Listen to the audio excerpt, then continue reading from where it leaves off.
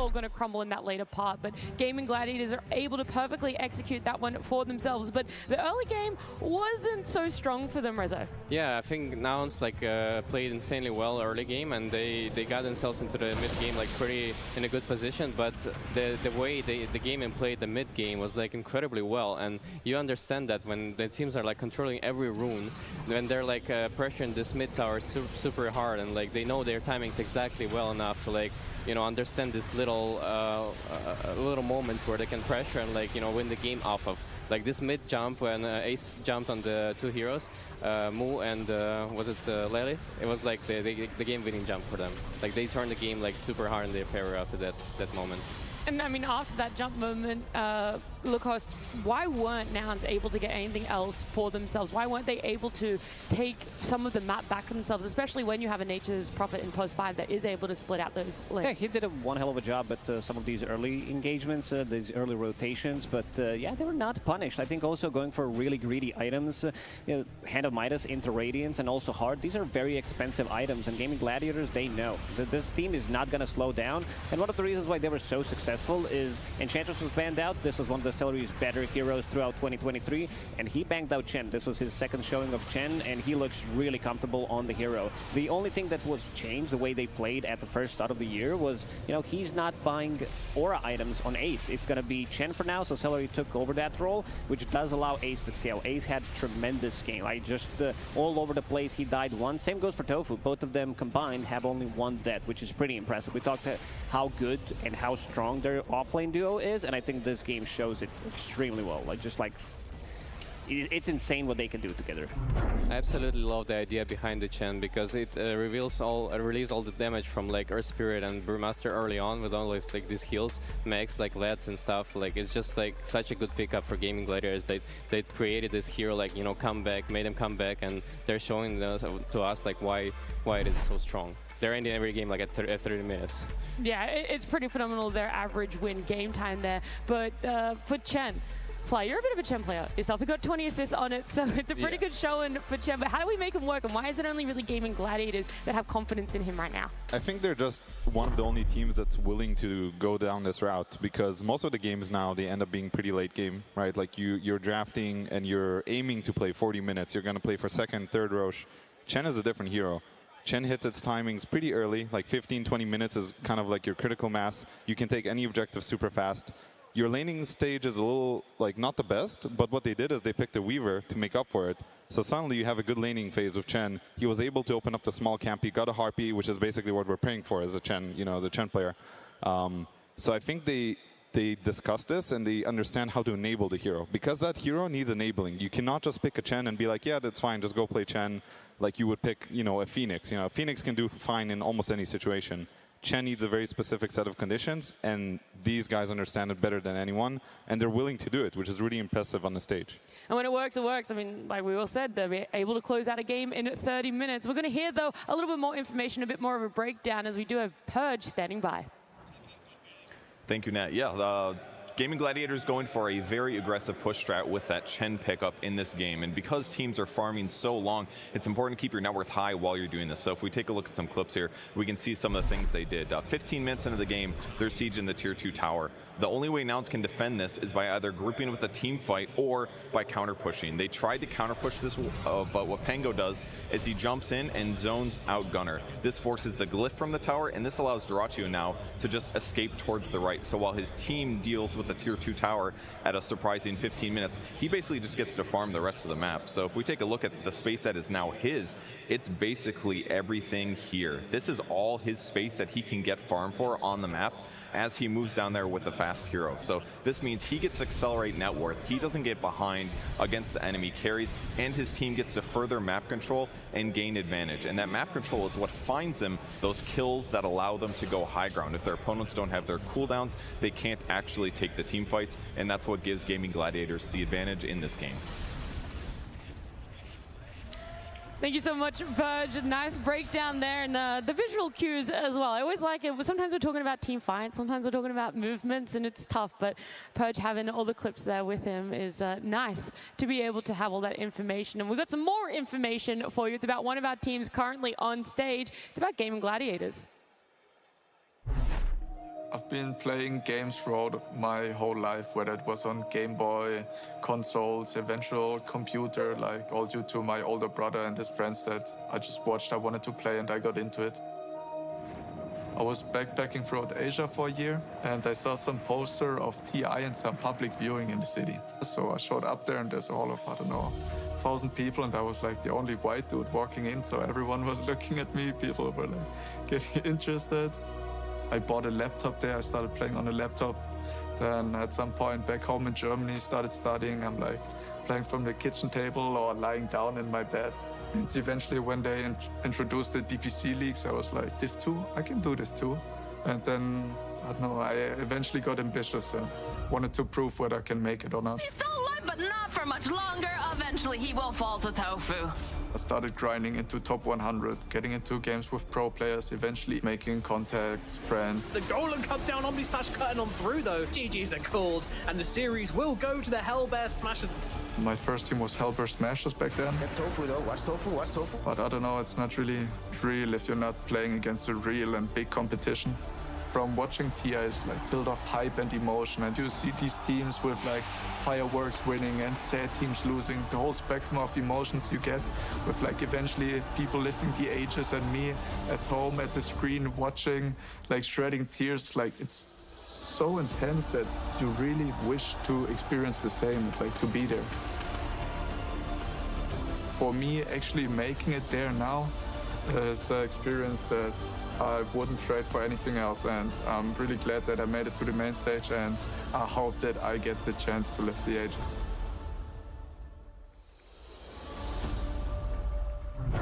What a beautiful piece on Tofu, his upbringing around gaming, and the fact that now here he is, top 8 on the main stage, potentially even going all the way to top 6 fly.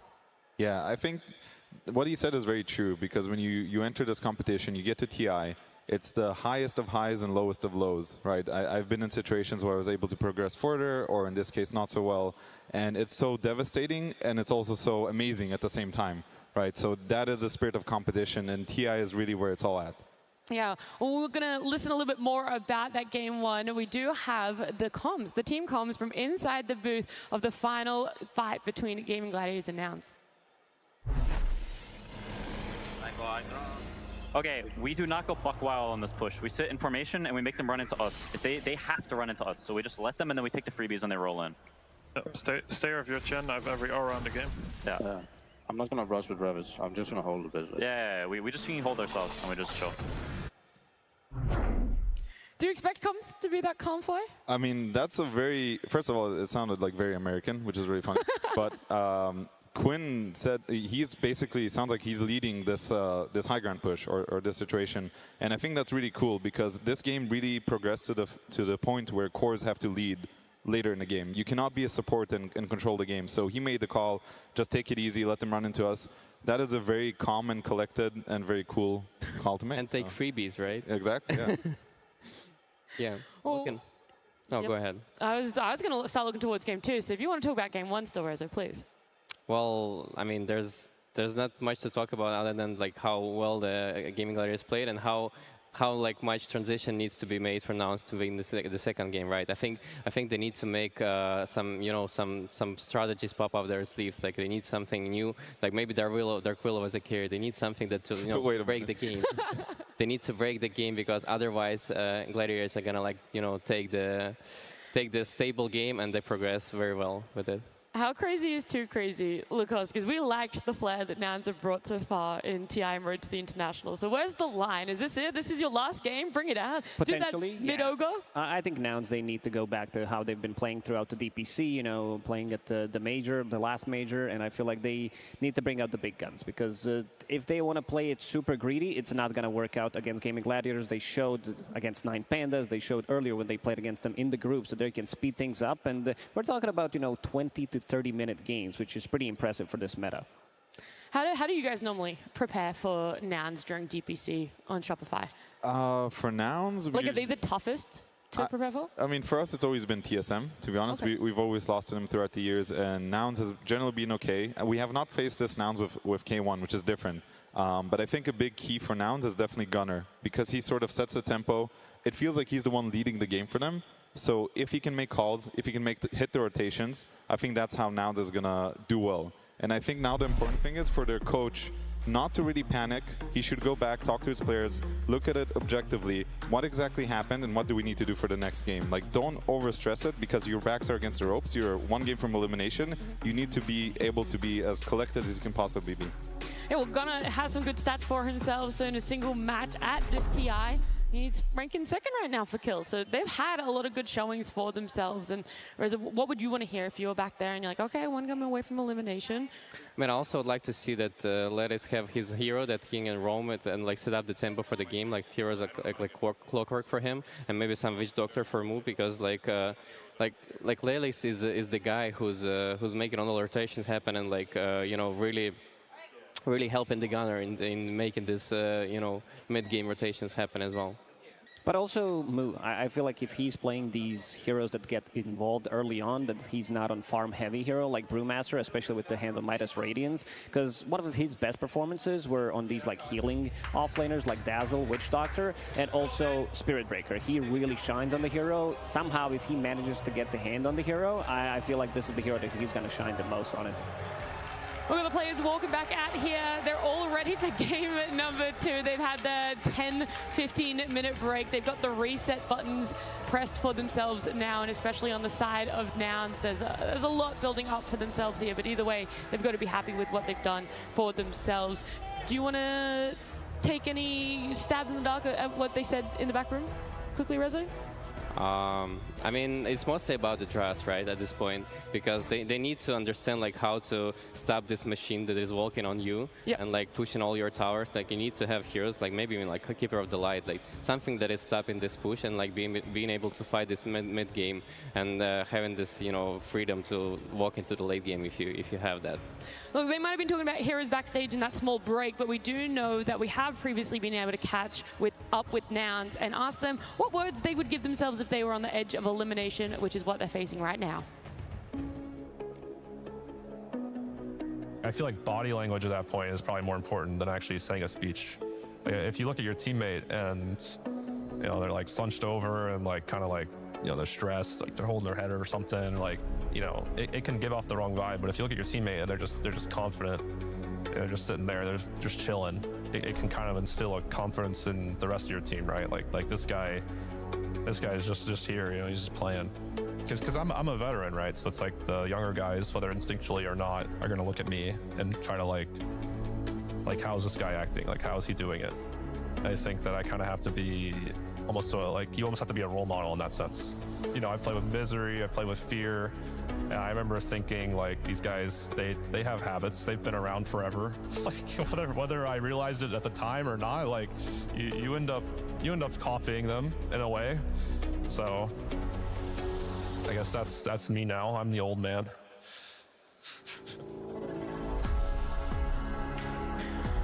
Old man for himself over there, but the body language is the key. Apparently that's the indicator, Lacoste. When they were walking out, did you have a look at their body language, how confident they might be feeling from their walkouts? Yeah, I didn't see anything, you know, that I should be too worried about. Maybe some slight nerves coming in because it is the first time that they're playing on the stage for a couple of players. But, you know, we've seen some of the comebacks. We've seen Bet Boom managing to make a comeback after losing game 1, which is the only one in the lower bracket. And they're going to need to speed things up, like we mentioned it a couple of times already. And I also want to see Hector on more explosive hero, something that comes online fast, that is not, you know, this troll. Rezo was, you know, aiming for this Slark potentially. It's not the best against this like dead ball, but you know, if you're playing the pickoff game, try to, you know, get some of these early engagements going. I feel like these type of the heroes for Hector could work out. Do you double down on the same tempo if you're gaming Gladiators Fly? I think they're going to have to see what trades are going to be in the pool because it might be different, but I think they're the team that does not shy away from taking the faster options. Like, nobody's going to first pick a Weaver versus a Brewmaster. This is like a gaming Gladiators thing. So it depends what they have prepared, and I think now it's on Nouns to change what they're going to do, and then for Gladiators to respond. If you're in a Nouns position, Rezo, you've been there before, right?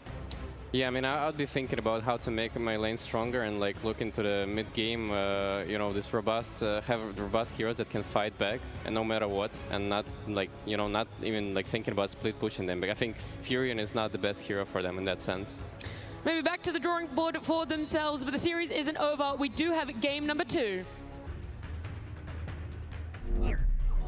Nouns versus Gaming Gladiators. Game 2. We'll be having a draft very soon, and I do know Gaming Gladiators having first pick yet again. Fly, a bit surprised by that one? A little bit. I think Nouns, like, they should see what Gladiators are doing. They're just banning their strong teamfight supports, right? They ban A, they ban Phoenix, and then whatever is left, which was this Nature's Prophet, is a completely different hero. It does not do anything those other heroes do, right? It's a very tempo hero, but with the way Gladiators are drafting, it's hard for him to even fight them. I'm surprised Nouns went to the ban Necrophos, because as I mentioned, there's like so many counter picks to this Necrophos early on that you can pick, like Ant, Shadow Demon, like even AA. I mean, AA is banned, but like there's just too many of them that you can't really afford to pick Necrophos this early. So I'm not sure what is it for really. Probably it's going to be some like a mid hero for Gunner that loses heavily against Necro, some melee hero, because most of the time Gaming Gladiators, they've been using this Necro on 23rd, 24th pick to a great extent, because they know how to utilize it. They see, oh, there's no magic damage coming out, we're just going to bang it out and dominate the game. And also the build that Quinn went for is, you pick up that shard, maybe a booster, Boots of Travel, and then turn the booster into Heart, into Aghanim Scepter, become unkillable. I mean, there's something interesting that happens when you have a week break, because I've noticed this. So even when we played the first stage and we had to wait a little bit and play the second stage, that's when we sort of came up with this idea of like Dark Willow. It turned out horribly, right? But unfortunately, that's why it's interesting to see what changed, right? Spirit Breaker, I know Gladiators is probably the only team that was willing to give away Spirit Breaker, but suddenly, Nouns aren't picking it either. Maybe it's just in this specific series and we're going to see Spirit Breaker later in the day. But during this week, a lot of things could have changed when people scrim, because that's what happened to us as well. Did you see how confident they picked that Spectre? They didn't take even 1 second. Like, they immediately answered this Dazzle. I feel like they just wanted to ban out everything that was comfortable for Gaming Gladiators in that early, everything that would give Spec a bad lane. And they're like, let's just insta-pick her. It doesn't matter if Gaming Gladiators have first pick. Doesn't matter what they pick up for themselves. Spec is going to be our make or break right now. Yeah, we wanted to see this Spectre being, like the carry, being more active. This is the hero that is active every minute at level 1 ulti, so... And this Necro ban makes even more sense. This is the hero that destroys Spectre. Spectre is a hero that plays on low HP, and also in terms of laning, you do absolutely nothing. This is going to be the potential off-lane Necro, and yeah, really glad that they got rid of it. And now they also have a backline jump for this Dazzle, so they have, all you need is Vision Hero. We've seen throughout the TI that there's been a lot of these Vision Heroes, mostly Treant Protector, who's paired up with Spectre. He picks up that level minute 15 shard, and then provides Vision for Spectre so that she can get the jump. We're going to see they're going to be able to pick that one up for themselves, because Gaming Gladiator is having Dazzle. I feel like this team has a lot more flex in a Dazzle pickup. How do you rate the hero right now, Fly? I think the hero is ridiculous, especially when we can play it in different positions. It's a lane winner. It scales into the game. It gives you objectives. It pretty much does everything. It's also a tinker for whatever reason. It becomes a tinker late game. We saw Ace play it. Yeah, like, it was insane, right? That clip where he gets a blink across the map. And you can even play it as a support if you want, because it is a strong laner as like a very last resort. So Spectre, while it is good against Dazzle in the game in a very theory, you can jump the Dazzle, but you might get bullied in the lane, and Dazzle is also good at grouping up, which is something Spectre doesn't like. So it's sort of like a double-edged matchup for me.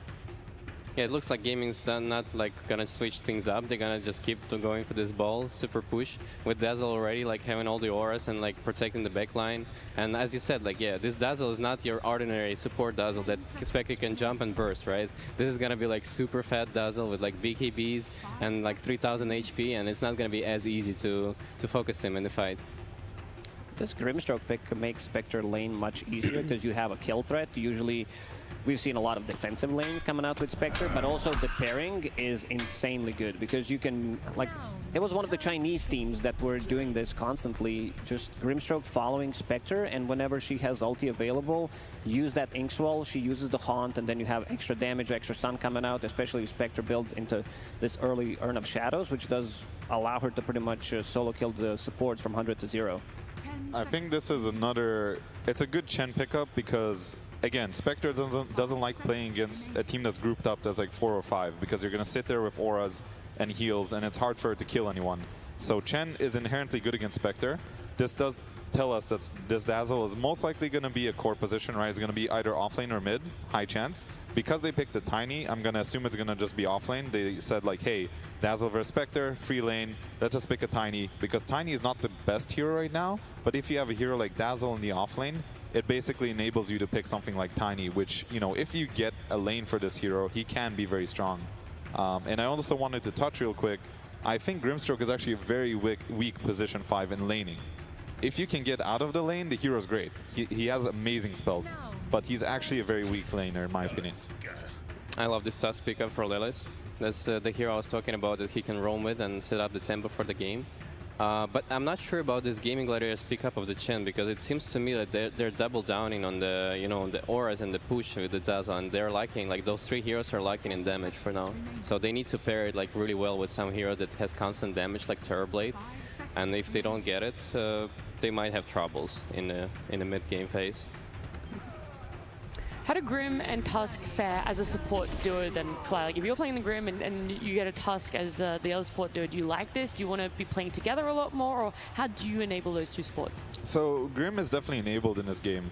First of all, to what Rezo said, you know, they already picked Darkseer, possibly anticipating that Terrorblade, so that was kind of a cool call.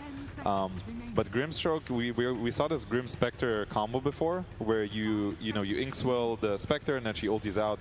That's a really cool way to get Spectre into the game, using that potential. And then you can also play with the Tusk as well. Ooh, Lone Druid, all right. That's it's some a exciting lot points. of push coming out from Gaming Gladiators, a lot of heal, a lot of sustain. Really worried because Nouns, they have very limited amount of damage coming out. It needs to be this Darkseer popping off, also Grimstroke as a hero. As a position 5, you want to max out your Inkswell. This has always been the problem with the hero, because you want to max your other abilities. You see this push coming out, the extra units. You want to max out your Q, but most likely not going to happen because of the value that you get from Silence. So Darkseer at least is going to have this like 1 lane out push. They're really strong at getting the pickoffs with this Inkswell, Spectre, Iron Shell on one of the heroes, but Gaming Gladiators, I don't think they're going to be, you know, on the sidelines as much as Nouns would want them to be. It reminds me of some of the TI4 vibes, right? When when we saw the heavily like one team coming with the heavily push strategy, and it's like the Gaming Gladiators in this tournament. They're like doing some things that are like no other teams is doing, right? So, but I'm not really sure like how you can push without like having a team fight, because right now their lineup doesn't have really a good team fight. They only have like auras and like tower damage, but like what is there to like stop, you know, this Spectre running under your supports and killing them with the Darkseer and like insane teamfight that Nouns already have on their lineup. Yeah, I think it's a different concept, because what they're doing is basically saying we're gonna get a gold lead, and this gold lead is gonna be our team fight, because you do have all these items in the game. You have pipe, mech, drums, Vlads, all these different auras like drums of bearing. And that is basically what your team fight is. And what I can see happening this game is like they're aiming to win lanes again. And these guys have a Grimstroke 5 of a Spectre. That lane is going to lose, right? This Darkseer hero, he usually loses his lane too, especially if these guys are going to put Lone Druid against Darkseer. They're going to win that lane to enable Chen again, just like they did with the Weaver. I can see this being a Chen Lone Druid lane to enable the Chen. They're going to use that gold lead to group up. When they group up, Nouns only has one option. They have to get in there. They have to get into the center of the fight. They do not have D-push, right? You said Grimstroke is going to max Inkswell. He's not going to have his max Q. They have to jump everyone, cast their abilities, and hope something dies. And I don't think they have it right now. Maybe it'll change in the last pick.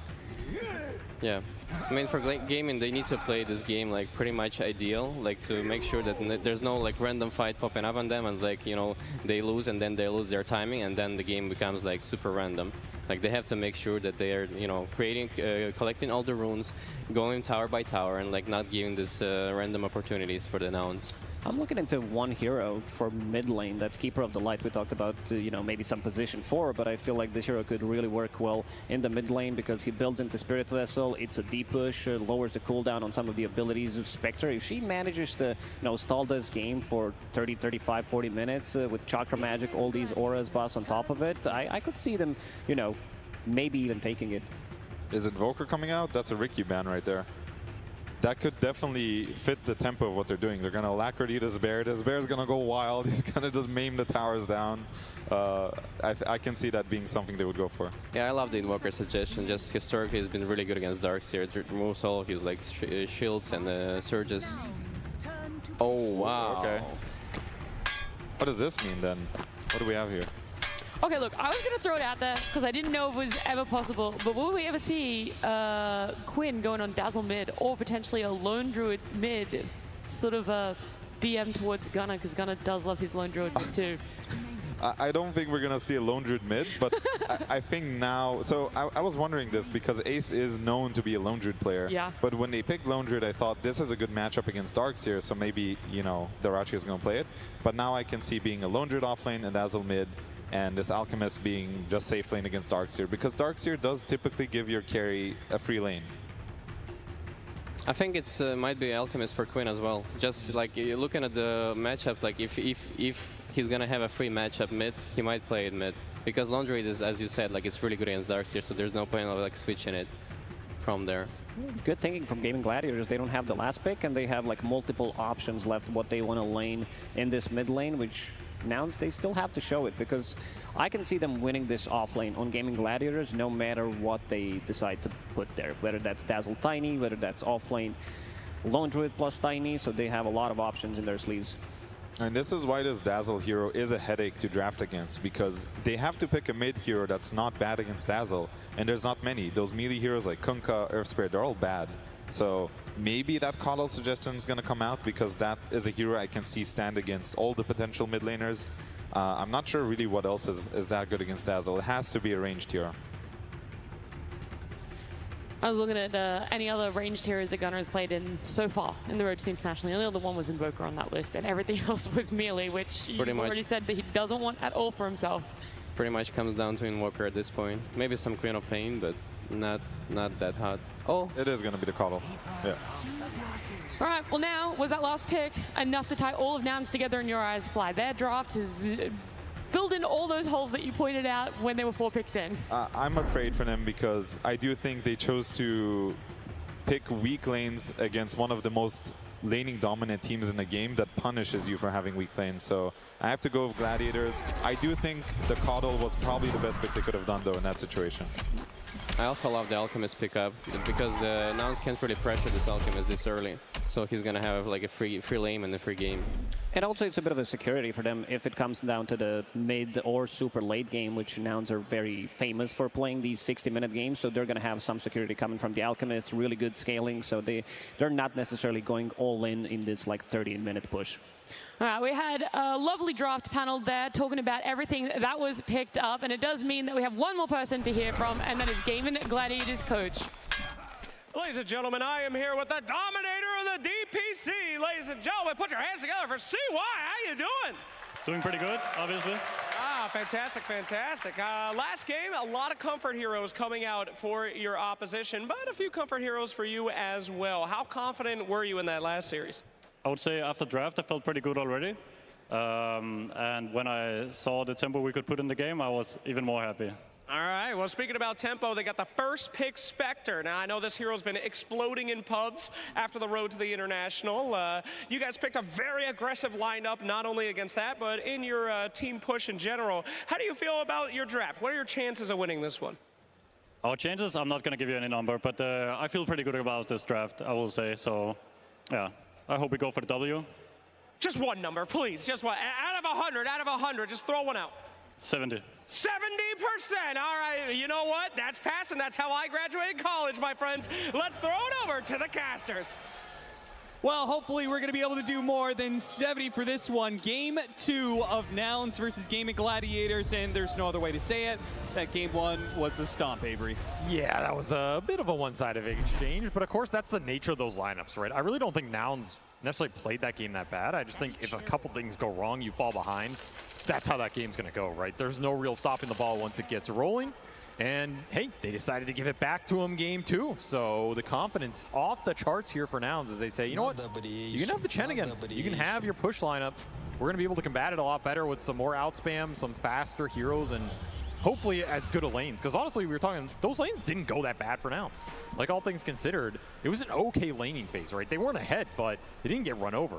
Yeah. It's just the speed at which those auras came out and the pace at which Ace ran down these objectives was way too much for those heroes to combat, particularly Hector on the Terrorblade. So Spectre, I don't know if I was ever going to say this, but Spectre might be a little bit of a faster hero in all the metas we've seen. So yeah, she's there now. Hopefully, I mean, Hector can get more. Seconds, you want to be getting a kill somewhere. Exactly. And if Hector can join all these fights, especially the tower defenses, maybe they can get a bit more going, particularly with the outspam they have. Coddle Darkseer can get the lanes in a lot more. It's not all in this Terrorblade shoving the wave. So Nouns have come up with some ideas on how to combat Gaming, who are basically running it back, right? This is a Chen 20 to 30 minute high ground lineup. No way around it. They want to dominate lanes, get out to a big lead, and go high ground with the Alchemist and a bunch of sustain behind him. Chen Alk always makes an appearance on the main stage. In fact, now that I'm looking at this lineup, this is like an OG lineup through and through, right? Chen Alk with the Tiny to boot, and a couple cheese heroes. What more do you need?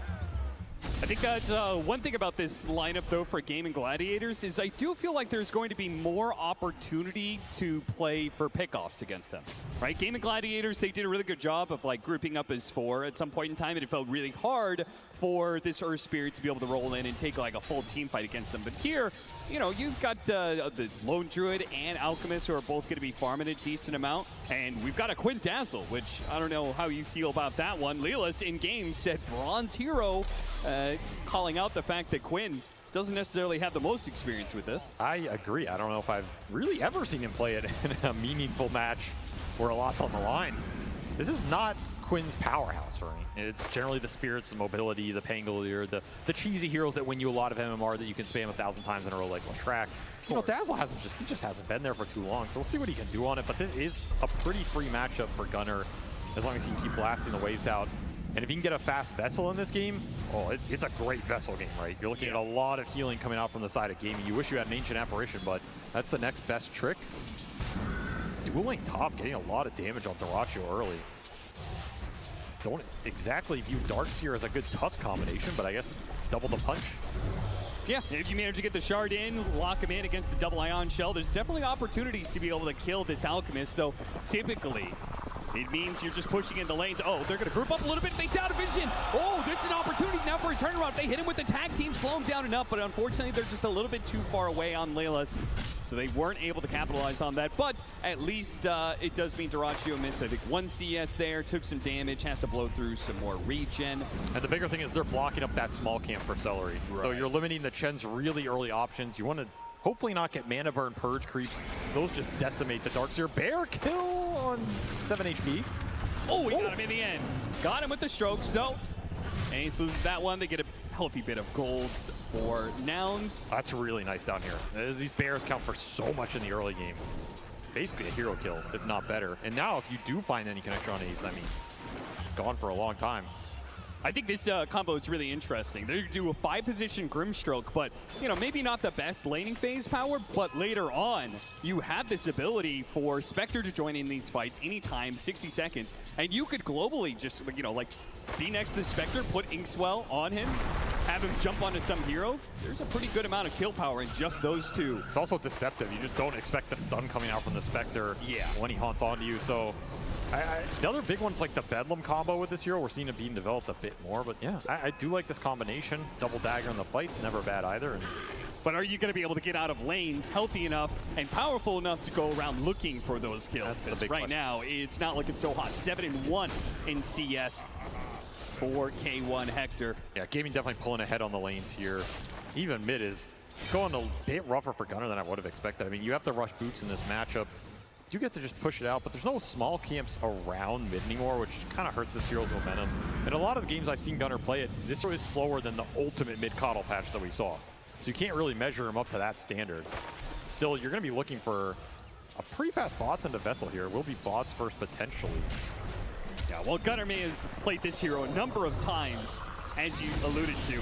Not necessarily the best coddle mid-patch in the world, as Lelis and Moo trade a bit of damage here with Dyrachyo. This hero is not having a great time at the International. It's currently sitting at 28% win rate for the Keeper of the Light.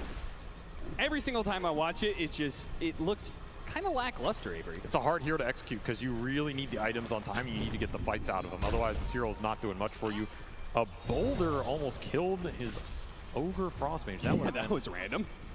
But what wasn't random, Celery made the read there. Placed a ward to be able to see this rotation coming out for the Grimstroke, Yamson. Oh, we got another one. Okay, no worries here. Just double Frost Ogre Mage for the first 4 minutes. See if they can block in Celery, but the support is coming in. 3 versus 3. Celery is likely to die here. Zainkswell helps finish him off, and that is first blood. 4.5 minutes in, we finally see first kill of the game. Tofu, they'll chase him away, but damage already being done. It does leave Spectre in a 1v1 against Lone Druid. I don't know if this is any better than the 2v2. Feels like there's no situation where K1 Hector is happy in this lane. No, this matchup just plain sucks. There's no way around it. You're going to get bodied in the one-on-one. You have no ability to fight back, no innate regen. I guess you could go an early regen item on Spectre, but honestly, there's just not much in the meta that people are building towards. So it's another game of like bend on the lanes, but don't break and get that one fight. I mean, man, this ice armor has done work top, but first blood for Moo is also going to be pretty damn nice here for Nouns. Try for a kill here. The top lane. Get the stun off, trying to block away Tofu, but he's close enough for the avalanche, and that's more than enough. Underneath the acid spray, with 2 heroes hitting you and a neutral creep, it's a healthy amount of damage. Moo falls in his lane. And this is where Gaming are happy with the lane setup right now because they're getting solo XP on their 2 cores that really want it. The Alec doesn't need it as much because you can just go back to the jungle and kill the stacks later for the net worth gain. Sure. And they're getting kills for their Chen. So they're boosting Chen in this position where your ball is going to be crazy strong at that 8 to 10 minute mark going into these tier 1s already. It is shifting some of the onus back onto Nouns in terms of who are you addressing in this laning phase? Because right now, all 3 of these cores in here, pretty deep behind the tier 1 tower. Get a toss away, but Gunner's a little bit low. Fortunately, did heal himself up with that Illuminate Blast just in time. Now Quinn is here to help out, and they're going to be chased away. Gunner still trying to finish off Tofu, but the heals will be able to keep Tofu alive, no problem. Hector getting rooted. Oh, just perfectly timed for Ace. To even have the support coming in from the side. Wasn't necessary, but Celery was there for the backup. And it should just be a fast tower push on this Lone Druid lane, the way it's shaping up. Ace has also protected his catapult on this wave. Benefit of that pull on the other side, and the golems. Yeah, killing that golem just gives you even more boulders to be thrown around. And hey, a Bull Assassin on the main stage of TI Cap. I bet you never would have thought you would have seen it. But the hero is here. Oh, finally. I've been waiting so long for Avery to be able to talk about the hero we've been waiting for. So many years in the making for this hero to return to Seattle, but it'll do some pushing damage here. Celery decides which side lane he wants to help. I mean, there's a toss-up, like, do you actually need the Chen down here for the Lone Druid push at all? Probably not. Spectre is 4.5. I was going to say, like, okay, maybe you can get level 6 soon and, you know, participate in some kills around the map, but this Spectre is having a jungle already. K1 Hector is going to be very, very far behind for the next 20 minutes. You're going to have to combine this Darkseer and Coddle at some point. That's the big one. If you can get it around the tower defenses, I think those fights can go pretty well for you. They're a lot better than the last game draft setup-wise. And it's really unlikely Dyrachyo joins those very early pushes, right? In that Weaver game, he can join those fights, and like even if he dies, it's still a numbers advantage, it's still HP you have to get through. Here, it is kind of just the Lone Druid and Dazzle with the Chen. The Tiny is, you know, giving you some team fight later on, but he's not too terrifying in these early fights if he doesn't wrap on you. And Dyrachyo is able to brave defending this tower kind of by himself. He's got the Chen behind him, but that's because he's hit level 6 already. Nouns know it's a tough target to go for, so they're going to try and find something else here. Quinn, he's going to be caught trying to hit the jungle. Good Illuminate Blast clips him there on the side, and Quinn will die. Nouns do successfully find an opening, and they needed it real badly because these lanes are not going well for them at all. Time to dissolve them and get some skirmishing done. Nice toss back into the bear. If he gets a root, this is all but guaranteed to be a kill on Gunner. Doesn't even need the root. The damage is there to finish up with the blood grenade. Yamson's going to be slowed down with that diffuser blade. The inhibit going to work. Nice attempt there. The block in keeps the heroes out, even if the bear is still able to chase down Yamson a bit. Maybe even chase him enough down underneath the tower. No response from Nouns. They really just cannot seem to handle this army that's going to be pushing them down. Yeah, out of nowhere, right? Ace, he took this bottom tower, rotates mid, has his next objective lined up, and everybody from Gaming just connects to it. A really great pickoff on the Dazzle, but it just gets them lingering a little too long, and all of a sudden, you get one Coddle Blast to defend this tower, and it's gone. You don't even get any creeps off of that blast. I mean, we talked about behind stage after game 1. We said, you know, like this Chen, I'm not sure if you could give that to Gaming Gladiators. It does so much for them. It is the best support in these types of lineups, and every time they get a game like this where it starts thrown away, it just looks scarier and scarier. And Nouns, they may have thought they had a plan to be able to deal with that Chen, but unless that plan comes to fruition soon, they're going to be too far behind to be able to do anything to stop these pushes. Bear getting a little bit low there. Not much we can do about it, though. And the push continues. Ace, he wants all 3 towers by 10 minutes here. The last one will get defended, still full HP, so this is something that Nouns have to rally behind. Get their combinations online and going. And it is time for Hector. I mean, the upside of, you know, Ace making these rotations is, hey, your Spectre gets some free jungle time. How free is it going to be, though? Because he's immediately going to jump over to join on this tiny kill. Good timing, because Ace was just threatening him there in the bottom lane. So not only does he get away from a gank, but he also gets to join in on a kill. And that is the power of the Spectre right now with this new Shadow Step. I don't know if Hector even saw Ace down there. I'm pretty sure he was looking at the gank, but that was an absolute kill on the Spectre because Diffusal's already done for the lone Druid here. So he quite literally dodged the bullet, gets a kill into a tower push. Pretty nice. And it's just about Gunnar keeping the lane equilibrium. He'll rotate bottom to get the defense. So these tier 2s are going to be a bit harder to bring down, I think, for gaming, unless they get the big pickoffs. Because you can always sit Hector in these positions, and the upside of Spectre is he can make the fast plays. He's also hard to go on, especially if you can get this blade mill out pretty fast. You can bait gaming onto your Spectre, take the fight with the Darkseer and Coddle, giving you the damage from behind. And to me, it's all about this Vessel. Like, how fast can you get the fighting items on the Darkseer, but more importantly, this Vessel on Gunnar to give you the kill capability on all the sustain that gaming are outputting right now. Yeah, if you throw in a Shallow Grave on somebody, they're getting these heals, they get a Hand of God. It's a huge amount of burst heal. Oh, straight through the portal. There's going to be the follow-up here, though. The Tusk's going to follow in. Yamsen joins in on this as well, thanks to the Spectre. They're able to kill and the Bear immediately and get the Bear. Now they're going to be able to chase down Tofu on top of that one. So while Gaming Gladiators thought they had the one up there, Tofu taking a quick pit stop to grab as many Lotuses. He knows he's dead, so he might as well get what he can off the map. That is a great pickoff for Nouns. We also talked about this, you know, Inkswell Spectre, the Shell Spectre too, with this low duration haunt. It's a great shell target in these fights. You can even shell him before, you know, the jump theoretically. But that is going to be a lot of gold in the Hector's pocket. The Bear plus the kill plus the Tiny, basically for free. And I feel like already Hector's contributed more in this game than the last one. Didn't take much, but this is already helping your team so much, giving you a little extra boost here, particularly Moo, who's gotten most of these extra kills on the fights. Slowed down quite heavily. K1 Hector is going absolutely nowhere. Well, Dives back to the fountain, and his team is going to be too late here. Their Mako Smoke rotation might be able to get the punish. They want to keep killing Ace while he doesn't have this ult. It's a big window when you can take this Lone Druid down without having to deal with the true form. Who is spotted? They slow down the Bear. See if they can kill that instead. They also get the Shard to block out Celery. So a support and a Bear wouldn't be too bad, but they're only going to get the support out of it. And a Centaur and a little Golem. Those count. One last little Golem. You can see the rotation speed. The bots for Coddle is also enabling this. So you kind of have 2 global heroes, right? Yeah. It's another tool you can use to combat these pushes. Just don't let gaming group up because you're constantly taking small fights on these lanes. Haste Rune on Quinn. It's going to be dangerous for Hector.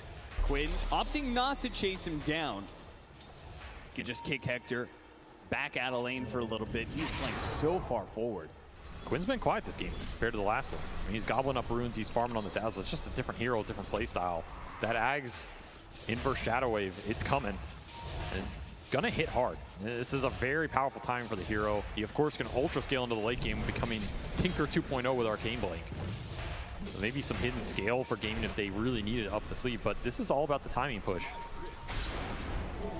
So again, looking for the pickoffs, trying to slow it down. Wells will attempt to connect, or maybe just gobble up some creeps. Yeah, why not? And take what they can. Nouns, they gotta find these pickoffs because you know what's coming. Gaming Gladiators have an Alchemist farming way. They almost have the Aghanim Scepter like you talked about on the Dazzle. Lone Druid's getting bigger. Yeah. You can get these pickoffs with the Shadow Step, but what happens when they get 5-man and they're ready to go?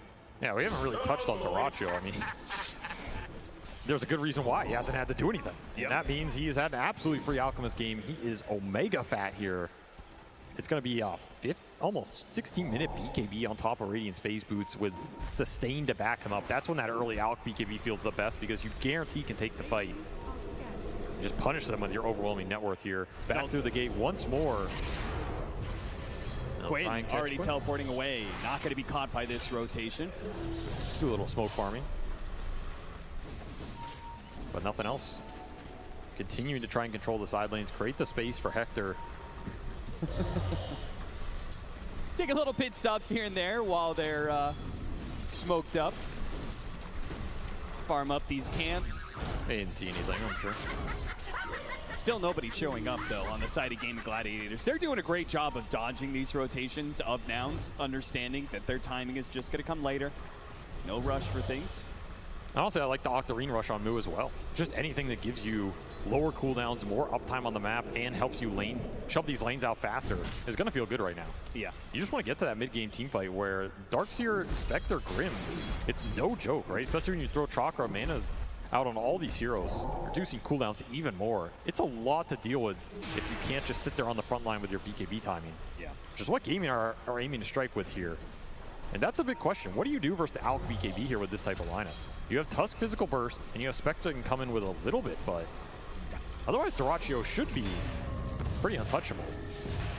Especially with Grave behind him. I mean, that's like, it's even worse, right? You really want to find the backline here if you're Nouns. Find the backline, force a collapse, get a big vacuum, and yeah, if you can ever find Ace before that ult comes out, you're going to be really happy.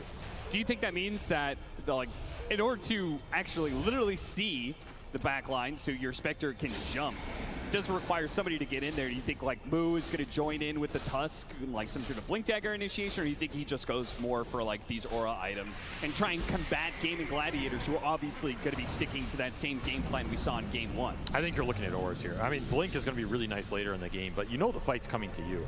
I think traditionally you just go for the correct angle, right? Get smokes, get flanks going, find the backline by just wrapping, and Hector will automatically connect. And it's going to be a Radiance for him as well. So we'll see if he can have more impact with it than that Radiance from last game on Mu, which just got mega delayed, right? This is it's a risky item to go for here. It's a lot of gold to build up. A lot can happen in that interval where you don't have a fighting item coming out.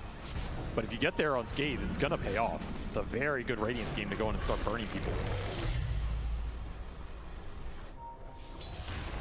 See the farm build up between Dyrachyo and K1 Hector. Yeah, I mean, that's a little unfair. You know. The GPM is going to be obviously massively outmatched, but you can see there's just a lot more space for CS for the Alchemist. And BKB's already done, and they're instantly smoking down mid with it. Dyrachyo wants to put it to use. And he's going to go straight for the Spectre, straight for the enemy carry. Inkswell quickly dispels that stun. Yeah, good idea from Yamsin to rush that shard. It's going to be pretty value this game. Meanwhile, bottom lane, Mu trying to get out the shard, blocking him in. Oh no, Lelis, that wasn't what he wanted to have happen. Mu, he's desperately going to try and throw out a vacuum, but there's nothing to actually get off of that vacuum. The Spectre leads. K1 Hector's like, you guys are supposed to be setting up for kills for me to be able to collect on, but there's nothing to actually get. Global Dagger. Will hit. I wonder if it scouted that smoke. Might have, honestly. Either way, a failed gank, true form goes off, and it'll give a window here. Blink on Tofu as well means that all these pushes, all these fights are a little more dangerous. You get caught, like Nouns got caught last game. You're just gonna crumble really fast around these towers. Aggressive TP bottom from Mu when he knows they were moving here. He's tanky. I don't know if he's this tanky though. Round of tier 2. Is his team going to try and defend him here? The Surge is going to be running out, and Quinn might just be able to catch up to him. Another round, though. Thanks to the Octarine, Surge is near permanent uptime for Mu. No blink on Dyrachyo yet, though he'll buy it out now. So it's going to be multiple jumps from Gaming. Just try and take the fight before Nouns are set up. And if one or two of these heroes go down, you're just looking at a very fast high ground again. The margin for error very thin here. You do have that Vessel up on Gunner. It's been up for a little bit here. He has double charge. This is generally where that Coddle would want to be taking the fights or finding big core pickoffs on the map. The downside in this type of game for the Coddle is he's great at dealing with the lane, but Gaming are not going to split. So you're not going to find this like global pickoff presence between the Spectre and the Coddle. It's just going to be 5-man down a lane. In 18.5 minutes, they said the last game was fast. This one, it's going to be even faster. Let's see if you have the answer. And frankly, it doesn't look like Nouns are ready for it. No Crimson Guard just yet on the Darkseer, which would do a lot to be able to dissuade this threat of the Bear. Gunner's trying to stop him, but the damage just keeps on chipping away from the Lone Druid. He's going to take that tower without much really needed from him. Wall in, that's pretty nice. Can they take advantage of it, though? They're still trying to go for that Bear. Toss back from Tofu, catching the Coddle. That's just what they needed. to really ensure they can take this tier 3 without much fuss. In fact, Dota just blinking in boldly, seeing what's up, getting some information down, and they're going to hit barracks now. Where's your damage? The damage test has returned to round 2. And you're once again just found lacking, right? The state. Well, no, Dispel managed to put him inside the snowball. That allowed Moo to be able to get back, but the bear is saved by the shallow grave. Even if they get the damage, go through all this HP, they still can't get there. Durachi is going to clean up at least Yamsen, while the others limp back to the fountain, barely alive. A lane of barracks before the 20-minute marker. Gaming Gladiators, they are not messing around here. They are kicking Nouns out of this tournament in record speed. They are looking for the lower bracket speed run for sure at this point. Another toss back. Hector, you got a blade mail. Nowhere, nobody be able to bail him out. They'll take him down eventually. Harpoon pulling back in. Moo gonna be in some trouble. Knock up in the air. Once again, a snowball save is there, but this time around he can't reset. Gets off a vacuum last second, but there's no damage to follow it up. Gaming Gladiators are extremely healthy. They've got the Chen heals. They've got the constant Dazzle heals. Quinn is sitting at 500 HP constantly, but there's nobody to actually jump him, nobody to punish him. They see all of these moves from Nouns coming a mile away. And they also have double purge creep on Celery. These Satyr Banishers, they remove the vessel, they remove the shells. All this damage that's supposed to come out from the Coddle and the Darkseer, it doesn't exist when these Banishers are on the back line. He even has the magic resistance aura, so these heroes are incredibly tanky at this point in the game, and the spells that you were supposed to have to deal with them just don't even exist. I feel like I've never seen this in this current patch. In this current meta, a lane of barracks down before you actually take Roshan. Every team is going, they play it slow and methodically and is saying, let's get the Tormentor, let's get the Roshan, let's build up our advantage, let's get a 20k net worth lead. Well, Gaming Gladiators get a 20k net worth by taking away your buildings, taking that lane of barracks. And Nouns, I mean, they're living on a prayer at this point in time. That's all they really got to them. I mean, who needs Roshan when you don't die the first time? Yeah. All these cores feeling invincible right now. Nouns continue to search for answers, and they will take the Roshan. I mean, at this point, give the Aegis to the Satyr Banisher. Might be the best choice. Keep him alive at all costs. Protect him. Might be the only killable unit. It might be the most valuable in a way. It'll be a DD rune and BKB almost completed for Quinn. And this is also where Lone Druid just... He's a really strong hero at this point in the game. If you can get over this, I think we've seen a lot of Lone Druids struggle to scale in the current meta. I think the hero can fall off very hard. But right now, with Diffusal Harpoon, which has generally been the meta build, that is when this hero peaks. So not only are you pushing very fast at 20 minutes, you're utilizing a hero that has struggled for a lot of other teams. And what do you do if the game just gets prolonged, right? Yep. And Moo still looking for that Crimson Guard, perhaps the biggest item in keeping their heroes in the fight, being able to take it. A pickoff would be a godsend right now as a shield rune might prevent it. That's going to be a problem, but maybe they can kill Tofu instead. Witty, pretty fast elimination there, but Quinn is now going to be joining in with the double damage. They really got to watch out for that one. Hector stuck in no man's land. He's stuck. Nowhere he can really go. They thought they could chase for more, but guess again, Duracio's here now to be able to get more pickoffs. Lelis is going to die next. 2 dead on the side of Nouns, and a push that's on its way. Do they want to take the time to take these top towers or just take another lane of barracks? Honestly, the world is entirely open for Gaming Gladiators. And it's not like they're going to scale down anytime soon. There's no threat of this lineup running out of steam. It's only going to get stronger in these next 10 to 15 minutes. AC completed for Duraccio, so now you're getting some minus armor synergy with the Bear, with the Dazzle, with Juju coming through. These Shadow Waves are going to hurt. It will be the BKB completed for Quinn, and damn, that is a lot of building damage in 20. It will also be the Crimson completed for me. So this is like your big ore item that's supposed to help you take these tower fights, get you back in this game. It has to happen now. There is no more breathing room. This is a final push. This is a push to eliminate you from TI right here, right now. You need a massive vacuum. You need a combination. You need to lock them in the shards, get an Ink Squall going. And Gaming Gladiators are showing no signs of slipping up. Look at their formation. All 5 heroes far away from the high ground and letting the Bear do its work at max distance. And again, these Soulbinds, these Vessels are just instantly getting purged off the back line. There is no initiation power from this Keeper of the Light. It all has to come from Moo, and Lelis getting on the front line right now. You can wall the Bear. Looking for the back into the They're trying so hard, but he keeps him away with the avalanche move. Doesn't get that initiated. We got 4. Oh, maybe he does. Any follow-up to that, the blast goes out. Now Leela's tries to jump in, but they're also damn healthy. They're all grouped up, yes, but the Shadow Wave just instantly full heals them all. Got 1 bear out of it, so resummon from Ace. Yeah, if they can actually get back to the fountain somehow, but K1 Hector, he's going to be slowed down. Not Gaming Gladiators isn't worried about him. Maybe they will. They're going to get the toss back and finish him off that way while taking the buildings in style. Gaming Gladiators, they're ending this one right now with 40 seconds left on the enemy carry. Not that he's much of a factor, to be honest. The Harpoon, pull him right back in. No force staff out of this one.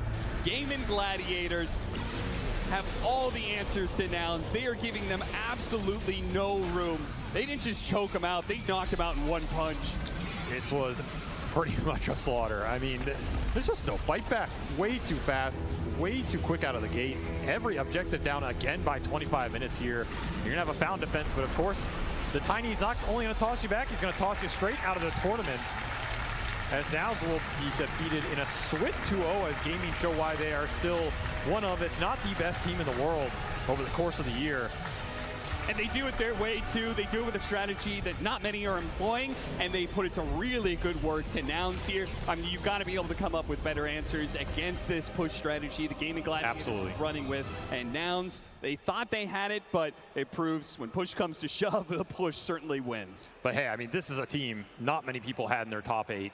Not many people thought would go this far in the first place. And I think they surprised a lot of people. I think they came together in the end. This is a team that formed their roster very late as well, had to overcome the NA Demons to get here in the first place.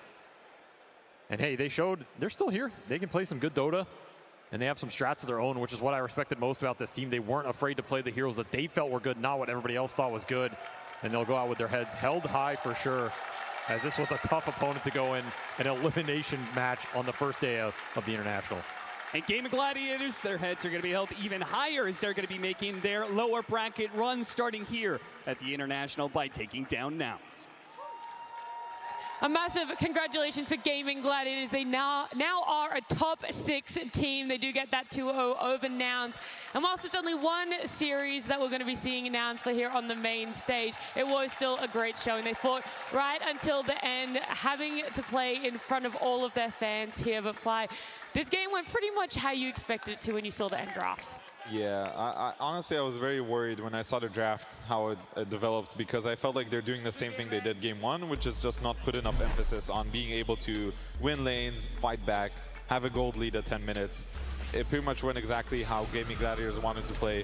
And you know, you're waking up for a 10 a.m. match, you're playing Gladiators, you know these guys are gonna come hard at you. You need to be ready.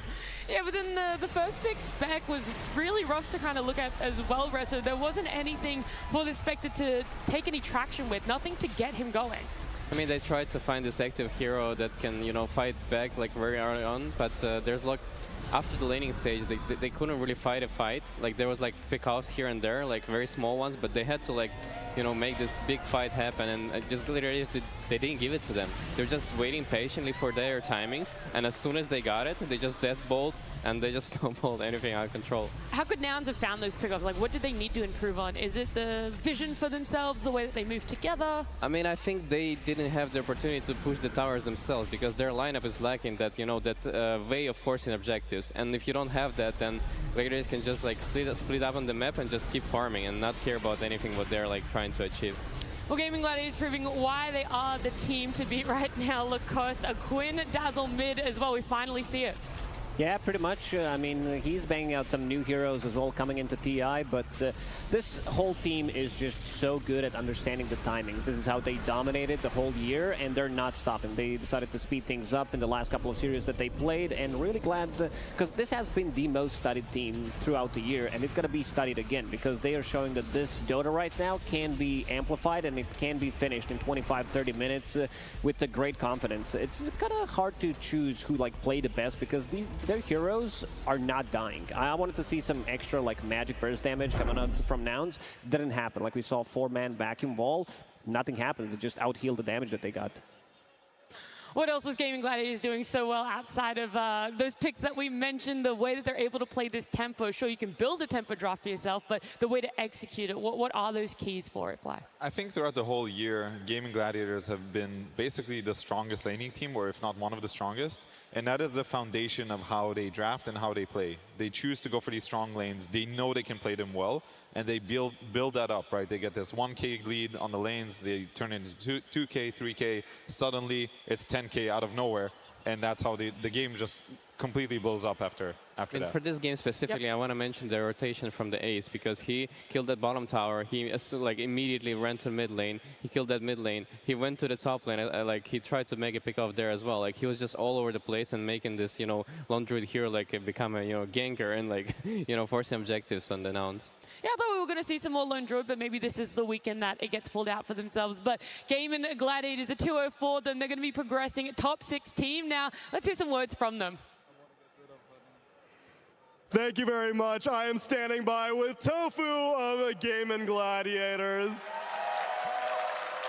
where we actually got a chance to hear some of your thoughts before this game began. You did an interview where you talked about your origin into this competitive scene was watching the International, just seeing it from home, and now being like, okay, maybe I can compete Div 2.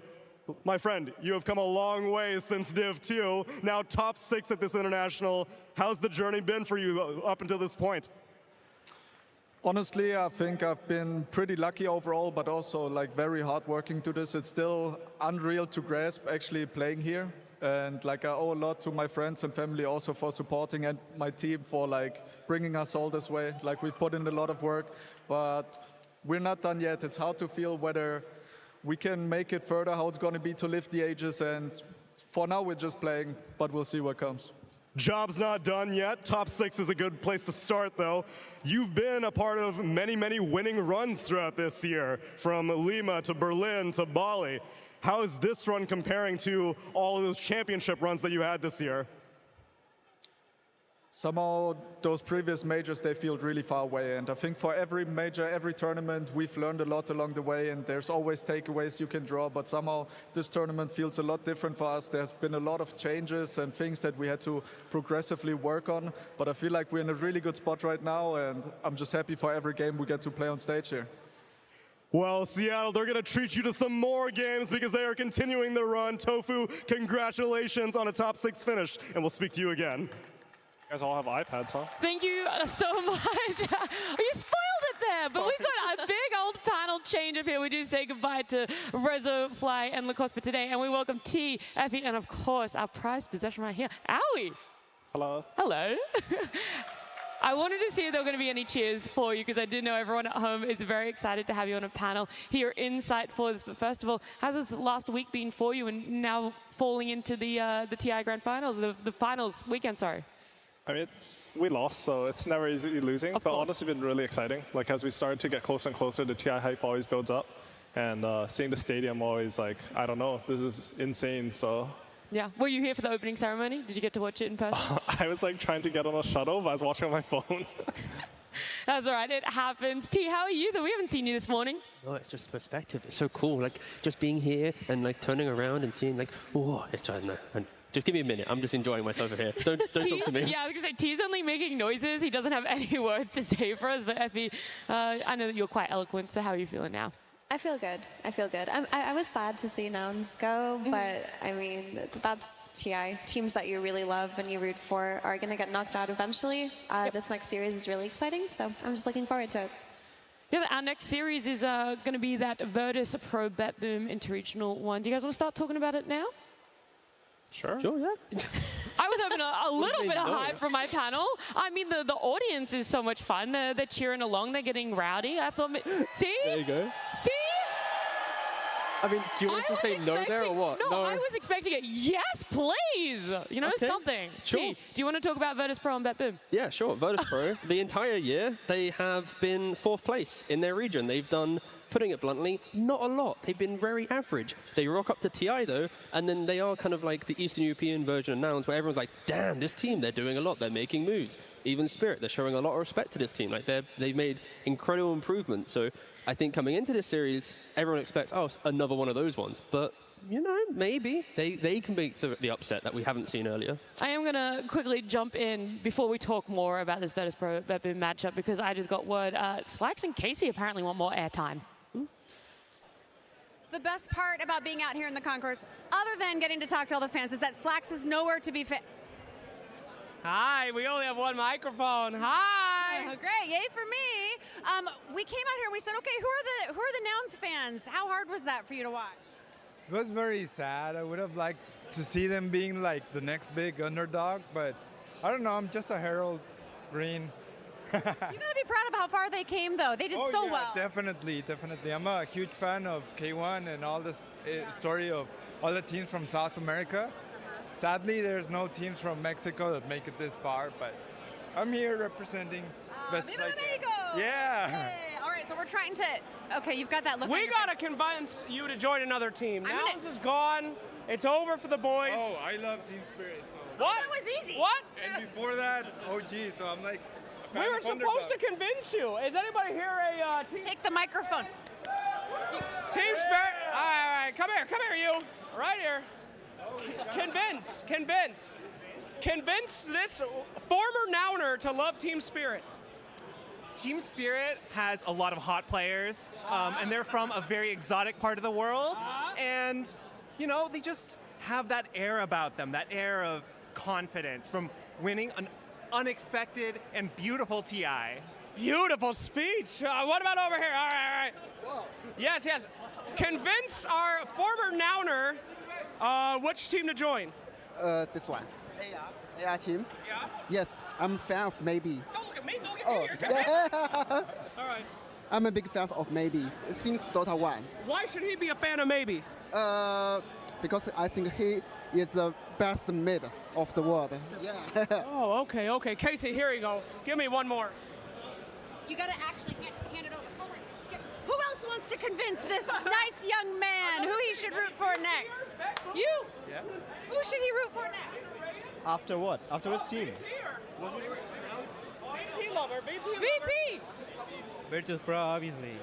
Why obviously? Because they prove to be, even though they are like, you know, like teenagers, they are like a young age, they prove to be at the highest level. That's right. So I think they can beat Betboom and they can go forward. You know, they're young, but they're like my age, right? Yeah, of course. But I'm pretty sure they will go forward. I trust them. You trust them? Yeah, That's a lot. He missed an opportunity to call me old like you did earlier. Who do you choose, Nouner? New team, Fairweather Fannin. Who do you choose? I'm really sorry to our audio department. Okay, so we have the good mid, we have the hot players, and we have the, I didn't hear that, I couldn't hear it. But Virtus Pro. I'm going with Team Spirit. That's it, yeah. All right, come on everybody. I want to hear how excited you are to be at TI. Come on.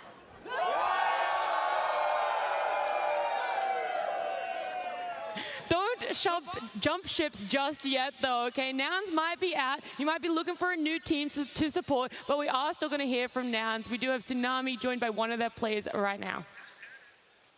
Thank you very much. Yes, I'm standing by with Estini, coach of Nouns, which the run ends here, but, like, be honest with me. Was the run ever even supposed to get to this point in the first place when you guys were struggling out through quals this entire year?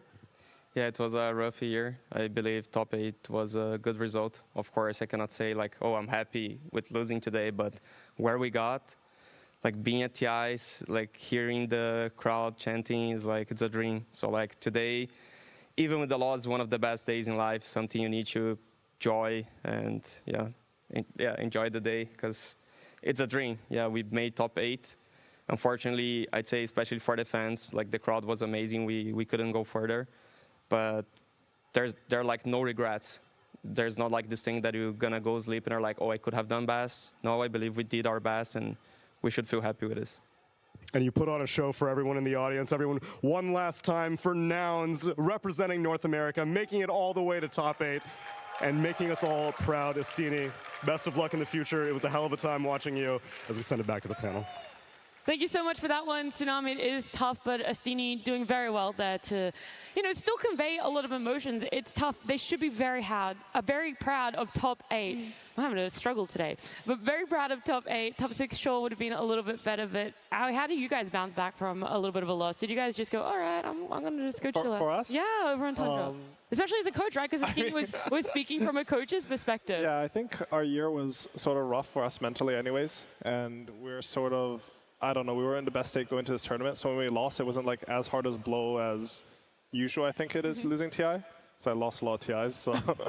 But, well, when you say it like that now, I feel guilty for asking. I don't know, you just try to move on. Like, you're working the entire year towards this event. Like we saw from Astini, like, even getting top 8 for them, it really validates your hard work and it motivates you to put in the work for next year. Yeah, I'm glad that it's able to go that motivation route. Now, though, is the time that we're going to talk about Virtus Pro and BetBoom, because we've closed out that chapter, closed out the Gaming Gladiators, Nouns won. We spoke a little bit about Virtus Pro. This was a team that you wanted to hype up a little bit more as well, Effie. Yeah, I think they're on the road to potentially a surprise Cinderella run, but I do wonder what the 4-day break did to them, because it felt like Virtus Pro came into this tournament a team that was, undervalued by the enemies, not really studied, so they came in with their strategies, they came in with their hyper-aggression, and they caught a lot of teams off guard. If they can continue down that path and play in that way, I really feel like they could potentially have a top 4 finish, but at the same time, I wonder if teams having this many days to prepare for them is going to stint the growth that we've seen from them. Do you think it's maybe as heavily as one-sided, Aoi, in this matchup that people might believe? Virtus Pro is full of those players. Again, a tough year for themselves, whereas BetBoom is deemed as that powerhouse for Eastern Europe. Is it really that lopsided? Honestly, I don't think so. I think VP is a team that, like, they got 4th in a lot of regional leagues, but when we scrimmed them, they were always a team that we thought we could learn a lot from. And we thought that they always underperformed at tournaments, which is also weird because I feel like BetBoom was sort of the same story. The thing about BetBoom is like they're supposed to be like a superstar roster. They have all these really high skilled players, really high ranked, but they tend to crumble a bit under the pressure as soon as anything goes wrong. And when you play another team for your region, sometimes the emotions can flare up, which I think gives VP a huge advantage. Do you think that that's what we're going to see BetBoom-wise, T, today, the difference between a playoff stage and a main stage?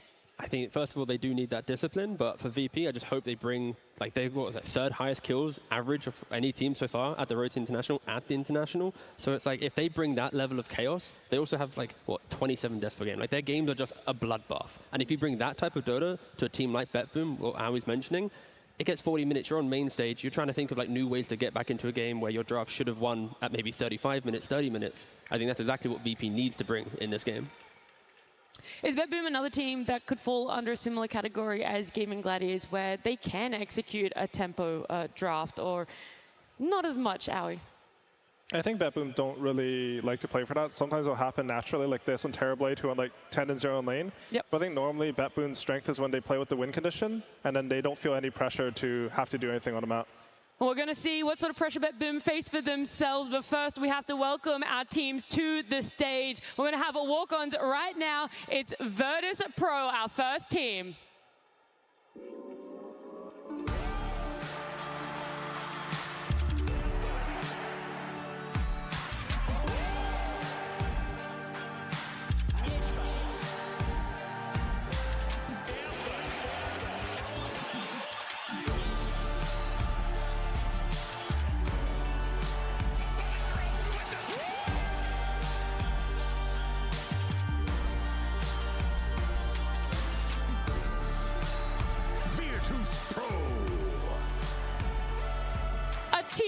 With little to no expectations on them, though they've made a massive run for themselves. They're walking out onto the main stage, hitting top 8 and a potential to hit top 6 for themselves as well. But they're going to have to come up against some familiar opponents. They'll be facing them on the other side of the stage. It's BetBoom.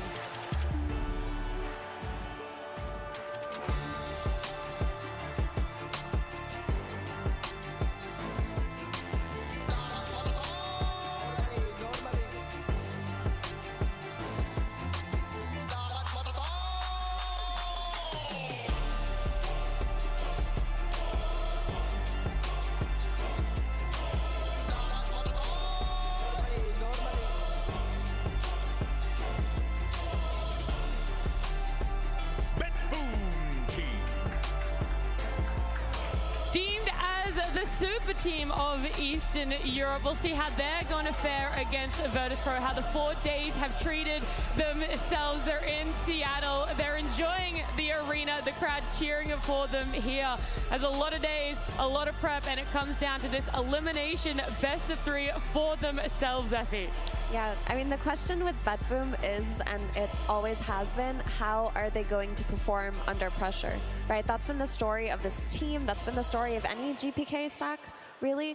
But honestly, I will say that I have faith in them, because their last series that they played versus Talon was a nail-biter. Like, that was one of the closest series, and they won in the most extravagant way. They could have easily gotten 2-0 that series. So I believe that gave them a lot of confidence, and it's going to drive them moving forward. I think that when you win series like that right before you go into the main stage, it just propels you further forward instead of making you more nervous. Are you still thinking about that 4 days later, though, Aoi? Like, yes, it was an absolute nail-biter. It was an amazing series. Every game going practically 60 minutes there, and they were able to pull it back for themselves. But that's where a momentum break could happen in your days off here. I think as players, you're mostly trying to reset from the games and try to not let the past games affect you. I think these teams have all been practicing for so long that you don't want like emotions to carry on to your next series. You just want to let your practice shine. I think for BetBoom, I think it's something that they've really focused on working on, is the fact that they don't have like a as calm leadership. I think when Toronto Tokyo departed from Spirit, like that's one of the things that they differed on. Like they wanted someone who's a bit more calm on Spirit, and Toronto Tokyo is a lot of energy and excitement. So what that means is that when stuff starts going wrong for BetBoom, I'm not too sure who's going to like rally them into playing their own game. But they've had a lot of time to work on it, and as Effie said, like they played this really tight series, and it looked like they were in control, even though the game was really hectic. So maybe that's the one thing you want to take from a past game, is just knowing that you've made that growth within the team of how to remain calm, remain patient for themselves. But look, T, you've done a little bit of coaching as well. You know, how would you have spent the 4 days?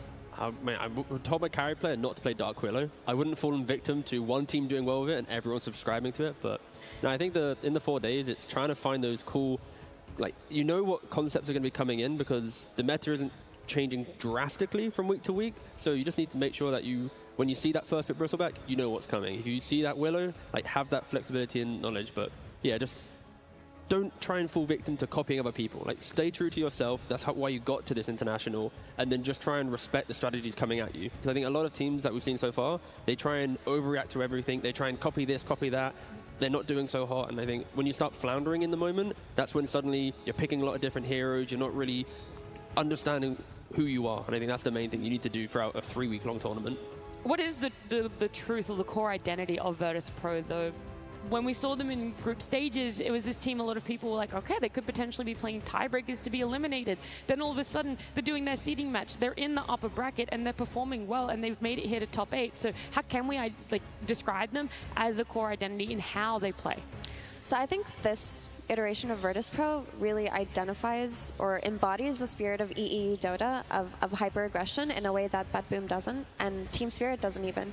Because I feel in the past that this region has developed in a way where it's heavily focused on lanes and macro gameplay, but not so much, you know, constantly running at your enemies. But this version of VP, you find it in their draft, they're first phasing or they're prioritizing the Spectre really heavily, because they enjoy when their carry can join fights at any stage of the game. They do look for those fights instead of looking to kind of turtle on the map. So that is their most distinctive factor that I've picked up on watching their games. Would you say there's anything else that you wanted to add on to that one, Aoi?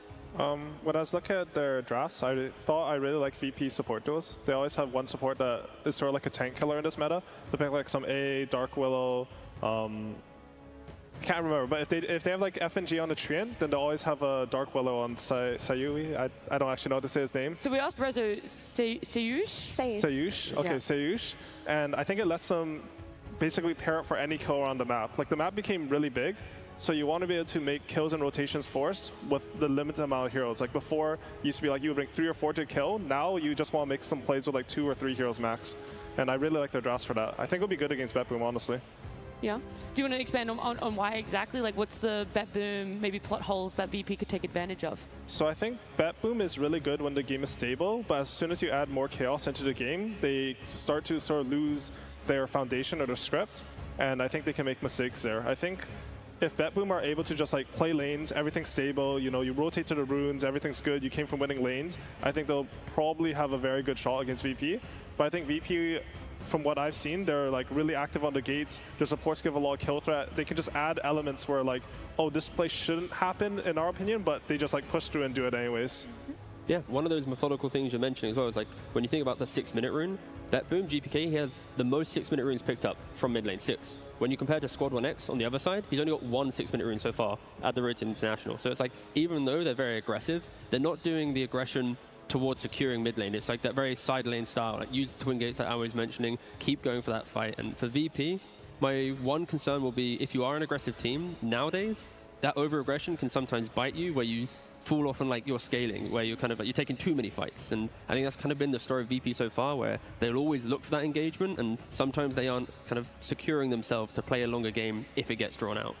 That is true, but I found that in their last series versus Entity, they were able to temper themselves in that game too. That game too went to over an hour, and they had a point in the game where they didn't really look like themselves and that they were constantly looking to make these plays. They were content to just sit back and farm, so I feel like that they have also learned to adapt throughout this tournament, and for me this series is going to be a matter of preparation. I mean, I feel that there are some key heroes that if you take away from VP, their identity as a team shifts, right? You take away their Coddles, their Dooms, their Spectres, things like that, their CKs, especially their CKs, that should be a contested hero. I feel if you take those away, you eliminate a lot of the threat in how they play those first 25 minutes. Whereas for BetBoom, I feel like they're a lot harder to draft against because they're so lane focused. You have to focus on breaking their lanes, but they're one of the harder teams to do that against, Awi. Yeah, I think so. Actually, I really like what T said about the runes because I had no idea about that. That's a cool stat. But I think BetBoom, their best strat's probably the Coddle Storm. I think pretty much the entire year. Like when I talk to the players, or my players will talk to players, will pretty much say like, oh, sometimes the opponent forgets to ban Coddle Storm and get a free win.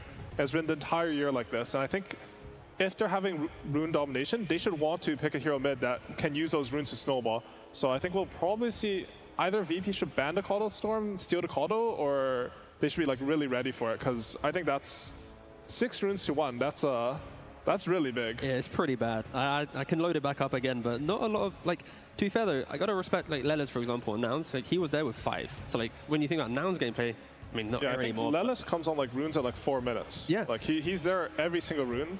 I don't know, it's weird this tournament because I feel like the teams have a very different read of the runes. Because the entire DPC year, Gladiators were like 18 heroes every rune. So everyone sort of had to match them. But as the game sort of developed a bit more, I'm not exactly sure what exactly changed, but teams started putting less emphasis sometimes and more emphasis other times. I mean, you got a 1-minute window between 6-minute rune plus then the 7-minute wisdom. So it's like you naturally want to maybe take a side lane gank, use the twin gate, get a fight, then you swarm for the wisdom, and then mid lane's like, guys, I exist too, please. And then you just can't help everyone on the map, right? So I think obviously the game state does kind of script where certain heroes need to go. Yeah. I was going to ask more questions on this. We don't have time, though, because I do know the lobby is full, and our game 1 between these two teams is beginning. Virtus Pro's turn to battle. BetBoom Team versus Virtus Pro. Game 1. We're going to see a draft coming up very soon. I do want to go back. I want to circle back around to these runes, maybe even the potential of, are we seeing teams focus more on side lanes as a whole? I know everyone always wants to win lanes, but with this twin gate, is there just more focus overall to be fighting on the side lanes rather than in the mid or in opposing jungles? I think it's definitely added like extra points of value to the map, because before it's like 6 and 8 minutes, like if you weren't on the mid runes, you were just done if you played the team like Gladiators. Now, like I can see with what T said, like if they manage to get a gank off on Nightfall during the 6-minute rune, even though you secured a rune, if your safe lane's died, you're the one who's under pressure. You're the one whose carry has to TP back. And it never feels good to have to react to your opponents like that compared to like controlling the map. And another question to look at when it comes to the rune security is how often of those runes were secured just due to lane domination as opposed to support rotations. Because I watch BetBoom a lot, and they do tend to be static on their support duo because they focus very, very heavily on enabling Nightfall in particular on that side lane. So more often than not, it feels like GPK kind of wins his lane and is able to play for the rune himself. I mean, obviously supports do help, but that is a factor. No, I think that's, oh, sorry, go ahead. No, go ahead, Curtis. I think that's a really good point, because I remember about save. He has a special save technique. he like sneaks off at like 5:30 and he pretends to go for the rune. And he's one of the only 4s that like he's actually staying in the lane and he'll go for a kill with Pure. And they do it like, I'm gonna say like over half their games. They'll just look for a sneaky kill during that. But if GPK is getting all the runes, then it must be like a lot from his lane domination.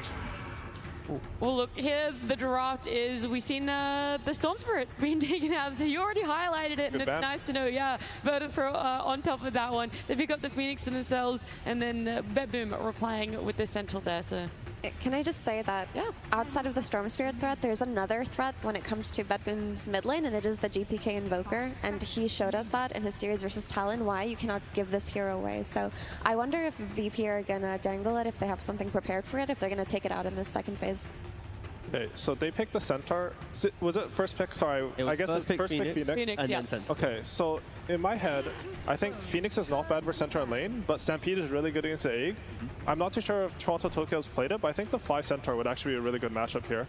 I think generally how VP should approach this series is that they want to contain the pressure from the offlane. So Phoenix is really good at preventing the enemy from pressuring you, and they want to put pressure on the enemy's safe lane. And I think Centaur, if I was BetBoom, it like would do a good job of preventing. Like I don't know, I played some pub versus some Centaurs 5, and I don't know what's happening. He just stuns me from anywhere, and he just kills me. And it would fit like Nightfall is like some Muerta, Terrorblade, all these heroes at range heroes. I think it would go really well for them. Yeah, it's something that TSM did try running in the 4 position. So we have seen support Centaur at TI so far, but yeah, I think just having that big body and knowing that you're going to buy a blink eventually, you're still going to be the same hero, but securing your lane. I think the main thing there is having the right carry, like you were mentioning. But them being second pick, they're going to see information before they lock it in. But yeah, it'd be pretty cool if they did have flexibility in the tank. I think the idea is just good because when you see this Phoenix, like the hero's super high value right now, there's nothing that really matches his team fight. And I think Centaur is one of the hidden ones that can actually do it because you can just commit for the egg or you can reset on the egg. And I don't know, Phoenix, like you can't match him with Warlock anymore. You can't, I don't really know what fights this hero. So I really like this pick coming up from BetBoom. Yeah, and just in terms of player synergy, I do feel like Pure has had his best performances this TI and Road to TI just with the Centaur. The struggle that BetBoom had in the last series that I watched versus Talon, where every game went to minute 60, is that when they didn't have that solid initiation coming out in those first 2 games from Pure, they could never really pick and choose their battles, and they were consigned to playing for that late game. Whereas when Pure is on the Centaur, you have this low cooldown blink initiation stun that sets up for plays all around the map. It sets up for picks like Invoker, for example. So I do like that they managed to get this Pure pick secured. Ooh, Pugna. That's probably going to be your 5, right? You'd see from here. I mean, it could technically be 4 I think it's probably safe, Pugna. Like a double lane, sure. But like Pugna, incredibly strong, got buffed as well with Never Blast, so it does more damage to towers. In lane as well, super potent, like the range, the move speed, your attack animation is pretty good. Like it's just a very strong laner in itself, in its own right. So like I was mentioning, you got Centaur to try and deal with Phoenix to some degree. Pugna already quite a strong laner. It's just emphasizing how BetBoom likes to approach most of their games and drafts. Yeah, I think they're looking to snowball on their offlane. Like in most of the series, most of the pressure comes from their offlane. I also think that Sayush, yeah, okay, sorry. Just roll. Yeah, he plays a lot of 4 Pugna, so I think it's something that they're looking to prevent them from getting as well, just because they want their safe lane to be stable. And as T said, like I think Pugna's probably the strongest 4 laner. Like Nether Blast is super easy to hit on 2 targets now. You have really good stats, you're fast. Like everything's very easy when you play this hero for the lane. It's a scary lane because if you do misplay it, suddenly they have levels and then your tower's fallen. Centaur with a Vanguard can naturally just take over your enemy safe lane, pressure inside those waves. So it's like 2 heroes can just break your own half of the map very quickly if it sets up correctly. How does Pugna look into that mid to later part, right? Like we focused on it for laning, but how do you either shut him down or sort of have these counters for him when it comes to team fights? Because he wants to put down his ward, and then what other impact is he having? And then what do you want to do as Virtus Pro to ensure that he isn't having any more impact than just that ward? It sort of depends what the matches are, because the Pugna support can be sort of weird. Like some games, especially on save, like he can get to the Aghanims and he can just become a full core. The shard is really strong once you get the eggs. But other games, like you want it so that he just becomes sort of a support. Like you're jumping someone and he's like trying to play for saves. And I think VP Sign is sort of good at that. Like if they commit Bolt plus egg and stuff, it's hard for Pugna to stand his ground and use Life Drain. So they're able to fight even into the Nether Ward. You can see from BetBoom, they picked the Monkey King. I think it's probably a flex for them. I'm sorry, I'm trying to think. I think that, yeah, Nightfall plays as well, and they just want to match against the Kunkka. So wherever Kunkka goes, they're just going to stick Monkey King there, their second pick, so they can wait till the very end to match it. They give away the Monkey King flex with the Vengeful Spirit pick, but I mean, if you're seeing the Kunkka mid, I feel like it's pretty great regardless, right? Just because of how good the matchup is. But if you look at these two supports in the Phoenix and the Grimstroke, in these backline supports, they don't like heroes that are active early on that can jump on them. And Monkey King is one of those heroes that does that very well. Usually the issue with Monkey King is that he can die quite early on, he can be punished against, but when you have that Vengeful Spirit behind him, you give him the additional security of you have the swap out, you have that kind of backup plan to take you into the mid game. Also, Pugna does the same thing to an extent, right? He just life drains you. There's not that much backline jump coming out of Virtus Pro's draft, so in terms of stopping this Pugna from life draining a core that's going in, whether it be the Centaur or the Monkey King, there's nothing really there yet. Yeah. And it's pretty cool as well because, you know, Vengeful Spirit coming into this, 35 games, 40% win rate. People can just say, oh, it's pretty bad, but like Effie was mentioning in this draft, it is the fact that you have this double saving supports backline now. If Monkey wants to Wukong and stand his ground, killing him is going to be a little bit difficult, but VP, they get their specialty Spectre here. Like, this is, you know, the bread and butter of this team throughout the road to TI, and they have a lot of setups to some degree. I think it's mainly going to be Kunkka leading the charge with one of his supports behind him, and then Spectre will kind of poke his head in. I'm still looking for that one like high-pacing explosive hero to really give Spectre some extra purpose, because they're quite defensive in nature, outside of maybe, like I said, the Kunkka looking. Honestly, the idea of Spectre here is it's like a very risky pick from VP in my opinion. I think they know that BetBoom have committed the Centaur and Pugna to the lane, which I think is one of the strongest lanes you can get. And you're basically saying, like, it's okay if we lose our safe lane. We're going to play for the pressure on other lanes. It's not bad at all, I think, with VP's playstyle, but there's a chance that Centaur just snowballs out of control. Like, I can see some 6.5k minute, like, 10, 11 Centaur, and then you don't really have that much damage for him, honestly. Like, you have Phoenix and Grim, who are supposed to high damage. You have Kunkka, who's a bit limited damage, but he's going to have a really fast pipe this game. And I'm not too sure how you're killing him with Pugna and Venge behind him. Yep, those are great points that you make. But even if you're getting sacked on this lane of Spectre, just having a Grimstroke, I feel, gives you that extra bit of damage that you need early on to play for those early kills. And that Doom ban is great, by the way. I was thinking that Doom would be the perfect hero here for VP with the Soulbind into double Doom, into heal reduction from the Monkey King, but BetBoom identify that. I'm wondering if you guys are still pretty solid that Kunkka is going to be going mid, if there's the chance for it to go into the off lane as well, and they could pick up the mid to find the damage that T was saying that they might be lacking right now. I think it's just awkward because no matter where Kunkka goes, like mid or off lane, he's going to be sort of sacked versus a Monkey King lane. Like, BetBoom have the last pick, so they're always going to be able to match where the Kunkka goes. Right. And a sack Kunkka doesn't, like, you're playing for the Torrent Storm. You're not really playing for the early boat. So I'm not too sure. What's up? They go for like a Primal here, because then they continue the flex between the Kunkka and Primal themselves. Yeah, but both those heroes are not good versus Monkey. So, like, you're giving Monkey they banned themselves. Yeah, yeah. I think they'll probably go for offlaner. I think Effie was on the right train of thought. Like, you need an offlaner that scales a bit, gets some damage, and can work well with the Grimstroke. They banned out probably the two offlaners for that, the Doom and the Dawnbreaker. Okay, completely wrong. Okay, that's interesting because it actually gives them a lot of damage. And they're saying, like, even though you counter our Kunkka on the off lane, we're going to have a strong lane in the Lina. Like, it gives us at least an angle in the lanes. The answer as well is for BetBoom, they have very good backline supports to protect, and the repercussion is they themselves can't also find the backline of their opponents, because Monkey can jump in, Centaur can, but BetBoom now are lacking that. If they kill Lina, how else do they really convert after? So it's going to be a balance on who finds who. Honestly, I'm sort of surprised by the VP draft. Like, I feel like their draft is more greedy than I'm used to from their cores. Like, you have Kunkka in sort of a losing lane, you have Spectre in a losing lane, and Lina, she's a strong laner, but she doesn't do anything until at least like Aether Lens, maybe even Travels. Like 2 items plus, yeah. Is it time for GPK Invoker, now that we're putting the Monkey King versus Kunkka on the off lane? Invoker sounds good. Like, it's still in the pool. He's so darn good at this hero, and I feel like there is an opening now versus this Lina. I mean, what else would you pick to lane into Lina? Usually people go for Sniper, but that doesn't really feel great here. Yeah, Invoker's good. I think any range hero where you can sort of rotate a bit and just make sure that you're getting your farm will be good enough against Lina. You should have good rune control because you have good silence this game, so we'll just see how like GPK wants to play it. I just love this Invoker pick. I mean, I was a bit sad when the Monkey King came out. I understood why, but I was like, dude, give us that Invoker performance at TI. But you have the setup stuns coming from your Vengeful Spirit, your Monkey King, your Centaur. You have double save supports. You have a good lane versus Lina, and you have the ability to rotate. So I'm heavily favoring this BetBoom draft.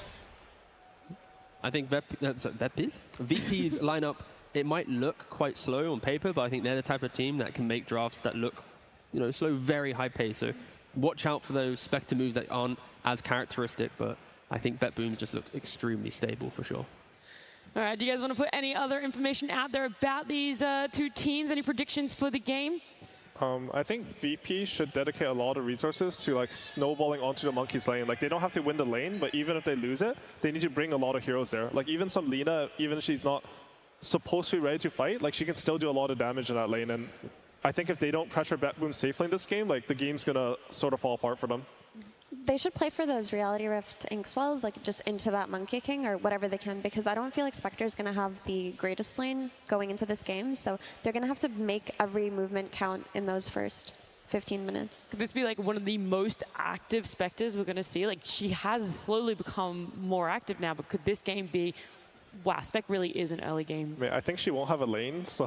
she has no other option is what you're saying. She's going to have an urn, and like she'll have a good game if you get kills, which is very possible. Like Monkey King is pretty vulnerable. Honestly, even Invoker's sort of a vulnerable hero. But it's just like they don't have...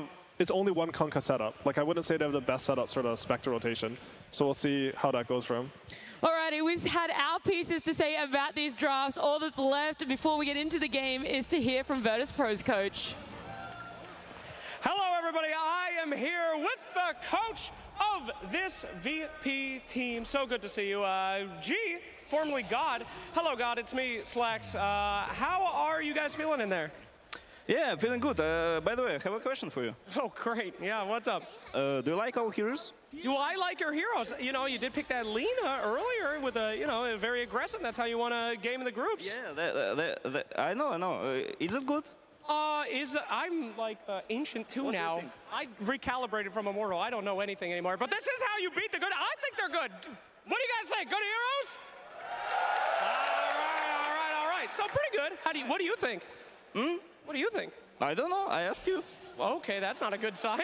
All right, no problem. So let's talk a little bit about you and FNG. Came in here 2015. You were both players. He's still a player. You are... Yeah, I'm not a player. No. All right, no worries. But how do you guys feel back in the arena? Did you give any advice to the newbies on your team first time in front of this roaring crowd? Yeah, play good. Play good! Well, let's see if they can do just that. Thank you so much, God. Thanks for everything. And we're back to our casters. Oh, my goodness. Thank you so much, Slacks. And G, with the wise words, play well, play good. All the good things that you want to see, Trent. Yeah. Already into the game. I think they might be taking applications from the crowd, it sounds like, because he kind of directed the questions over there. They did like the heroes, though. The crowd likes it. They see the Lina. She's back.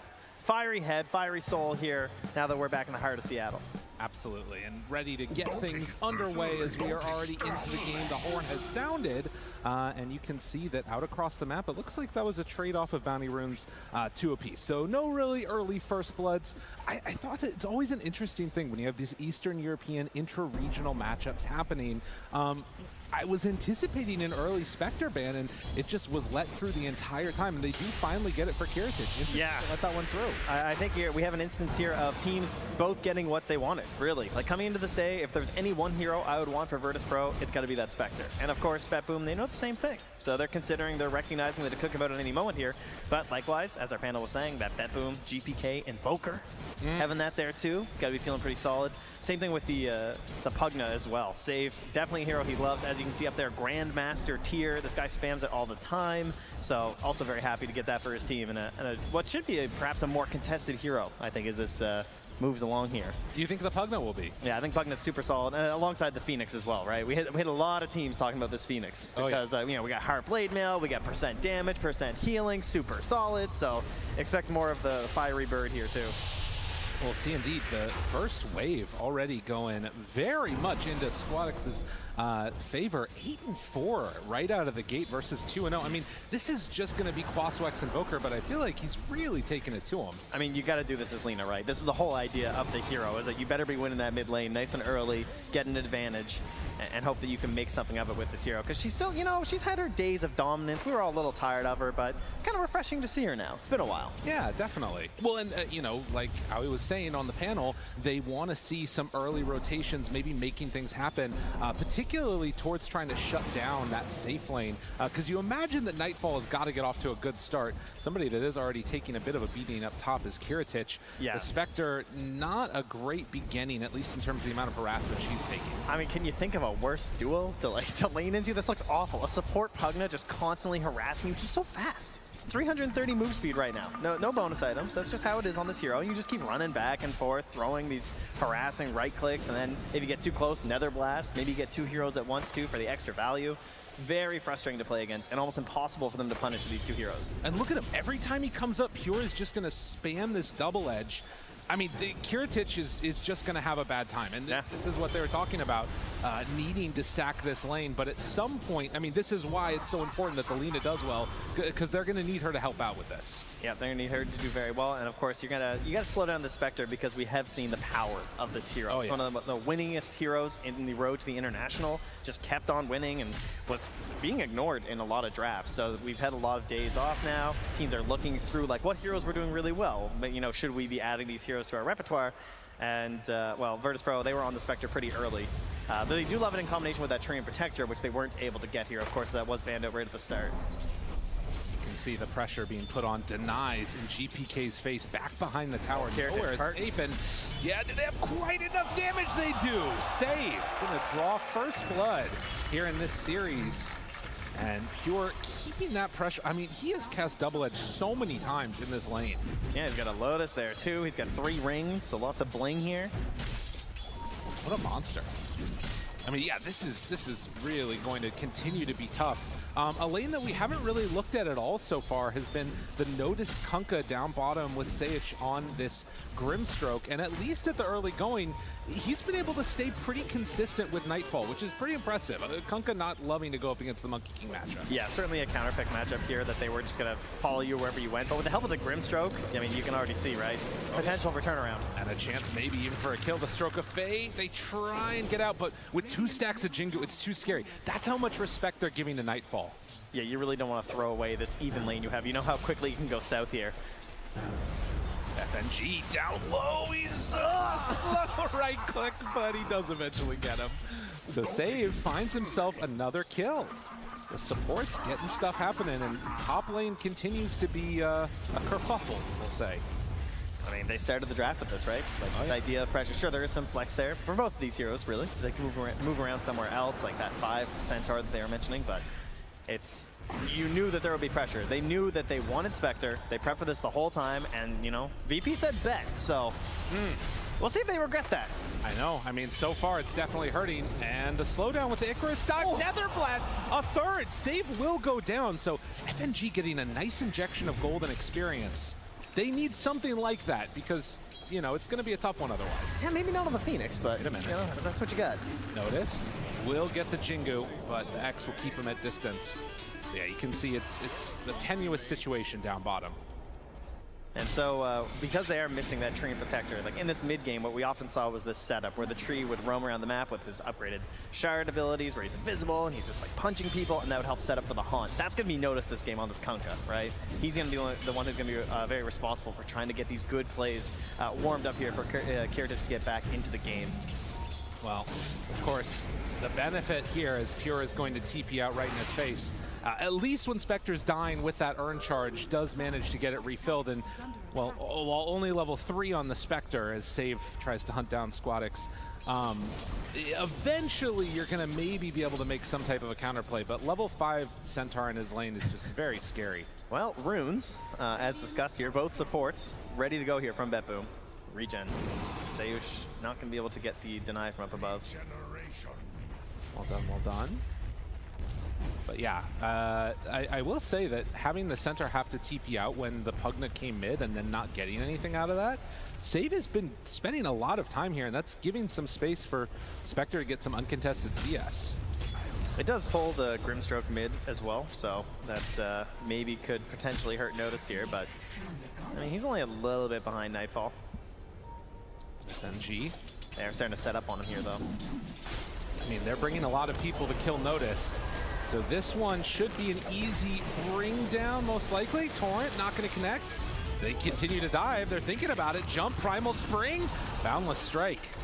Now the problem for BetBoom is that they might lose a Wisdom Rune for all this action that's going in. Squad X moves forward, GPK is there, but nobody in position. Pugna is gonna make the move over, body blocks, but no, they get it. Virtus.pro steal away both Wisdom Runes. That is huge. When you feel like the lanes aren't going that well, to snag that up, super important right now to try and balance out that XP a little bit.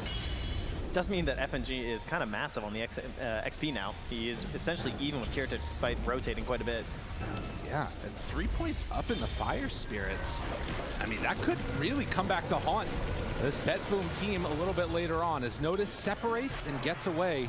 If he can actually make some solid moves with the Phoenix, we've seen before at these big events, the team fight from Phoenix can be insane if he's over-leveled.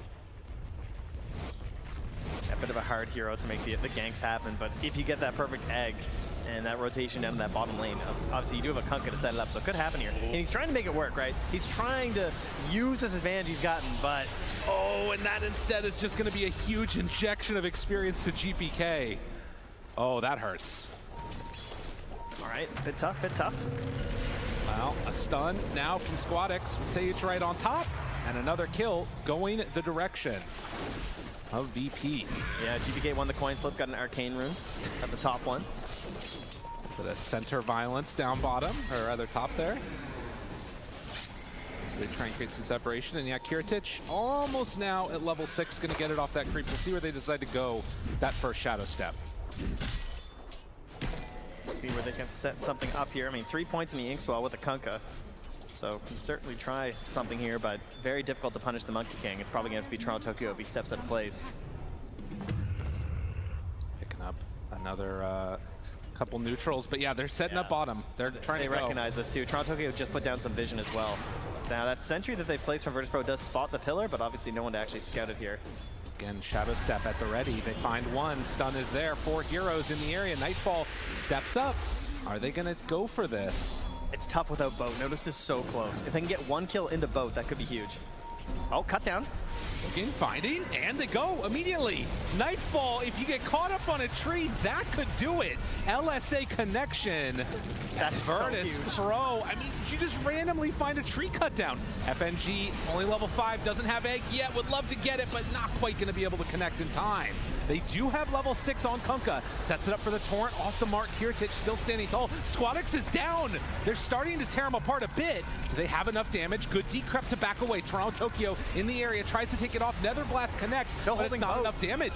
Finally thinking about throwing it out. It is going to connect onto GPK, but they don't have the damage. It's just saving Kiritich, though. It might get him out of here. Oh, the chase down. Nightfall's trying to find him. They can't quite get there. Toronto Tokyo's going to go down, but you can feel there's some tension going on in the room. The spell's being missed, and both squads may be feeling the pressure a bit in this one. Getting the cut down on the tree on the Monkey King is pretty much the most huge impact you could have right there in that moment. Because in order to try and bring him down, they were probably going to have to do a chain into the boat or something, but he just catches him with a Quelling Blade right there. Oh, yeah. Always a danger for these Monkey King players, and it's like getting roared by a Beastmaster, you know? It's that equivalent. It's such a huge play to make for your team when you have such little opportunities right now because of your disadvantage on experience. Right, and those types of plays are the type of thing that you're going to want to get for this Virtus.pro to be able to weather the storm and make sure that Spectre can come online.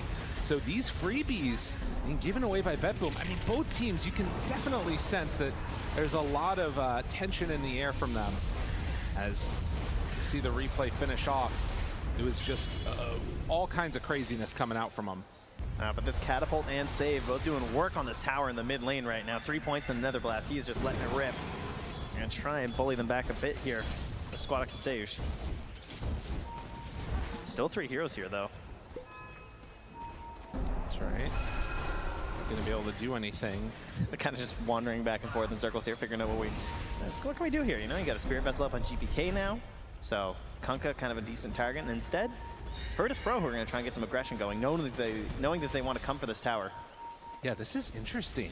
And with, again, Shadow Step ready, this should be an easy pickoff on a save. Does get the Nether Ward down first, but that type of a move, and no real counterplay coming from BetBoom as of yet. They're just trying to farm up and get to the items at least. Hey, Catapult's still up here.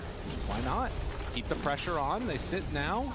Oh, Toronto Tokyo. He's so close to 6. If they get 1 kill, maybe into swap after.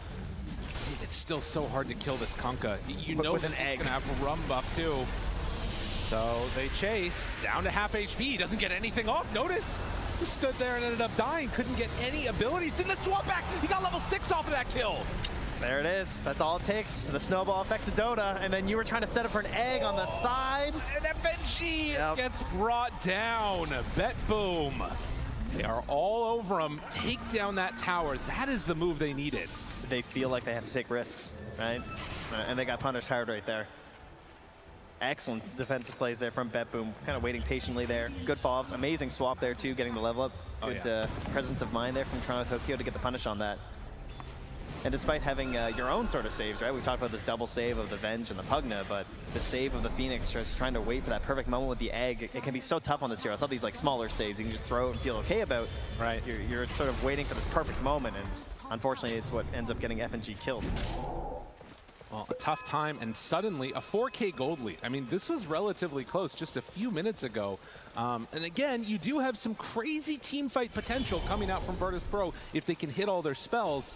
The question is, are they going to find that right moment? Are they going to be able to find pickoff into pickoff with these X marks the spot plays? I mean, Kunkka right now, only level 8. He's just now getting that second point into X marks, which is normal, but it's offlane Kunkka that hurts for it.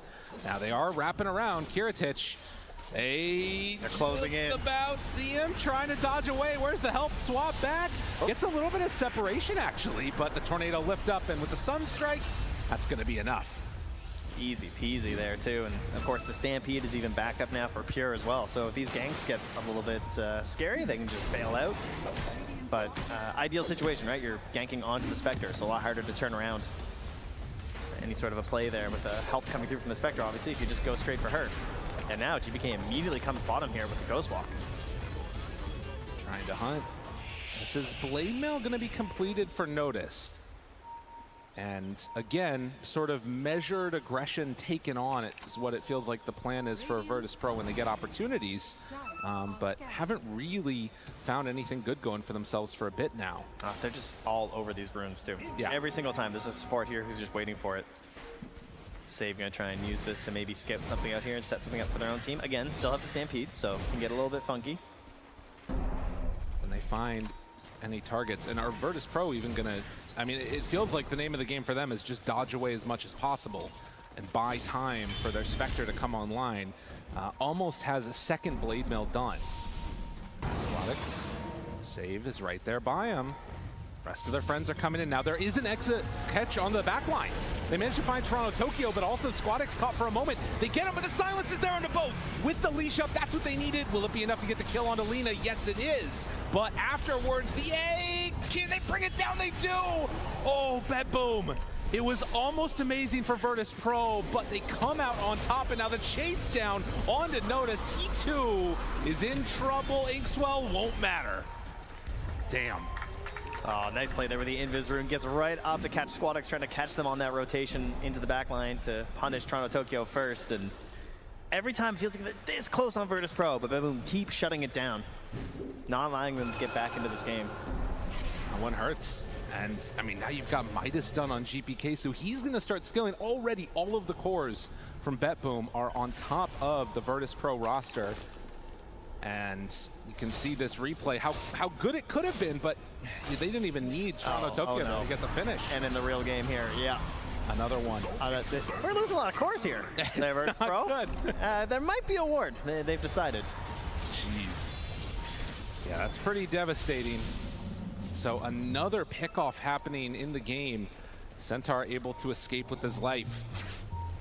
And at this early stage, 16 minutes, a 7,000 gold lead. Yeah, Bet Boom are just playing immaculate right now, truly. Like, just so much forward pressure. They're constantly across the river with both of their supports. Yeah. And I mean, this is the kind of thing you're kind of hoping with a Spectre lineup, right? You're thinking like, oh, I want my guys playing on the other side there, and we're just catching people. I mean, that's pretty real. They find him. Now they are going to get this D ward here, but a lot of the rest of Bet Boom team are nearby, and they're just going to farm up this area and deny out more. And I think that was Aoi that was saying that the Centaur can definitely snowball the game. It also feels like in a lot of ways, in spite of the counter pick, GPK has really risen over the last few minutes and been able to set up a ton of these kills. They're firing on all cylinders. Yep. Well, it's all looking good. I mean, Save is just farming their jungle, right? Like, they're in desperation mode on Virtus Pro. They're trying to get as much farm as possible wherever they can on the map. And to have the position 4 of the enemy team just taking what little camps you have doesn't feel very good. They've had a great vision advantage throughout a lot of this. Many sentries now placed down, though, as you can see here on our graph. And that's what we're trying to counteract. Trying to get rid of that vision so they can find some better places, safer places to farm here for Virtus Pro. But they're really failing to create any sort of shadow step plays, unfortunately, because it's just hard, right? Yeah. Like, they have not been willy-nilly with the Stampede, so it's just always there. That defensive maneuver being available just puts a thorn in their side whenever that opportunity comes around. Now, we do have some more time before the next item is going to come out. It's Shard is queued up for Lina at the moment. They do have Shard on Kunkka, and of course trying to get towards that Water Park Aghanim Scepter. It already does set up for some potential, at least, to pull people out of position, but that obviously is going to take a lot longer. Yeah. Manages to escape there, though, with that X, keeping himself safe. We've talked a lot about Notice's hero pool as well in terms of like what looks like a good game for Virtus Pro, and a lot of that time it has come down to this idea of a scaling hero. And the Kunkka, you know, much more of a setup and trying to enable his allies. Well, let's see if they can find this setup finally here as they do manage to come in, but there it is. Stampede run together, Right. but the torrent, and then into the Inkswell. That was well played, and exactly what VP needed, but then everybody dies on the other side. Oh man, that Wukong's command was devastating. He's still up. Trying to take it down. They kill the egg, they kill everybody. All for Save. Yeah, that one hurt. That one hurt a lot. It's the same thing every time. It just looks good for a moment, and then the immediate shutdown from BetBoom. Just like, no. Like, we know how we're going to play this map. We know the limited options you have, and we're going to be there defensively to support our cores. Oh, Notice. A decent setup. But again, just can't get anything off of this. Despite, like, they have everything going. They have the Inkswell. They have the follow-up there. And then all it takes is just Nightfall here with the ba-boom. Squadix didn't even cast a spell. He couldn't do anything. I mean, this Lina has just been completely ineffectual since the laning stage. 2-5-2, and so much pressure. And it's that, like, 1 point of contact. That's so much of their damage at this point in the game that if you kill her, it's all done. Can find the X, can find the torrent, but if you can't find the kill, it's all for naught. 10,000 net worth lead right now. And they are not slowing down. Still hunting here. Oh, not again. Let her go. Oh, nice dodge. The jukes, they're just so mobile. The Squawks can't do anything. Doesn't get a chance to cast spells. Well, he can cast LSA. Well, that's true. But they do find a return kill. Save has been the one to die over and over. 6 of the team's 10 kills for Virtus Pro. So you got to get something where you can. But it very much feels like it's a stop the bleeding type of game at this point for Virtus Pro, and so far they haven't been able to. Oh, and Save knows they have a ward there. So, nice snipe by him. See if they clean that up. Echo Saber now done for the Monkey King on top of BKB Maelstrom. So these next few minutes, this is where things start to become a serious issue. As if it's not already. Although, look at that Philly Stone. Oh, it's on the we need those on the... Oh, no. Yeah, that's... All right, Grimstroke has one Philly. We'll see what FNG gets. They need everything they can to try and stall this game out. Whatever is there. Oh, no. Well, we've seen this one go awry a couple times. No, it's not this time, though. Fine. They're going to be fine. 4 heroes. Nobody's dying to the Tormentor today. Exactly. I mean, FNG does do some damage to himself as he's casting those spells, but has a salve going. Almost done with the Radiance. Nobody dying to the Tormentor, right? No, surely. FNG, you're fine, right? Getting close. Oh, Sage. Oh, my goodness. So, here's the thing. That's a great upgrade, though. They got Phoenix. That's huge, right? 4 points in the Sunray. We'll actually be able to keep helping out during those eggs. Can be a little bit more liberal with the eggs. Just hop right out there. I mean, the big thing to me is that this Supernova keeps on just getting brought down right at the edge. It feels like if they can buy a little bit more time, you get level 12 on Phoenix. I mean, it just can't happen, though. How many free jumps and initiations have they found on this Lina? She's getting demolished. Let me just check here. 2-7-2, about 7. Yeah. If I had to guess. Yep. And Save getting the tips from his team for setting up those kills, getting the vision down. My goodness. It is appropriate that we have a stomp with the Centaur game. That's true. Yeah, very thematic here. I mean, what's so nice about this is that they are giving up some parts of the map, but they're still getting enough gold that they're keeping their lead. Like, it has shrunk, right? It's down to 9K, so it's not as if it's constantly growing. But when they are missing out on some of that lead and this ability to just like farm and spread across the entire map, they're taking these objectives one by one, right? So knocking those down, in the end, that's going to give you a bigger economic advantage. Even if you do offer up a little bit more space, it's more important to just not give up these free kills because they have the Shadow Step, right? They have Kunkka. That is a lot of setup damage if you are alone. Yeah, it is still possible that you could die, as if the Kunkka's setting up, the Stampede might not be able to save you, obviously, as you can't run from the X forever. Right. Well, and it feels to me that the real time when this team for BetBoom is going to completely take over is going to be when Invoker gets his BKB2. And then they can play freely wherever they want. Oh, they just got double wisdom? Nice. FNG, they're not opting to go, so a little afraid of what could be happening. Thought he got a freebie, but not seeing anybody else. FNG gets away with one. All right, GPK playing it safe. I mean, you can tell there's still a ton of respect for what could happen if things go wrong, and we'll see if they can close out the game, because building up a lead is not winning. They need to be able to finish the job. They do eventually have to go high ground. It is true. And as we know, you should never go high ground. No, that nothing good ever happens going up there. But also, if you don't tighten the grip enough, and they're able to keep farming a 10K gold lead right now. All right, there we go. That's hope. That is hope. That radiance. Yeah. That is what it signifies here for Virtus Pro. Kiritich finishing that one off along with the Blade Mail. And I go on a little jaunt here with Roche. Oh, what? Roche? Nope, nope. We're just not going to hang out with Roche anymore. Okay. Nope. I don't want to go for it. Nope. I mean, this little bit of indecision, anything right now that buys time for Virtus Pro, like I was saying, if a 9K gold lead at this point is good, if it's still 9K at 30 minutes, I'm feeling a lot better about Virtus Pro. Yeah, no doubt. Keep it stable. But again, same idea. Giving space on the map in order to get big objectives. So get the Aegis for themselves here on the side of BetBoom. A little bit of help there from Save. Oh, and there's a closeout item for you right there, the gem. Oh, yeah. Make sure that they can clean up all the wards across the map here. They don't want to offer those opportunities. Vision is crucial for the Spectre lineup. That's why that Treant Protector works so well with it. Kunkka, not quite as sneaky unless you get set up there with the Shadow Blade. So in this case, you're just going to have to try and rely on some Observer wards that you sneak in behind them. Well, and I will say that as much as this looks very rough for Virtus Pro to hold, basically the decision to take the Spectre was the call that we can hold against this high ground push that's going to come. We'll see if that's a bet that will pay off, or if it's going to be BetBoom that are running away with this one. Yeah, or if they just made the right call and let it get through, like knowing that they were going to take it. Yeah. It's definitely a possibility. I mean, we sort of saw a similar thing too in our first series, right? With this idea of giving up the Brewmaster and then countering with that Weaver that we've heard everyone talking about. That's worked out very well for GG versus Nouns. And now again here, these signature heroes that you can expect. We've had a lot of days to look at those drafts and think about, you know, if we give them the opportunity, what hero do we know they're going to take? Oh, they find her. She still has a haster though. Trying to get away. Can't escape even with the haste. I mean, they're just as fast. Oh, no. Everybody hasted. Oh, man. And Kiritich now also going to get chased, maybe. They go for the Shadow Step, excuse me, onto GPK to get out of trouble. Yeah, that's definitely an escape Shadow Step. Nicely Please, played. let me go.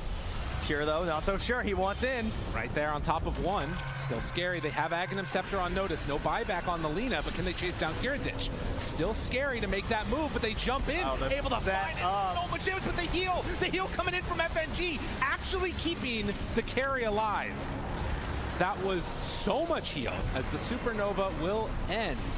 They managed to keep him alive. They're getting a little custom fancy there with the swap, and the meatball's already coming down when he sent down the swap there too. Trying to alley-oop a kill onto Kiritich, but not enough damage there thanks to that shard. So good thing they went for the Tormentor when they did. Absolutely. Well, that is one BKB down too. GPK used it. Squadix though, oh mid, gotta be careful, buddy. They're right ready to jump. You did that for yourself. Don't take it So the first engagement with BKBs, you lose one. It's again the Lina. But when she eventually gets towards her items, maybe that will help out a bit more. She's almost at Aghanim Scepter. Definitely hurting though. Yeah, maybe she can play a bit further back because of that, using the Flame Cloak. Try not to be the first one caught out every single time. It will be tough, though, because they should be at a vision disadvantage for a lot of this game now at this point, right? Oh, yeah. They do have the gem on Pure, so he's just running around, dewarding everything. It's going to be a very hard hero to bring down, of course, between this Kaya Sanj and Pipe. Unlikely they're going to be able to sneak that one away here. Some vision for themselves, though, in that mid lane. Scouts the rotations here from Nightfall. They're going to go.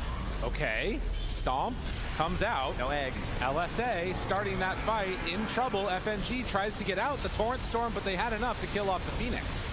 Nightfall, not sure exactly what they were trying to do there. Maybe bait out the BKB or something, I guess. But he stood stall. Yeah, almost feels like just like wasting time at this point, eh? Yeah.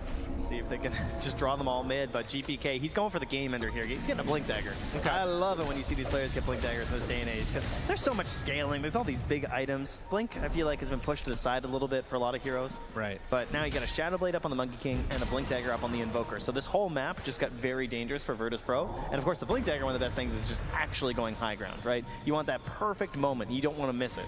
That's what Blink Dagger always gives you.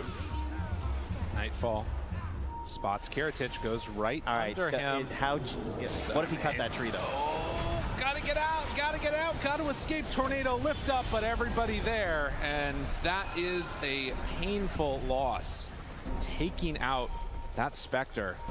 Man, they are hitting hard. I mean, she did a lot of damage, but it's still not looking great. LSA gonna connect on the Nightfall. But the heal is going to be there from Save as they start to siege high ground. And without Spectre, you got to imagine it's going to be tough to make any type of a move. Tries to step forward with Noticed. He's just trying to kill the Nether. Actually burned through the Aegis. Okay. X pulls him back in. Not terrible. And as far as a hold goes, I mean, that's something. Aegis was wearing down soon. The tier 3 tower starting to fall. Notice looking for an X-play. Can't quite connect onto it. He steps in. Well, all right. We'll get punished there as the boat goes out. The landing stun. Kiritich also chasing. Toronto Tokyo goes for the swap away. Still hunting, chasing. Gets the kill onto one. Can they find any more? GPK gets that Ogre Seal Totem to separate. All right, Batboom gotta, don't throw a bad fight here just to save. Let him go. Be the unsaved here. Just trying to secure that tier 3 there with the Nether Blast. And immediately you have the TPs down bottom there from Pure and Nightfall. Start cleaning up the gold on the rest of this map here. 15K lead. I want to keep it going. See if they can for sure. I mean, you are starting to get into these items, and with no Aegis, the worry is still that you have this, one, pretty substantial gold lead, but two, the BKBs, and they really don't do that much through BKB at this point on the side of VP. You know what I love, too, is GPK going for the Ogre Seal Totem. Yeah. On the Invoker. Like, he knows his job, right? Like, he has to be a little bit in there. And he knows things can get a bit dicey and a bit risky there when you're stampeding your way in there or using this Blink Dagger, and so just has this opportunity to escape and be a little bit tankier. Or perhaps go in. Maybe he'll be the aggressive Ogre Seal Flopper. I mean, it does a little damage, right? Why not? So, 30 minutes in, and Virtus Pro maybe could be thinking about another Tormentor when it comes back up again. And we're 2 minutes until Roche is capable of respawning. As Betboom. We'll see if Noticed is feeling lucky here. Maybe he's got a couple Crimson Witnesses, right? Maybe he got 4 or 5 of the event. Feels like he can hit some Torrent Storms. Well, they find one right away. Kiritich, the heal. It's not going to be enough. He's not lucky. Don't have enough at all. And the Stampede, they try and run away. We'll get X back in now, Pure. But there's just no follow-up. The Supernova is off to the side. They can't do anything. So FNG will Icarus dive away, and that is going to be a tier 2 tower that they give up off the death of another Spectre. Almost certainly, yeah. It's hard to imagine they'd want to stay around and try and defend this. They don't even have Supernova. You can't really do that. There's a creep wave coming in, but they're still hanging out here, Virtus Pro. I mean, the gas station's hard at work here, Pugna. Save is just filling up Pure, giving them lots of mana. It's tough on those Centaurs, right? GPK connects. FNG. I'm not sure what the goal is, but the LSA connects onto 2. They're going to be able to slip out of there and barely surviving on the Phoenix. But Virtus Pro, they just feel a little lost. And it's showing that they're willing to just jump on anything right now. Oh, yeah. On the side of Batboom if you offer it up. And now they're taking a look at that Tormentor, thinking they want to grab it. Oh, this would be they scan. It doesn't hit Notice right now. Oh, they take that really quickly. Nightfall with alacrity on him. This Monkey King is a monster. Yeah, okay. And then everyone just TP's out. Nobody gonna get caught here. Dun, dun, dun, dun, dun. Pick up the Wisdom Rune. Go get another one. Everybody gets a Tormentor. That's what you love to see. The supports are just, guys. Guys, come on. We gotta go get that, right? Hello? Hello? No. It's tough out there for Toronto. I mean, that's a great shard, too. Like, he wants it. He's pinging. Guys, get back. Come on. Please, help me out. Please. Oh, no. Somebody's going to die here. Toronto, Tokyo. Does he live? Getting lower HP. He's going to be fine. Off to the races with another one. This gives us the bouncing magic missile here. Very frustrating to play against. Oh, yeah. Double rounds of those is pretty nice. The only people without it right now on BetBoom team are going to be the Invoker and the Monkey King, actually. Yo, Squadix, though, just bought a Blink Dagger on this Lina. Dude, what's he doing? Squadix is gaming. That's what he's doing, all right? If you hit this move, you don't get caught out, this is just high skill. Very high risk, very high reward, right? I mean, if he goes BKB, is that going to help? He's going to get swapped. The target he's trying to hit, if he's like going to right-click mode or something, is just going to get decrept or something. He's going to be inside a Wukong's command and just die. The way that he has to play the game does feel just dramatically different from what's been going on so far. There's no doubt about that. And you don't think he wants to get stunned 100 to 0 every fight? No, I don't think so. Okay, we're going to find a different tactic here. But, I mean, they're running in. 5v5 fights feel really bad. Notice, smoke breaks, save is there. Again, front person in these fights. You got a Centaur, and it's the Pugna that's running. They're trying to outskill so hard. Tries to jump, gets onto one, stun is there. They don't even have enough to break off FNG, though. It doesn't quite look like it. Kiritich jumps away, gets some separation. The egg is down, but they've already lost the Kunkka.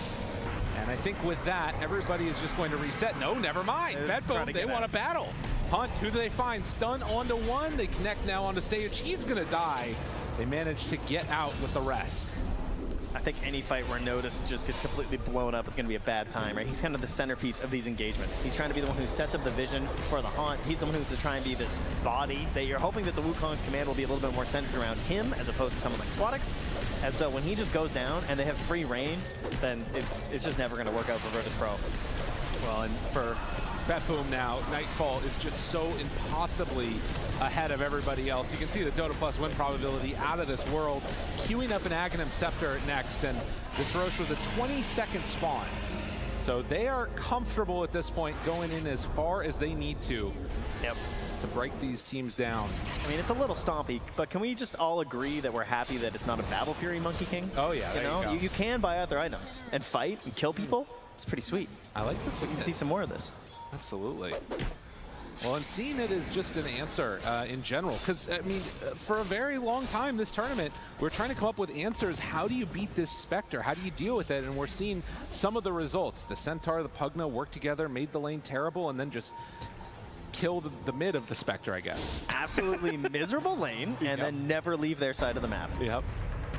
Which is tough. That is actually a very hard game plan. There's a reason why Spectre was working so well. It's because it's proven to be a bit of a difficult tactic to actually achieve, right? I mean, we've had teams like Nouns who have just managed to claw their way through games despite being down in similar situations by finding these heroes like a Spectre for some teams, or for them the illusion heroes, and just waiting it out. But staying aggressive here from BetBoom, and again, this idea of just super clean play. It's every single time Virtus Pro think they have this little tiny moment where they're going to get back into this game, the door just shuts every single time for BetBoom. On something that was said multiple times by the panels. If BetBoom have a plan, if they can execute their strategy and keep things non-chaotic, simple, then it's all going to look pretty good for them. And so far, that's definitely been the case in this one. VP will see if they can insert a little bit of chaos into this game. Goes in, down, but it's just not anywhere near enough damage. That's Laguna Blade with just flame firing up the going. stacks. That's all. Building, trying to do what they can. Torrent connects. The save heal is there. GPK a little off the mark with the tornado. As tries to force them back with the EMP, but in a similar fashion how they've been playing this game, slow and steady, it's going to win the race for BetBoom if they just keep coming in and right-clicking down these buildings. It's the first set of racks done. Nightfall gets pulled up to the high ground, has the X mark, the connection with that Torrent. There's just no follow-up. They can't do anything. And they're not even hard committing here from BetBoom, right? Save is just chunking away there, throwing out nether blasts. Very safe and secure. as the Wisdom Runes return here. One already gotten, the other still remaining there. A bunch of creep spawn too, so they can go farm those again. Perfect. They do that every minute, Trent. Just in case anybody out there was wondering. That's good. Someone needed to do some now. Exactly. You know, they probably were wondering a little bit here. So 37 minutes coming up. Next round of neutrals. Toronto Tokyo farming, but they want to try and find a pickoff. GPK there hits the disarm. Blade mail out, jumps away. He's like, look what I can do. Hey, it's every 40 seconds now, right? That's true. Level 18, so chuck him out there. And once again, BetBoom playing just too tight. You force those types of rotations, it's pretty good. If you can get any type of BKB charge or anything out of that, it's going to be a nice window for him. The problem is that this Venge is still very tanky and has freaking Boots of Bearing like a maniac. It's a good choice. And I think Aghanim's just completed too. Oh, perfect. So now wanting to die here as well. Squadix, though, hoping to not die quite as much. After that Blank Dagger, now picked up the BKB. Again, certainly some issues with it. Don't want to be stuck anywhere near Nightfall, especially when he's running here right now with Silver Edge and a DD. Yikes. And Pure, I mean, if he starts stacking up these double edges, I don't, like, they don't have enough damage to even tickle him. Yeah. I don't know what you do. It's like the most damage is probably going to be FNG, but I mean, he has not been able to get the Sun Rays to full duration with the Sun Ray going out. I'm pretty worried about this. As they get set to head up towards high ground, DD about to wear off for Nightfall. And on the opposite side of the map is GPK. I mean, FNG has like 10 mana on the high ground. If that Boundless Strike hits him, it's not looking good. No. Oh, plants a ward from up above here. Pure does not have the gem right now, so they don't actually see this, so a bit of vision. Oh, they put down a sentry, though. Now they're going to see that ward off the side here. Pure passes that tree. Just in a moment, jump in, stun, immediately there. FNG trying to heal. The double force staff gets him away for a moment. Now swap just kills him off. Kill to Pure, not to GPK. All right. Yeah, that one hurts. But Wukong's down. With Wukong's down, maybe they can make something happen here. Although onto him already, couldn't get the egg off. FNG is going to die. Oh, Pure, he's just in there. He's just waving at him. Ready. Any high fives? Oh, he's hitting him with the stomped too. Oh, yeah. It is looking that way, I'm not gonna lie. They did manage to bring down the Monkey King one time. Buyback comes out from Kunkka. Can they find anybody? There's a gem on the ground. Pure still not afraid. Jumps the back line. No, not going for it. Instead, Torrent Storm, already used. Notice wants to find. FNG picks up the gem himself, still looking for the hunt down. But as they retreat, there is not an easy way Pure thinks about jumping. They get the egg down, though. Okay. Toronto Tokyo, he's the only one hit by this. This is not good enough from VP. This is not good enough at all. They jump in from Pure, find Kiritich. The stun is going to be there. The break, a couple more hits. Can they bring down this Spectre? Oh, he's so huge. Standing tall, Pure. They just have to walk away from him at this point. Oh, he wants in. He's still totem. The chase, he's so big. 6,000 HP. And with Lina dying, Squadix goes down. The continued hunt. I mean, it's just, they don't have an answer. Certainly can't find one. And again, Save just fueling up here. They don't even feel comfortable dealing with the creeps. They got to go heal up. Nightfall, Alacrity, another Wukong's command will secure the second lane of racks for BetBoom team. And start heading over towards the third. With 33,000 gold lead, Virtus Pro just have not stood a chance in this one. There's always concerns about regional rivalries, of course. You know, we've often see these upsets when you're coming from the same region here, and BetBoom perhaps a little bit subject to that already by Nine Pandas, of course. Oh yeah. If it's maybe not call that one as much as an upset, but you know, wanted to come in here today and ensure that it doesn't happen again. Absolutely. They take down their regional rivals here in what's looking like a very clean game number one. Oh, for sure. And I mean, going into game this one, like I was wondering, like if it felt like the battle was just going to be Spectre versus everybody, but who? Exactly. There just hasn't been an opportunity. It felt like no options and no ways to take the fights. A smoke up for what feels like it could be the last one. BetBoom repositioning themselves. Was that another Radiance queued up or something? Maybe Nullifier. I think it's probably a second Radiance. I think Okay. that might be the right play. Yeah, it goes for the disassembly here, so okay. Nullifier done. And that's going to help you cut through these plays here from the Pugna. Waiting up on high ground. And Radiance returns. That boom. Put together. Squadix caught for a moment, and again pops the BKB, tries to escape, but pulled back in, lower and lower, couple more hits, Pure chasing, punching, fighting, and killing. Cannot get away from the Pure Centaur, and well, Virtus Pro hoping to do anything here, but they just don't have any damage at all. They find themselves another stun now onto Kiritich. The second Wukong's does manage to get Force-Staffed out of trouble there. So they'll reset the fight, but with another death on Lina.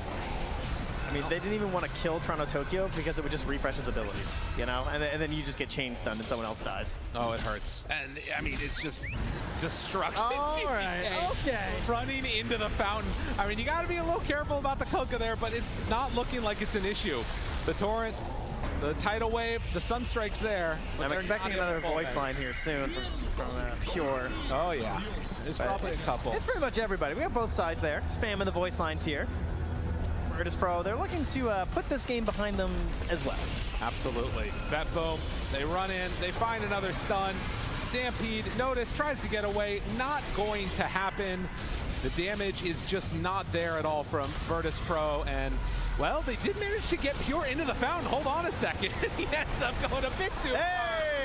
I likes that. This Pure is going to die in the fountain. Maybe a little bit of cathartic energy from, you know, our own experiences getting fountain farmed. Those two catapults, though, they are doing work on that Ancient. Oh, it is indeed. Until they get hit by Fire Spirits. A couple of tips out. Ooh, FNG, careful, buddy. So they're going to back out again. Third Roche is up. That one has the Aghanim Scepter on it. But with Mega Creeps and no Tier 4 towers remaining, it's going to be a bit of a tough hold for VP, we'll say. Listen, they got them right where they want them. Oh, yeah. Okay? Because the Ancient is really close to the fountain. Okay. And that's where you go when you buy back. I like that. And they've been dying a lot. That's true. So. Well, and in that entire fight, you know, they did no damage on all of Bedboom. Yeah. They just dove into the fountain for no reason. It happens. Happens to the best of us. Well, they are going to head in now.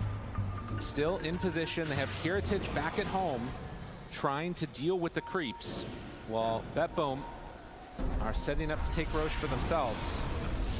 Now, Sunstrike comes out. Get the D ward for FNG. Toronto Tokyo drops one of his own. Stun is there. Laguna Blade, half HP. You don't want to kill this Venge, though. FNG runs forward, drops the Sunray. But like we have seen many times, just doesn't turn into anything. And that's even without the Stampede. Like, it's already hard enough to force these fights, as you can see, but imagine if the Stampede is up and available. Probably what made them feel like they could actually go for this. What a jump in. Oh, and Nightfall, level 25. That one hurts. They pull him back in, try and bring him down. Notice. Oh, he's chasing. Gets a little bit of separation, but 2 already dead, 3 dead, and now time to run it down lanes. Also, creeps are hitting the Ancient, as they will call it. GG, Bedboom. You know, sometimes the stomp takes 45 minutes, but they get there nonetheless. Yeah, time maybe not the biggest indicator in this one here. And with a 12 kill streak through this game, GPK making it clear why the Invoker was being mentioned as one of his signature heroes here. I think GPK, I think Storm Spirit, I think Invoker, but you're not going to let him get that nice combo there with the Storm Spirit, so the Invoker comes out at the end of this draft and just absolutely cleans up this game. Fantastic performance from GPK for sure. Right, well, in the recognition of like what they needed to accomplish, this is what you get when you get last pick. They see that Lina, they say, all right, well, we have what we need, and feeling a little bit of good stuff coming out of the booth. Betboom team come away with the victory, and the crowd appreciating, of course, ex-TI winner as well. As we head on back to the panel, let them break down the action. It's game number 1, Virtus Pro Betboom. They take it. This Pugna, we wondered if they'd have questions for him in the later part of the game, but the Invoker last pick as well, Effie. You predicted it, and it did damage in this game. It did numbers.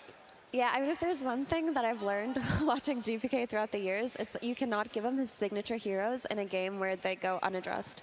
And honestly, I feel like it just due to the genius of this BetBoom draft, that Monkey King really threw a wrench into their plans. It forced the Kunkka flex into the Lina pick mid, which then enabled the Invoker pick. But overall, it was not just a GPK performance. I think Nightfall played impeccably well on his Monkey King. He was the core that carried them through that early game. They rallied around him.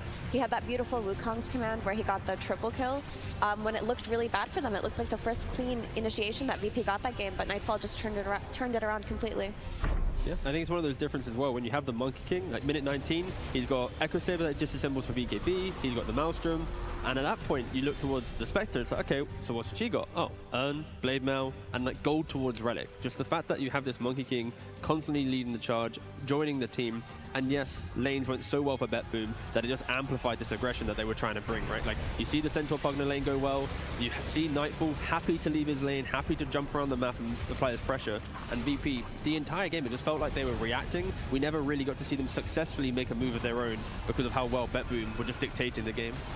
I mean, the very, very early part of Virtus.pro's game wasn't the worst. I know that BetBoom are a very lane-focused team. That's what you guys have been telling us a lot here. But for Virtus.pro, there was a little bit of hope in the lower lanes, like the side lanes down there in their off lane, in BetBoom's safe lane, that kind of gave some glimmers of hope, Aoi, right at the beginning. Yeah, honestly, I thought VP was doing better than expected in lanes. Like top lane, they already knew they were going to lose. Lina had a pretty good lead on Invoker mid. And bot lane, for some reason, like the Kunkka was, even with the Monkey King at 20 CS, I think VP, they sort of lost sight of what their lineup was set out to do. Their lineup is very kill heavy. You want to set up any opportunities for Spectre to join. Haunt is a really low cooldown now, but we saw like they made one play to bottom. It looked pretty good to me. They were starting to go on the Monkey King, stuff like this. But they ended up like trying to go for objectives instead. They tried to chain their kills into objectives when they should really just be trying to hit their next timing, going for more kills. And as soon as you lose one fight against a BetBoom lineup, I feel like your lineup doesn't really have that many options. I think in the next game, they're going to look to either have more active supports, like Phoenix Grimstroke are a bit awkward together, or like better cores for them to play with, because Lina doesn't offer anything to the supports, and Kunkka can't just set up everything. It's too like telegraphed, and only one hero can do it. Well, that Kunkka, we weren't really sure where it was going to go. We thought mid was going to be it, that they were just going to run it there no matter what the matchup was going to be, and build around it a little bit differently, pick themselves a different carry, but the Lina ended up going mid. That was their last pick. Did you feel the effects of it, Effie, or would you have liked that Kunkka to stay there, and they could have picked something else when it comes to offlane? I mean, they felt the need to flex the Kunkka just to not get owned by that Monkey King. Maybe they thought that the Kunkka was too important for their tempo, but I mean, I don't think we necessarily got to see Lina play Dota because it became just a really heavy snowball game from BetBoom after one play went really wrong for Virtus.pro, which was pushing that mid tower. So I don't think we can get a really good read on Lina in this kind of situation. They just didn't have the initiation to come back into the game after losing the net worth lead, right? But because of that, I want to commend Toronto Tokyo, because I feel like the smoke usage in that game was the reason why they were able to get that net worth lead. Like the first double smoke mid to defend that mid tower, into the 3-man smoke that got the Spectre kill, into the 2-man smoke that they went into the triangle where Monkey King was setting up for them. I mean, they got 10k gold off of that, so that was really excellent shot calling in-game. I mean, they're great points, a lot of highlights, especially with the smoke plays there. If you guys didn't follow along at home, then don't worry. We got Purge, he's got clips, he's going to break it down even more for us. Thanks. Yeah, draft is really, really important in the games right now, but execution is even more important, and that's what we saw in this first game. VP had a rough laning stage, but they transitioned it okay into some tower pressure. In the clips here, they got this great kill on Save at the 11-minute mark while he defended towers, but the response from BetBoom was so expert and so well done that it changed the game impact in a huge way. They basically disabled the Kunkka here, putting him in trouble. Lina thinks, oh, I can save this guy, but they didn't know that the Monkey King had teleported into the left, and as a result, he gets this beautiful stun on 2 heroes while Squadix comes forward, which sets up the Tornado, which then sets up the swap into the center of the circle where he takes even more damage. And in the meantime, on the right side, Toronto Tokyo is already ready to go. He's swinging around to set up follow-up kills. So this perfect skill execution from BetBoom got them 3 kills for nothing when VP didn't get the tower. They get the tower, and this just cascades them in such a winning position because then the map control is overwhelming. Spectre basically only feels safe farming up here. BetBoom gets to be aggressive on the middle of the map, and the bot side is just Nightfall, hitting as many creeps as he wants. So they use this Invis rune on Pugna to get a second kill here on the Lina. and then they win this following fight as well. So perfect skill usage with the right draft put them in this commanding victory with gold advantage, and they didn't make any major mistakes until they won the game. Thank you so much, Purge. When I hear that explanation, it begs the question then, Aoi, after that mid-rotation fails for you as Virtus Pro, what, with hindsight in an ideal world, how would you have come back into this game? How would you have given your Spectre a little bit more space? I mean, I think it's a bit hard with the heroes they have. Lina's sort of a useless hero unless you start, like you have the space for it, and Spectre I feel like is a bit of the same. But I think they had to keep going bottom and just trying to force reactions there. You have to give the Spectre the opportunity to like choose to join or not, and if not, you're just going to force some reactions, and hopefully you only lose a couple of supports on the way out. I think it's like not easy to play against these invisible invokers and monkeys that are very mobile if you're behind. So you sort of have to force the opponent's reaction so that you have space. You can't just like hope they give you it. Virtus Pro, it's a team that not a lot of people knew coming into this. Maybe the org, but not so much the players. And so we're going to have some more information, a little bit of deep dive onto their players now. We were underdogs even like before the tournament, and we put a good fight. Virtus Pro has lived in the shadows of all the other Eastern European teams. They finished 4th every single time. They have been like one series away from getting to a major, but there's never been good enough. But we were not proud of the result. Not a whole lot left for Virtus Pro. They have looked so good this entire time. GG is finally called. Team Spirit. My mom, she was always telling me, even if you lose some tournaments, it's not the biggest part of your life, and being a competitor at any tournament is good enough for me. So I'm like, okay, thank you, Mom. That's a good thing that I can say in my head to myself to keep going after the loss. Came out on top.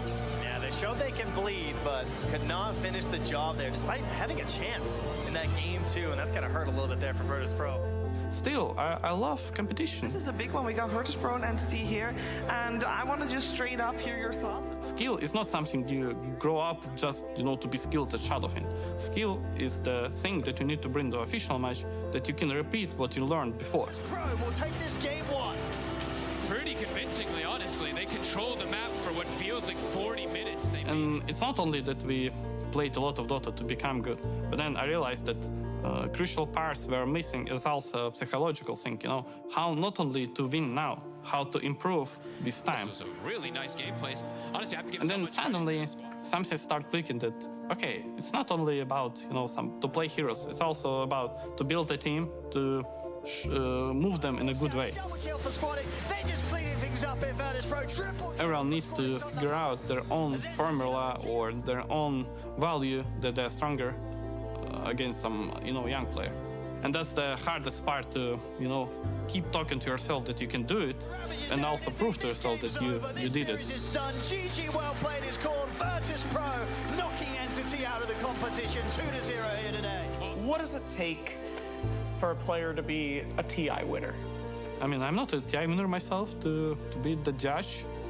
I'm still trying to figure out the formula, but I know that unless you work hard, you will never be a TI winner. So what's your motivation then? Oh, sorry, what's up? My mom is calling. Oh, okay, great. Right on time. That's so sweet. He talks about his mom, all the motivation that she's clearly giving him, especially out here on a big main stage. And she's calling him, checking in, making sure what he's doing on his off days in between groups, playoffs, in between playoffs and main stage here. But it's a hard equation and a tough formula to know what it takes to be a TI winner. But we could ask you, Aoi. You would know all about it, wouldn't you? I guess I think it's a lot of hard work, but honestly, it's a lot of luck. Like you go into a tournament and you put all this time and effort into boot camp for a tournament preparing, and sometimes you just have to be a bit lucky that you're showing up on form and you're able to perform what you practiced. You know what they say about luck? It's when opportunity meets preparation. Yeah, that sounds true. Sounds good. I'm glad it resonates with you as well then. Look, Virtus Pro are going to need a little bit of luck for themselves, or at least a much better draft than what we saw in Game 1, for them to be able to bounce back in this series. It would be really tough to lose to Team Spirit, another regional team of yours, to lower bracket, and then now to lose to Bet Boom, a regional team of yours, to be eliminated from TI here. Yeah, that's where the mental recuperation aspect comes in. But honestly, I was so glad to see that piece because I remember watching an interview you did with FNG Tigov after the regional qualifiers, and they basically asked FNG what his motivation was after they qualified, I mean, how he feels about Dota overall, and he said he doesn't find the game very fun anymore. He's been playing it for so long that it doesn't excite him, but competing is what excites him. Competing is what pushes forward. The idea of potentially winning something. So you dealing with players like that, they can be very discouraged after losses, but to know that he has a support system, you know, from his mom and whoever else, makes me feel a little bit better for them after this loss. It's why you surround yourself with the young players as well. Because like if he's losing that, you know, that love, maybe he's still got the love, but like maybe that same level. These like little fresh talent, they're going to be every day nipping at it. Like, let's do this, let's do that, let's do this. And then he'll have like the maturity and understanding to fine tune what really needs to be done. And of course, that's what we'll be talking about now, because one game down, one game away from elimination, they're going to need to lean on his experience with the tenacity of the young guys to find kind of that secret sauce to actually muscle up against BetBoom. Yeah, a little bit of an insane concoction there between the experience and the tenacity of the young ones. On the side of BetBoom, they're one more game away from making it to top 6. So how do you keep yourself calm? And are you hoping that you're going to get the same heroes, the same playstyle? Like, what's the goal coming into a game 2 to keep the momentum rolling, Aoi? I think mostly they should be thinking like, oh, our plan coming in is working. We don't need to make any significant adjustments. You can maybe talk, oh, there's something small. You don't want to try to be learning during a match, but you can make like, oh, I want to draft a bit more for this. I think they saw that in this series. They had a lot of pressure on the offlane, and they should feel really happy with that to continue with that as their game plan and just, you know, just look at the counter picks on the other lane and making sure they're stable. Do you think some picks are going to be changing up? Because we had, you know, Murata, Dazzle, the Storm, which is a very targeted one on the side of VP. Should they be staying pretty stable? I think VP's first phase bans are good. I think their second phase bans were honestly a bit weird for their game plan. They banned out the Willow and the Enge, which are like support bans, because it seems like they're, I don't know, how to, like afraid of the offlane of BetBoom, but they ended up giving them Pugna Center anyways, which is probably one of the strongest lanes. I feel like if those bans were targeted at making their mid and offlane, the heroes that they're going to pick on the second phase easier, then the draft would have ended up a lot better. And as soon as they picked this Kunkka and there was a Monkey in the pool, like BetBoom was super eager. Like they were probably really happy that they see a Kunkka with Monkey, that they're able to flex for a set. Yeah, I think they're the two big points for me as well. It's like the last time that VP played Lina and Spectre, they had a Bristleback in the offlane, which is the complete opposite of a Kunkka. Like Bristleback, he makes all the moves, he kind of dictates the pace of the game. So a Spectre can join a fight or a Lina can join a fight, it doesn't feel bad. But with a Kunkka, you're playing from behind. So I think for VP, the last bit Lina, this kind of Kunkka semi-flicks they're doing, these are kind of the two pivotal points in their draft that remove their kind of aggression that we're used to seeing. So if they pick Kunkka, put it mid. Prepare a Monkey King ban, but don't do this Lina shenanigans. And on the other hand, I really think that when BetBoom played versus Talon, they really kind of exposed how long these games can go, or how they minimize the aggression of BetBoom when Pure isn't on those short cooldown initiators. I really feel like it makes a difference if you're putting Pure on a hero that can start the fight for his team. If you're taking away these Centaurs and these Spirit Breakers from him, then you're already in a better place to fight in BetBoom after that laning stage is over. So I really think that VP should consider never giving this Centaur away, or the Spirit Breaker. Both of those heroes should be untouched moving forward from now. Spirit Breaker was a hero BetBoom banned for themselves, so now it really does have the question that is there anyone else hero-wise that could hit similar things like that if Virtus Pro were to change up their bans and take away the Centaur as well? Probably Axe. I think Pure's a really good Axe player, and it does similar role. I think anything that sort of snowballs their offlane and starts to start fights for them will be good for Pure in the series. Okay. You guys all the same? No one else sticking out? And same kind of vein, like any of these offlane heroes that can just absorb the safe lane after like 10 minutes are very good, right? Like Axe can do it, Tide can do it, a lot of heroes can do it, but of course Pure has a very big hero pool. All right, our teams are standing there right underneath in the tunnels. They want to walk out here on stage, and they're going to be feeling the energy of the arena one more time, potentially two more times if Virtus Pro are able to bring it back for themselves. So they've got that reset for them. Anything else that you want to touch on for playstyle? Are BetBoom able to be very versatile? If Pure gets shut down in the offlane, Effie, is there a different backup plan for them that you've been able to see? I've found that they just tend to take these 60-minute games if they can't snowball their offlane and have an easy way to take the fights after the laning phase. They do play for the late game because they have one of the best carry players, if not the cleanest carry player in the world in Nightfall.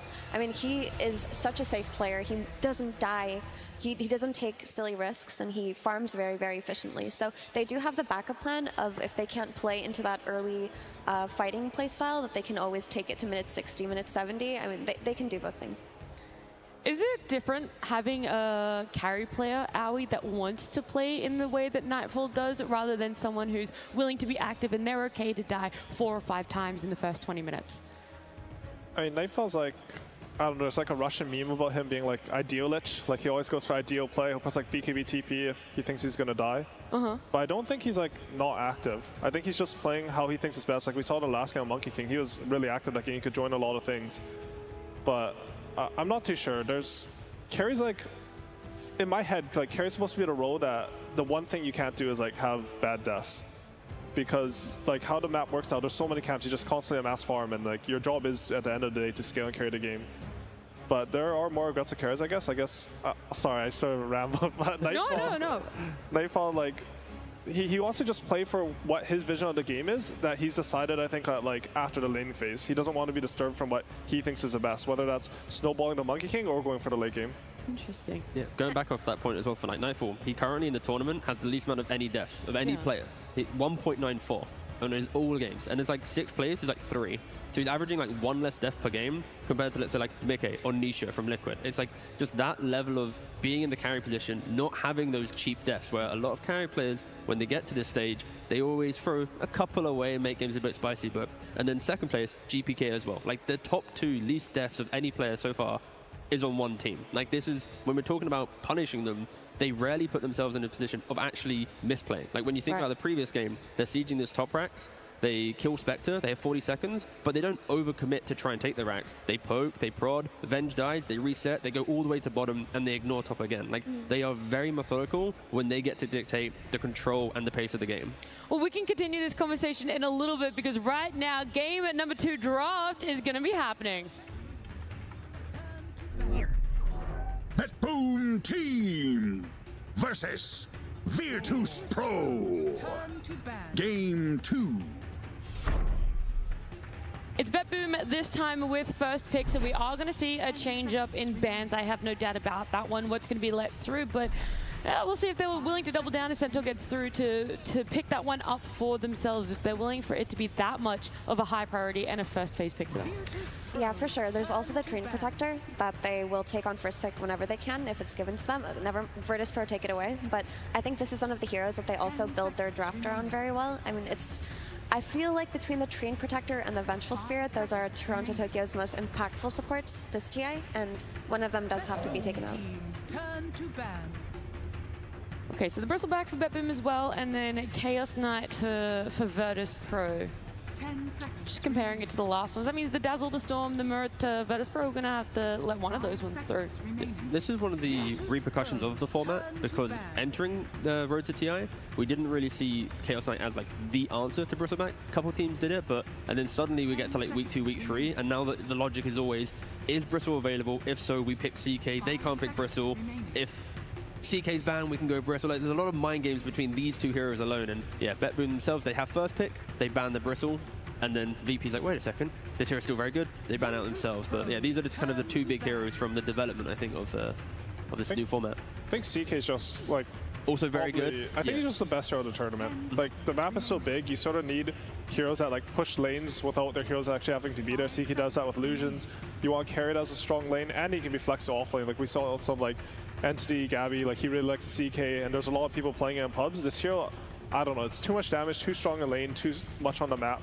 I think we probably won't see that hero unless people have like a very specific plan against him. Is Muerta going to make it through? Would you rather her through or Dazzle through?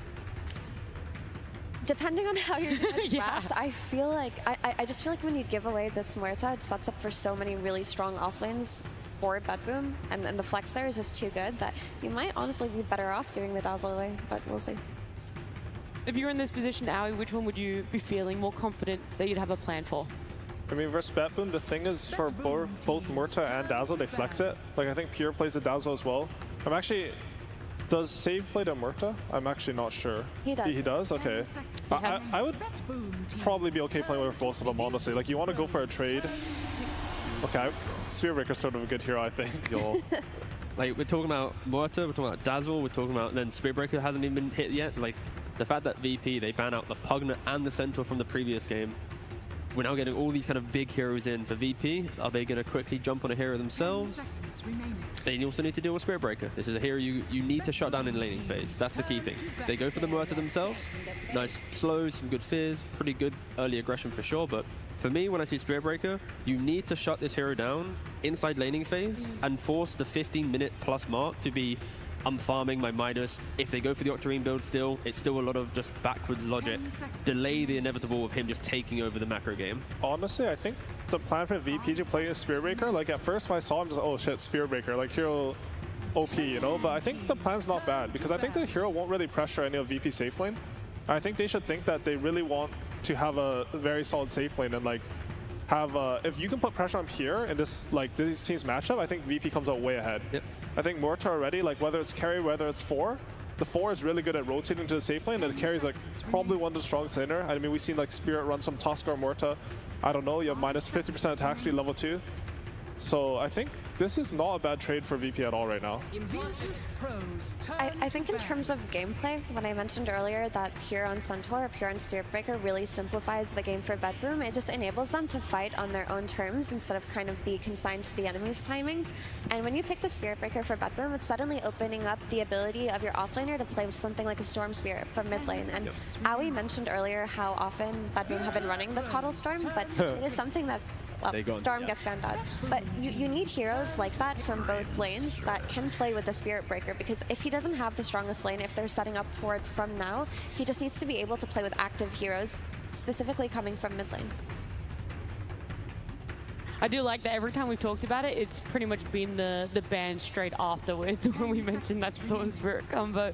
It does leave Grimstruck there still in the pool, Virtus.pro favoring it for themselves, and they're going to pick it up, they're going to run it back, despite it obviously not giving them too much success in game 1. I think they just need to make sure they have a better Inkswell target. Last game, they really didn't have anything that made the Grimstroke work, and they also sort of picked it into like a theoretically losing lane. I think this hero is strong when you're the one who's like running your opponent some small kill squad, 2-3 heroes, and you can really just cast your spells and let them go in. I like this Willow pick a lot, just because the Muerta flex in VP's draft is honestly addressed by the Willow flex. Like, Willow conceptually, as a carry flex, plays very well into Muerta, because when Muerta ultis, you just press Shadow Realm, right? And you're on a lower cooldown than she is to be effective. But as the game progresses, Muerta is a much stronger hero in terms of sheer damage output, but Willow is the solution to it. She can play into it, and the flex is still open. That's what we saw in the BetBoom Talon Series game number 2. And it was, in the long run, Nightfall able to win it out on Murta. So it's weird that now the tables are turned. That was a close one, though. Yeah, I mean, that's true. There were some suspicious buybacks in that game, to be fair. It could have gone either way. Yeah. I feel like there's some sort of weird pressure on VP in the draft. Like, they feel like they have to ban the Storm, and then they feel like they have to take the Grim because they don't want to give them Grim Spearbreaker. But like, I feel like Willow was a much more natural pick actually for VP. Like, it's a lot better for Spearbreaker. You stop the charge with the Brambos. You're a decent kill threat on him. Just feels a bit more awkward for them. And now they also set themselves up where BetBoom, their support duo, if it is going to be Willow support, which I would prefer, is super potent into any aggression from VP. You're playing into high ground tombstones. You've got, like Aoi already mentioned, the defensive capabilities of Willow. And then the lane as well. Spearbreaker plus Dark Willow, quite an aggressive lane. If you step up and misplay, you're too far down the lane, there's actually kill potential. There's not a lot of combos that really give Spearbreaker that much kill potential in lane, but Willow is one of those 4s that can bring out. And it sets up for this just formidable safe lane once again, where it's going to be Undying plus I see 4 heroes pick my carry for Nightfall. That is going to be quite a scary situation for VP to deal with. If this is a Muerta tough safe lane though, don't you think the Dark Willow Spearbreaker lane's sort of hard? Like, I don't think you have any chance to really fight back into that. No, yeah, it's not going to be the most optimal, but it's a playable. It's not really that playable. I think Spearbreaker is such a weird hero. He doesn't win lane. Like, yeah, BetBoom's laning's really good, so they might be able to get away with something. But I think in theory, like, this Murta Tusk should stomp Willow Spearbreaker pretty hard. Like, I don't really see what you do on the Willow Spearbreaker side. They just have so much damage, and Spearbreaker already has low BAT. You put minus attack speed on that, he's not going to hit at all. the trade-off is as well is like VP, they're seeing some Undying plus something, so it's like they pick a Doom for their offlane, and then Spirit Breaker, yes, it doesn't start the same way, but you can scale to the point where you have the same level of economy as a Doom once you have your Midas, your Octarine, etc. So it does feel like both teams are kind of copying each other, where Tusk plus Murta in one safe lane, Undying plus one in another safe lane. The offlaners aren't meant to have fun in this game. Yeah, the great thing about this Doom pick is that it addresses the potential of the Willow carry flex, because when you're playing against the Willow carry, you need these really strong ground damage cores. We saw BetBoom play into a Willow with a Pudge. I mean, conceptually, a Doom with an Aghanim Scepter later on should be able to address the Willow carry flex if they do choose to do that, so now I feel like they should be discouraged from it. Also, it synergizes so nicely with their Grimstroke. They were probably looking at it in the last game, but it got banned out by BetBoom. But you get the double Doom into Soulbind, you have an Inkswell carrier, and you also have a means to pressure whichever carry comes out from BetBoom, because the second Doom Grim get levels, they can just run down the carry. There are very few carries that can survive the Inkswell level 3 Scorched Earth tower dive. Honestly, I think these side lanes are looking sort of good for VP right now. I think they have the right idea in this draft. Like, they felt like in the last game they got pressured so much in the safe lane, and they don't want to have that repeat. Said this lane, the only thing that I think they have to be careful of is that BetBoom, like this Willow Undying could be a strong lane, or if they pick a different carry with a counter pick, and the Undying can rotate pretty easily on a Murta carry. She's not very mobile. You don't really do anything when they drop this Tombstone behind you. So this could be like what BetBoom should start looking for. They even have the Invoker. I think, like in theory, like you can take like 1 or 2 points in the Invoker Exort, like level 5 or 6, and just go like some 2-2-2 build. And then with the Sunstrike and the Tombstone rotation, they can like sort of overwhelm this Murta Tuskar lane that's supposed to be really stable. I just like the fact that both teams have the same kind of concept with their supports, where if the lanes do go well for them, then they'll use the Twin Gates, try and break the map, and for VP, that's what we were kind of lacking that previous game. They had very kind of backwards thinking supports, a lot of the please run at us and let us use our spells, so this is a development from game 1 for sure. And 2 big carry bans for VP, Luna, Terrorblade. When you have Doom offlane, with the Undying, again, you're expecting free farm for this hero, so taking out some of these bigger statement carries for Nightfall. Good old Wraith King, okay. This is the traditional historic Doom counter, right? You get doomed, you reincarnate. You can also just, with the Axe build that a lot of people are doing, it allows you to play for longer fights, it allows you to play for tempo. But I don't necessarily think it shuts down Doom in lane, if I'm being completely honest. I feel like it gives them a timing to play on. It gives them a way to play into the Exort that Aoi talked about, the potential Sunstrike on side lanes. It gives them another stun to do it, but I don't necessarily think it's the shutdown hero that they needed. This is a very different game for BetBoom, I feel. Like, when you have Spearbreaker and Wraith King in your side lanes, it's a lot of farm that you need, and then you're expecting Invoker maybe to fill in the gap there with Undying Willow. And on the flip side for VP, they, I mean, kind of also relatively greedy as well, but I think there's a little bit more points of aggression, just because Tusk and Grim, they can do a lot of things in this map and actually seek a lot of engagements. But yeah, I think VP have improved drastically from game 1 to game 2. This is a much better draft from them. Yeah, I completely agree with that. I think this Kunkka pick in particular, like, it's going to be a completely different Kunkka game than last time. He has a lot of things to play with, and he's going to have a good lane, and it's going to make all the difference on this hero. I also think the Wraith King pick is pretty good. I think just because there's a Grimstroke in the Doom's lane, I think you can sort of swing that lane that way. The Skeletons are really strong now. Like, they keep buffing them, and I think with Undying, like, they have insane kill potential when they hit level 2. Like, I think we're going to see it snowball either really hard for the Wraith King, or the Doom will, like, sort of get to Vanguard and start, like, cutting ways and be very independent. What do you see as the win condition for each team here? I think the win condition for BetBoom is if they break VP safe lane. If they're able to get a gate rotation onto the Murta, I think the lineup will sort of, like, you're too vulnerable on too many sides, and the Doom doesn't really want to rotate. Kunkka's really not that fast a hero. And for VP, they just need to make sure their lanes are really solid. Alrighty, there we go. We know what they have to do. Let's see if they're going to be able to do it. But first, it's BetBoom's coach. Thank you so much, everybody. I am here with Maelstrom, our wonderful translator, and Volk, you taught me to say that. Thank you so much. Great draft that we saw in game 1. Excellent draft in game 2. But Spearbreaker first pick, I mean, very reminiscent of the road to the International. Have you guys learned anything since that road? Has your opinion changed on any hero? Отличная первая игра, классный драфт во второй. Вы опять используете Бристлбека и Дарквиллоу. Это те же герои, что вы использовали в групповой стадии. Вы что-то новое для себя вот за эти дни вынесли после групповой стадии? И если да, то что? Конечно, мы с каждой игрой выносим для себя что-то полезное. Но если отвечать конкретно, то все увидите в будущем. Yeah, of course, we found some, but if I want to answer, you will see in the future. Oh, okay, you're okay. That confident, huh? Easy 2-0? 2-0. Посмотрим. We'll see. Oh, come on. All right.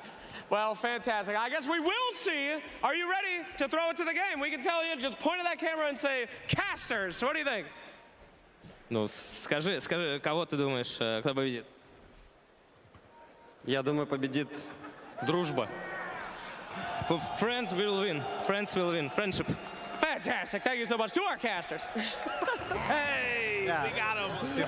That was amazing. I love seeing it too because, like, at some point I thought I heard him say Twitch chat. I'm not sure if that was correct. I don't think he was asking Slacks' questions. No, that's for the better. That's the way it should go. I heard Bristleback Will. I don't remember Slacks saying those.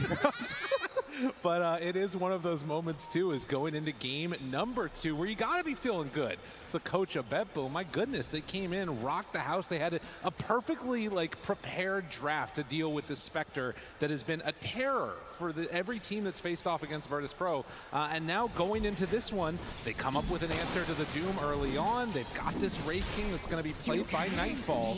Let's see if they have what it takes. And this time around, at the very least, they're saying, okay, we're going to give Squadix instead the Kunkka. Yeah. So a much better matchup, obviously. And to be fair, the lane action went fairly well in the previous game for Notice, considering the situation, it being such a hard counterpick. But now, you have the counterpick, right? You got the Kunkka and the Invoker. This is the matchup that a lot of the Kunkka players want to get. So hoping to get some great rotations in this game. Coming into it, though, I gotta say, sometimes you can get stomped and you throw it away to draft or something, and maybe they could do that. Be like, okay, yeah, we tried our Spectre, they were obviously ready, and it didn't work out. But the level of just clinical play that BetBoom had, that was terrifying. They barely made mistakes that entire game. So Virtus Pro, I hope they had a really good talking to there from G, try and set their emotions straight here into this next one. Yeah, figure out what they need to do differently and seeing if they've come up with answers. That one hurts right there, even just losing out. I mean, this is a lane that I feel like should be going a little bit better through the first wave for Squadix. We'll see if that does come back to haunt it. But, dude, when you get the Torrent and still getting denied, GPK is in his head. This is a very strong performance. You can see him just spamming Invoke right in front of him. GPK is feeling himself. That was actually so nasty. All right, okay, yeah, we better look somewhere else. We gotta find some hope here. We got Notice on the scaling hero down bottom. We got Pure on the most terrifying of heroes here. It was getting a little bit low, but we'll be okay. Right, and this is something that they were talking about during the panel. Ali was talking about how strong this Muerta Tusk lane can be, and as you see, Sage just barely getting away from all those zombies and skeletons. I mean, Halloween is around, They're awful. Yeah. Skeletons and zombies. Oh, wait, hold up, though. Finding Pure, chase down, one more hit. Kiritich, able to draw that first blood. It's really hard to get carries that maximize so nicely with the Tusk, as you were just about to point out, right? This idea of actually utilizing the tag team, it's much more often seen in terms of a position 4+ offlaner situation, where you just hard commit on top of them every time. But with the Muerta, you don't have to hard commit. It's just, if FNG gets the good position, then you can do it with a, but oh, they immediately want to try and punish. Great shot there, though, from Kiritich. Will fear Pure off of him. Yeah, I mean, like you're saying, you can sort of just walk in with the Tusk, and if you get a good dead shot, if you get a good calling, they're going to be in a dangerous situation. And we'll watch how these lanes do work out. They've equalized again a little bit in the mid lane, and down bottom, trying to play for this 3-minute Lotus. Who's quicker? FNG. Who's going to get it? Charge now connects. Snowball the dodge. And the turn onto Pure, looking for a dead shot maybe. Got to be careful, pulled back in. Has to walk away from the brambles though. FNG taking too much damage, still has obviously a lot of regen. Has a blood grenade stashed away too, so might find an opportunity a little bit later to actually get aggressive here. But I mean, last game our first blood was 3 minutes 19. Same-ish here, just before the 3-minute mark, but already a lot more aggression. More trades back and forth, it feels like, in this game than our last one. GPK keeps on finding these denies. This is not something that's supposed to happen. I mean, you look, granted, different now because he's a universal hero. GPK's damage has been building into it by getting this Bracer, Crown, Circlet. He's trying to go for like a maxed out right-click build, which is pretty nifty, and getting into the Solar Crest as quick as possible. All the last that's looking kind of all right, though, across the board. Pure the only one a little bit behind here due to some charging aggression that he's been opting for here, and of course the kill in the bottom lane. But other than that, pretty chillaxed here. And one of the best things that I would say for Virtus Pro this game is noticed here, is I'm going to curse him. Oh, yeah. As they rotate around on him. Oh, man. They're getting through all of the summons. Like I say, it's the skeletons, it's the zombies. Like I said, game looking much better for Noticed here because he's on this big scaling hero, right? This has been a lot of success for Virtus Pro. Not so great there. Yeah, I played against this like yesterday or 2 days ago. There's Undying and Wraith King, and I just looked at my hero and I was dead. The summons are brutal. They're devastating. Pure, he's getting punched a couple of times, walk in and actually able to dodge away from those brambles. But Kiritich definitely off to a better start than he had in the last game. Across the board, actually. All of the lanes seeming to do decently for VP. See if they can actually find a second kill here this time, and see if they can also make use of these twin gates, of course, as we heard T mention in there on the panel. Definitely is feeling good, though. I like this build that he is going for as a charge down bottom, FNG. Could think about going again when he has the next round of his abilities up. Deadshot pushes Pure in closer. Yeah, Muerta's having a free time. She's doing a great job here. Like, Kiritich does an excellent job here. And he's just constantly keeping the pressure up as much as he can, right? Every little right click that you can get, of course, getting maximized there with the help of the gunslinger. Really trying to keep this pressure on so they don't feel comfortable diving you. Oh, maybe a little bit of a miscommunication up top. Thought that they wanted to go in for an Inkswell play, but was not actually in position to do just that. So, at least at this early going with Earn done, we'll see if Invoker wants to maybe get active if he gets lucky with one of these runes or has other people rotate into his lane. Already, VP, they're bringing 3 mid. So trying to set up to stack the camps, it looks like, with the Grimstroke, while Toronto Tokyo is going to rotate across through the Twin Gate. Thought about it. They're going to make a move now onto Kiritich. Potentially, Tombstone down, and yes, they are. Drops down the blood grenade, wants to hunt. The fear pushes one away. Can Kiritich survive through this? Trying to take down that zombie house. One more hit, it's there. Toronto Tokyo will come through with save for the finish. But in the end, FNG able to get a return kill. I get one trade, but it's certainly favoring BetBoom, of course, to slow down this Muerta, a hero who's trying to get as much fire as possible in the early game. Up top as well, the stun on the Notice here with the chase down of the Skellies. Just loses half of his HP. That's a tough one here. Still has the highest net worth, though, as you can see on the predictions there for everyone watching in game on our Muerta. 7-minute mark coming around now, and Virtus Pro last game were able to steal away the double Wisdom rune. This time around, it does look like BetBoom team are in a better position to go and claim those ones, so should be a trade-off of one apiece. I remember at that point it was already looking pretty rough for Virtus Pro. Oh yeah. We were kind of happy they managed to actually get the Wisdom rune, so this time, of course, things a lot more stable here. But Pure on the Spirit Breaker, you know he just wants to break open this mid game, right? Oh, yeah. You've all been watching Spirit Breaker. You've probably been playing against Spirit Breaker. Hopefully not playing Spirit Breaker, I'd hope. None of you out here. You know, these Midas Octarine gamers all over the place. It does become really disgusting. And again, if you're tuning in for the first time in a while and you're like, Spirit Breaker Core, what the heck's going on? You're going to see this guy run all over the map, just farm up absolutely everything. He might end up with the most last hits by the end of this game. Just it has happened. That's how it works. Yeah, you just charge right through that creep wave, you get all that gold, life's good. Oh boy. Let's see if they can slow down this Spirit Breaker at all here. As it gets or the he phase might boost. die like 10 times. That could happen. Yeah, you know, that's also possible. Give and you take. EMP always hurts. Kunkka losing all that mana. Toronto Tokyo shows up. They're actually charging now. Bringing in numbers. Are they trying to bait this in? Snowball going at the same time. Squad X, he gets the boat off though. And now the catch. Is it going to be enough for the kill? They got him. Not 2 games in a row. That's right. Not going to drop that time. And with the actually Tombstone down, they'll farm that up too. VP looking great. I mean, that's got to feel great after that last match, right? I mean, he spends the entire time just terrorizing you, and you finally bring him down. See if they can continue that type of a play as this game gets later and later. Uh-oh, uh-oh. A lucky bash. Keeps Pure perfectly fine and dandy. And in the meantime, we talked about this as a counter. The one plus side for Doom is that you should be able to farm pretty safely in this one. As the Vanguard, right? Been waiting for they that. bring everybody and he gets Caster Curse. That's a possibility too. We got to stop talking about Notice. Honestly. Every time we bring it up, he's near death here. Manages to get out before too much extra aggression comes in as the 9-minute mark comes around. Somewhat failed rotation from GPK, but circles right back for a bounty rune. Toronto Tokyo happy to spend a little bit of time here in the mid lane here. He's level 5 in this Undying, trying to get to level 6. Spear's gonna run an FNG here. Oh, stun. All right, gotta watch the... Oh, he's gonna get the kill. Jeez, I thought they might need like a dead shot play or something there, but between the silence and the Grimstroke, not a chance at all. They do have a lot of frustrating lockdown early on for the Spear Breaker, actually. Yeah, it's frustrating to play against. I mean, you know, there aren't many things that he hates to play into, but if you can catch him before he gets that Charger Bulldoze off, it definitely hurts. Now the move in towards mid. SquadX does have enough to get the boat off, and actually finding Toronto Tokyo. Gonna pull him back in even closer. Snowball onto the Invoker as Toronto Tokyo drops lower and lower. The dead shot goes out, but the slow is there. Virtus Pro ready to fight back in game 2.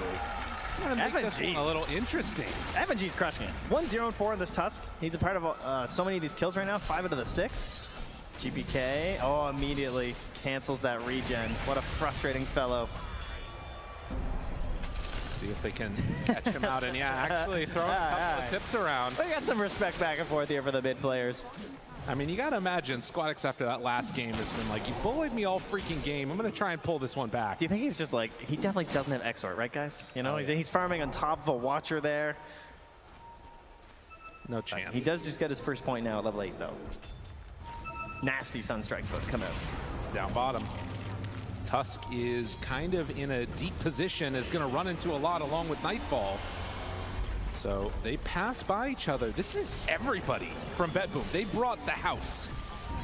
Yeah, charge not up for another 10 seconds here, but there's Skelly's hitting this tower with a catapult. I think Kiritich is going to start farming his way back towards the base. Yeah, they got to get out. Closing in on that Maelstrom to really increase that farm speed and try and stay on top of the net worth board here.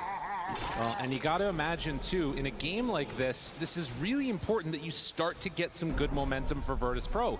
This is a young team. This is a team that hasn't played on the main stage a ton at many different tournaments. And on an elimination game, if you suddenly start dropping a couple kills here or there, the game doesn't go the way you want it to, it could go bad. But these type of kills, if you can secure them, are a nice little injection. So Kiritich makes the move. They're going to give the kill over to that Muerta. So important to slow him down before that Midas. And also catching him before the Willow is level 6, because you're almost playing a bit defensively there on save, right? And, well, he's trying to make some saves, but doesn't have the Terrorize yet. Try and back up the Spear Breaker. See if they can keep these feet under him and keep this momentum going for Virtus Pro. And for BetBoom, I mean, again, you have a lineup that can play somewhat high tempo, but of course, again, it's Invoker trying to get into the Midas, become that scaling hero that we've come to see. 7-2 right now is the score. Only 1,000 gold separating the two squads. Stacks on stacks going to be claimed here. Much faster pacing here for the Kunkka in this one. Nice. SquadX thinking about joining up with this push, but waves are coming in mid, so. Instead, going to go on to GPK. They find him there. Snowball Inkswell got him caught and can't dispel it with that tornado. They do have the ghost ship already out, but not going to be enough for the kill with multiple people coming in. Well, can they get the kill here? This would be huge. If SquadX goes down, he's in trouble. Snowbind, is it going to be enough? No, Kiritich shows up and turns the fight. That is what they needed. Oh my goodness, the XP on save is killing them right now. He was so close to 6. They could have turned everything, right? Yeah. One Terrorize, one Bedlam, even just putting that right on top of Pure while he charges in, and suddenly you're the ones who are getting aggressive getting these kills. At least GPK does survive. Could have made the difference there. And they won't be able to pressure the mid tower too much. It's still down below half HP. But this is a window too where, like, you look at GPK, he wants that first Spirit Vessel charge. Any kill right now is so high value. He's been trying for a while. As him and Pure both working on the golden gloves right now, while Noticed is utilizing his already on the Doom. Nightfall trying to get towards that Radiance. There's going to be a window. And, you know, the other thing the panel talked about, the combination that you can have later with Doom paired together with Grimstroke in terms of the Inkswell. But, of course, the other one's going to be that Soulbind Doom. Can definitely, 2 Dooms? I know, right? It's pretty good. That's pretty exciting. Well, smoke now. The Boom team going to look for somebody. Trying to use this ward that they have up ahead here, but it's not spawning a whole lot for them, so they're going to start wrapping around behind Noticed instead. He's full HP with a tier 1 and a Vanguard. Also has Where's my team? Serenity. Where's my Drop team? him down. Is there any help at all? tries to get out of there. Sage, the Soulbind turn he wanted to do, but not going to go for it. Instead, the Snowball. And now the Dead Shot connects onto both. The leash is there. Do they have enough for the kill? Nightfall chase shards just barely off the mark, but the X. They move in now with Squadix. Going to catch onto him. Hit some good damage. The bow is just off the mark. Still enough for the kill. GPK, he's going to try and turn this. The Fear pulls back in. My goodness. The Wraith King and just obliterates. Where'd he go? Pierce the Veil way too strong. And though they lose the Doom, VP keep this momentum going and even find a dead shot. Wait a minute, save.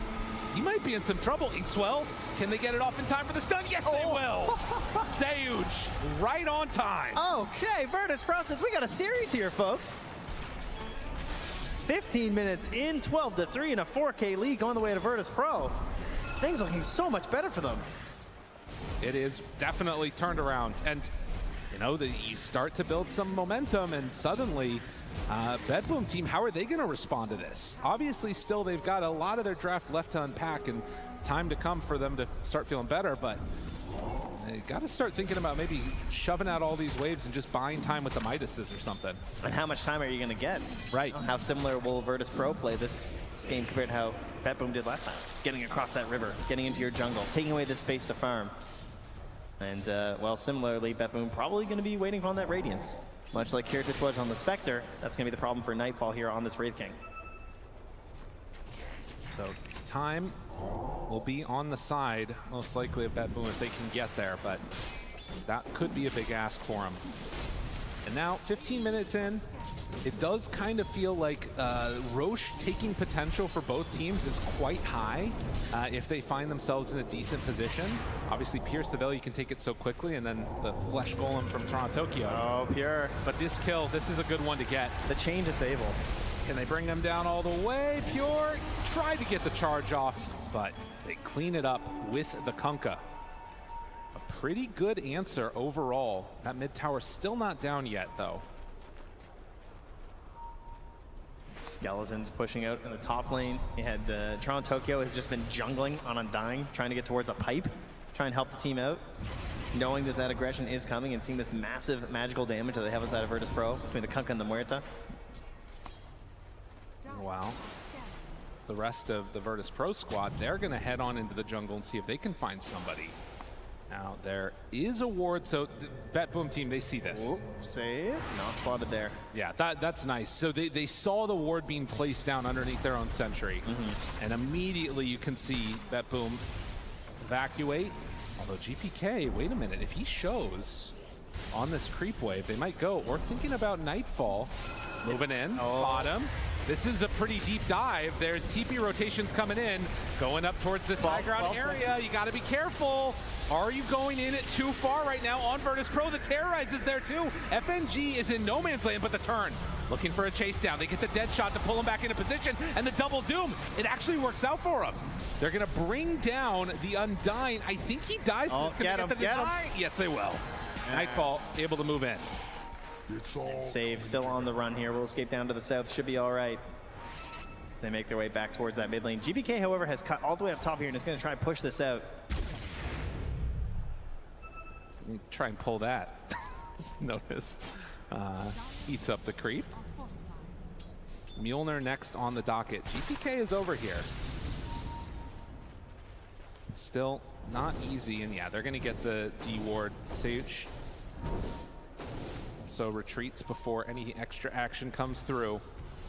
And at this 18-minute mark, he's already thinking about that Aghanim Scepter on the Grimstroke. So wanting to have that big answer to Nightfall when he comes around. Yeah, and of course he's getting up there now too with that Radiance. Very close after getting a kill in that last fight and managing to not go down. When they started that initiation on a Nightfall, it was like 15 seconds till his ulti was back up, so could have gone poorly if it wasn't for all the assistance that came through from Toronto Tokyo on that TP. Yeah. Well, the next couple of minutes are going to be pretty telling as to what the pace of this game looks like. Squadix trying to get into that Aghanim Scepter, and I want to see what the next set of items are. If with no BKBs, there is a window here where maybe Bedboom can do something. Yeah, I mean, a lot of that comes down to Pure, right? And this is one of the most tenderized pieces of beef I've ever seen. He's 0-6-1. Oh, geez. Yeah, that's a tough one. Spirit Breaker is not usually down that low at this tournament so far. That means it's less tough, isn't it? Well, I mean, because he's been beat so many times. Okay, that's what I'm saying. Gotcha. He's 0-6-1. I see. So he's Makes tenderized. sense. Yeah, it's a lot funnier when you explain it. Yeah, I think so. So thanks for the help on that. Listen, I can't turn off my chef brain, okay? Gotcha. This is the curse I'm afflicted with. 19 minutes and getting close to and now completing Octarine. Dude, he's so big on this. Just better Spirit Breaker. He's just, that's a nice build, you know? He's a monster. Yeah, Noticed is going to start popping off here pretty soon. If they can get this Blink Dagger online and then into the BKB, that's going to be that window they're looking for. And of course the BKB as well onto Kiritich, right? Oh yeah. Get this nice, safe Muerta. That's the idea. Really help them push forward on the map, get whatever objective they want as they create some space for her. Well, some laughs coming out from GPK as they buy as much time as they possibly can. And I mean, the next window that I feel like you might look for, have they even been able to, they have taken down that mid-tier 1 tower at the very least for Virtus Pro. Yeah, the Ag's definitely the big thing, I think, there too, right? For Squadix, yeah. Certainly hoping to grab that up on the Kunkka, move forward from there. Best targets to take down in the fight, probably the 2 supports. I mean, they've done a really good job of just cleaning up Pure super fast. I don't know how long that'll last. The Bulldoze levels are coming through, but they also have some spells that the Bulldoze isn't really going to help you with. So, depending on the positioning, that could be the hero they grab. But I think just getting Toronto Tokyo before Tombstone's obviously the big goal. So expect to see him kind of lurking a bit, I think, in these fights to make sure he survives. I'll see if Noticed will survive here as GPK is stalking from the Ghost Walk. Ready. Finds him immediately, and with no BKB and Octarine core, it's a lot of damage out. Turns with the Doom. Okay, now moving in, there's more heroes in the area. Sayud shows up, FNG there too. The stun, they have a snowball save. Can they get there in time? Notice they pull him through, chase down, and connect onto GPK for the finish. Yes! Notice kills him off, now tries to walk out. Notice is actually living. The charge is going to be enough, though, to bring him down in the end. Save trying to escape under the cover of that Glimmer Cape. Torrent connects, and the X marks the spot. Enough to finish him off. It is going to be a trade of 2 apiece, though. I mean, considering the situation, maybe okay for BetBoop? Yeah. A little bit. I mean, they get the gold advantage, the XP advantage just a little bit. They're doing it on the Radiant side of the map, so they shouldn't be punished too hard for this. Now, there is one objective down here that they're eyeing, and that might be the Roche. Could be good. Yeah, and you can see just how much they were able to clean that one up. As Notice realized, hey, you know what? We can take the fight right now. I am tanky as it can be. But wasn't able to survive through it all at the end of the day. As the next couple minutes here, I'm also thinking a little bit about the way that these fights might make out and the way that Virtus Pro want to play it. You mentioned earlier that it was like the fast tempo that they might be looking for. Do you think that they need to play with that fast tempo if BetBoom gets to a later stages? How scary is that team? It certainly depends on the pacing of the Spirit Breaker, I think. Right now, you're kind of feeling okay about it because he's a little bit behind. You know, we've seen some Spirit Breakers that are considerably out of control at this point. But I do think it's important that they grab this Aegis. They're kind of down here, mulling about for a little bit here. Maybe we just want to ensure that the creeps are actually hitting that tier 1 tower down bottom first. They take it super fast. It's not a big deal. They're not going to use the Pierce the Veil, though. They don't want to use Muerta's ultimate right now because they want to ensure that they save that. So it'll take slightly longer, but that's okay. Right, no real contention coming in, but we have seen a lot of these fights around the Roche pit where FNG, don't die, dude. A lot of these fights are on the Roche pit where, you know, Muerta pops ultimate, they take it quick, but then the fight happens afterwards and you lose the fight because you don't have the ultimate. Oh my goodness, but you know, you're seeing it now though from Pure, right? Okay, yeah. He's got 4 points bulldoze. He just walks into the middle of that wave bottom, or in the mid lane. He just bulldozes, charges through, gone. Whole wave's eliminated. And now, all right, now we're in trouble. So you got a 2K lead by the time he gets the Midas Octarine here. With a Doom on your team, this would be a humongous kill for them. Can they get him? Oh, chase. They purge. Oh, the purge creep. No bulldoze. He's and Doom. That. TP out. Do they have a way to break it? He needs something. Oh my goodness, he gets away. And actually still burning down in the fountain. All the meantime, they are starting to lose this Willow. Stun is there. With the water park, it's enough for the kill. But Pure does survive in fountain. Yes, a little bit terrifying. If you haven't played Dota in a while, you no longer heal when you're doomed. So, can be a bit spooky. But you can TP out, which just feels wrong every time I see it. Yeah, that's true. That's why I'm very confused right now. Yeah. All right, well, pressuring with this Aegis, sweeping across the map here, knowing that it's going to be very hard for them to get punished for this. And you're just going to be seeing Pure moving through, trying to catch as many waves as possible. slow this game down. I would be feeling pretty okay with this game if I was BetBoom. Yeah. I mean, there's definitely, problems that have come up, but only a 2,000 gold lead at 24 minutes. This definitely can go either way, and it's going to depend a lot more on the team fights. I think back to the last game, and when Virtus Pro was in the BetBoom position that they were in, it was feeling really impossible to do anything. This time, BetBoom feel like they can still kind of do what they want. But it is going to be a shard picked up for save. Oh, very helpful in these team fights. KB's done. Yeah, I don't know. Taking a fight now for VP, I mean, it's not going to be easy. They really have to make sure that they're hitting their spells right and that they're getting some kills either before BKBs come out or they kite them afterwards. I think that what's important right now is just cleaning up the tier 2s, because I do think that's very easy for them in the current setup. Because there's no BKB on the Spirit Breaker, they can just make their way through the map, clear up these tier 2s as they go. The problem is with the Midas and the Oxygen on the Spirit Breaker, you can see it right now on the minimap. He's just moving around, clearing every single wave instantly. So his gold is starting to, like, he's actually passing by the Doom despite them being in a disadvantageous map position because of this. Well, and look at also how spread out BetBoom is on the map. Like, they're everywhere. And all of VP is stuck right behind this Kiritich Muerta. Like, he was just behind their tier 2 top, and he just annihilates the entire wave. He just appears, charges through, wave is gone. Yeah. All of that gold into his pockets.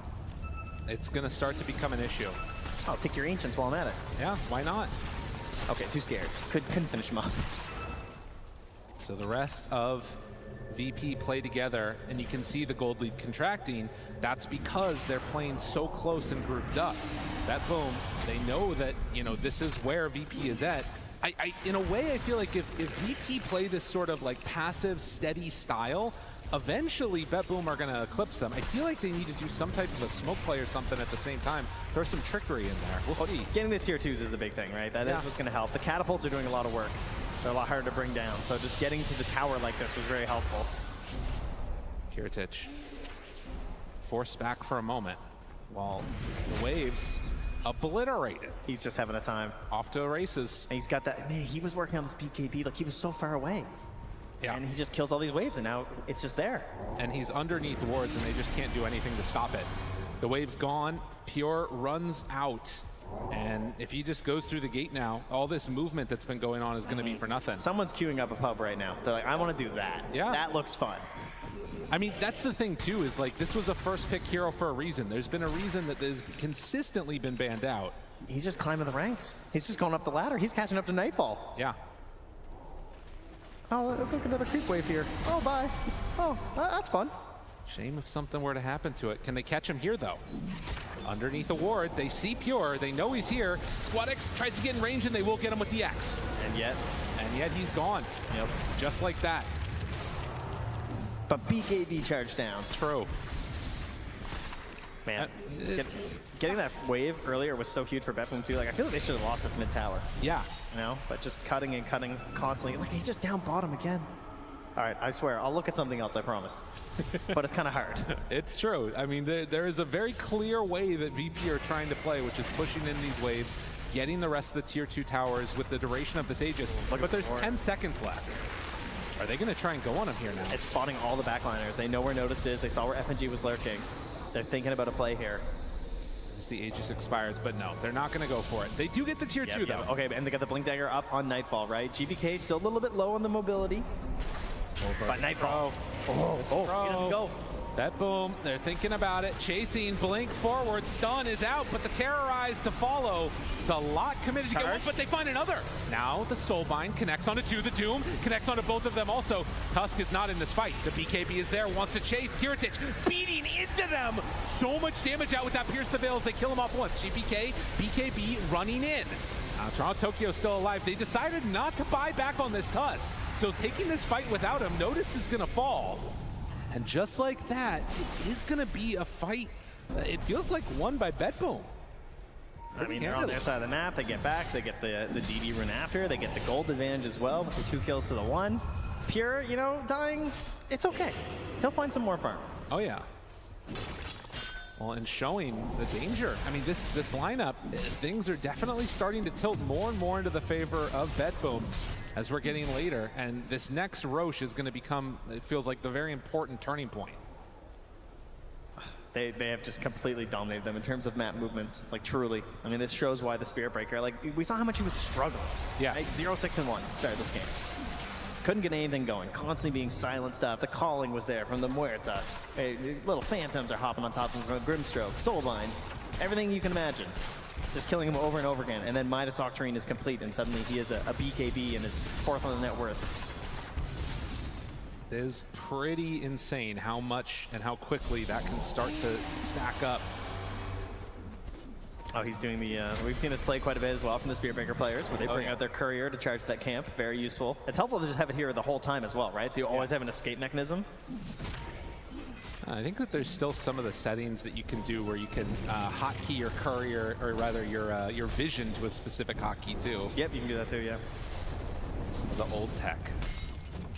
But 18-8, and what has felt like a somewhat of a slow, beat down game that was looking good for VP has definitely stalled out, and they've gotten what they wanted. It's such cerebral play from BetBoom is what it is. Oh yeah? I mean, this Spirit Breaker, it's just, it's too genius. Exactly. It's too hard to comprehend how complex this hero is. It's truly something masterful. I mean, he's calculating these angles, right? Oh yeah. When will the next creep wave come? You know, he just knows. It's like they're on a timer. Well, to be honest, when I tried doing it, I couldn't do it. Oh, wait a minute. Oh, he didn't get me first. I mean, he still has TP. Okay. He doesn't want a TP. He's just going to another strike a creep and get out of there. Fair enough. Okay. Right. Oh, I guess there was a task. Yeah, so that makes sense. Good point. Yep, we are smart casters. Well done. Gets out of trouble, gets back out on the map. Gonna be fine and dandy. Man. Yeah, I guess that's the thing too, is that like having the Tusk, you need something. Eventually, you think about it, maybe level 25 for Doom. Perfect. We could have another way to break it. You can get the mute out finally again. And this might be one of those games that starts to go the distance. Well, it's definitely looking that way. I mean, they're waiting for the next Roche before they want to move again. Yeah. Did not get everything they would hope to achieve, I'm sure, on that last one. Still have the tier 2 bottom, just missing the tier 2 mid. I mean, that was a massive win for BetBoom that they held so much of the space on the map through that first Aegis. And now moving into lurking for the second one here. It will be a Radiant side Roche, and they're going to know that as well. Right. A minute gives them pretty good window where VP should be able to claim it. Now, this feels like it's much more likely to be one of those where you maybe think about piercing the veil and just getting it as quickly as you can. Based upon how they're set up, they might try and defend this area. That's an AC done for the Wraith King, but it's the same time that Grimstroke completed the Ags. Yeah, so we've talking about that for a while. Been working on it for a long time.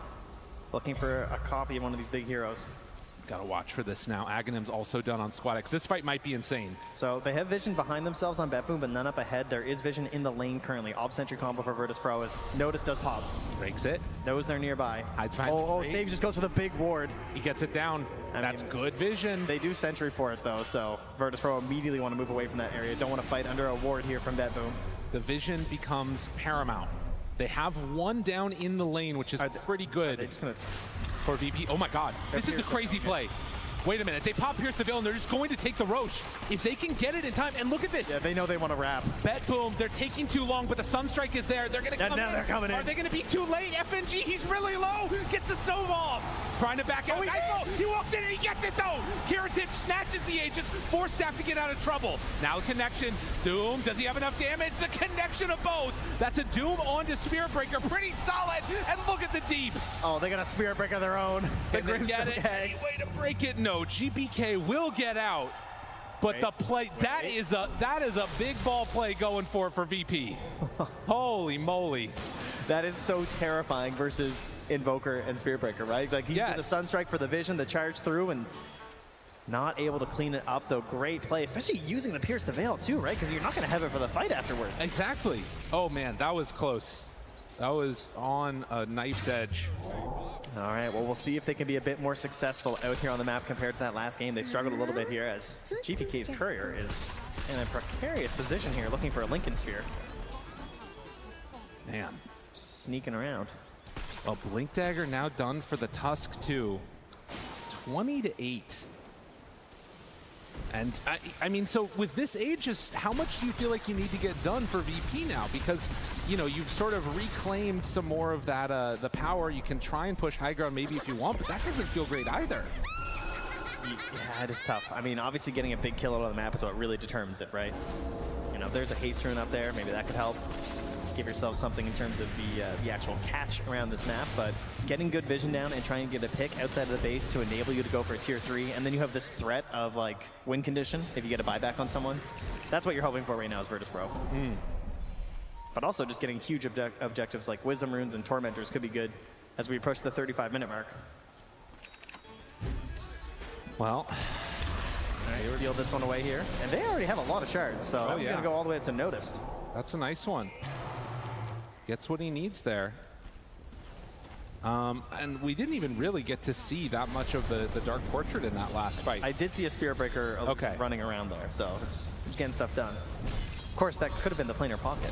Right, that's a good point. Who knows? The planar pocket. Coming into clutch. I mean, it's scary. If you actually, you know, manage to steal that one away with Bulldoze going on, that'd be pretty nifty. But nonetheless, it is BetBoom holding their high ground. The pings come out. They're going to tempt this. VP getting a little antsy. And there's that Wisdom Rune steal. Nice positioning from Noticed to keep that on his mind. But of course, Pure has the same thought. He is charging that top lane. He wants their Wisdom Rune, but he has to cancel. He's going to try and cut this wave mid, trying to slow down this push. Snowball. Oh, Pure's not here. The Force Staff away. He's in trouble now. FNG in no man's land is just going to die. They do manage to claim the tier 3 tower, but Tusk just in deep wanted to find that punch and then maybe a dead shot back or something. And Pure is just going for the waves in the mid. Are they going to try and stop him at all, or is he just going to get away with it? No, he can't keep getting away with this. But he is. And he's probably going to get the Wisdom Rune too. He's out across, maybe a little bit too afraid yet. Squonix is on it, yeah. I had a feeling he might show up. So VP, and you can see the 36-minute Midas. Okay, perfect. Got by Toronto Tokyo. This makes absolutely no sense, says Save. Just keeping an eye on his captain there. Yep, they're also getting a Midas on Save, so that's going to be how many now? Is that 4 Midases? Yeah, you know, Nightfall just falling behind on the tech. Tired out there. Okay, interesting. So we know where BetBoom want to go with the game. Yeah, there we go. We'll see if VP are going to let them get there. It's either Herald gameplay or absolute top the international gameplay for the 5 Midas, right? There is no in between. Oh, and this is the other one. Oh, God. Gets the X pullback. The X siege, as they weren't quite able to break that TP of Pure. Range racks very low, and with people retreating to their side of the map, VP are just going to reset. Only 40 seconds left on this Aegis. Fairly successful so far, I'd say. Oh, yeah. No massive losses. Playing a lot of time on the enemy side of the map. Taking a Tormentor here. Getting a Courier. Looking. Forcing the opponents to buy Midases. Not quite able to get there in time.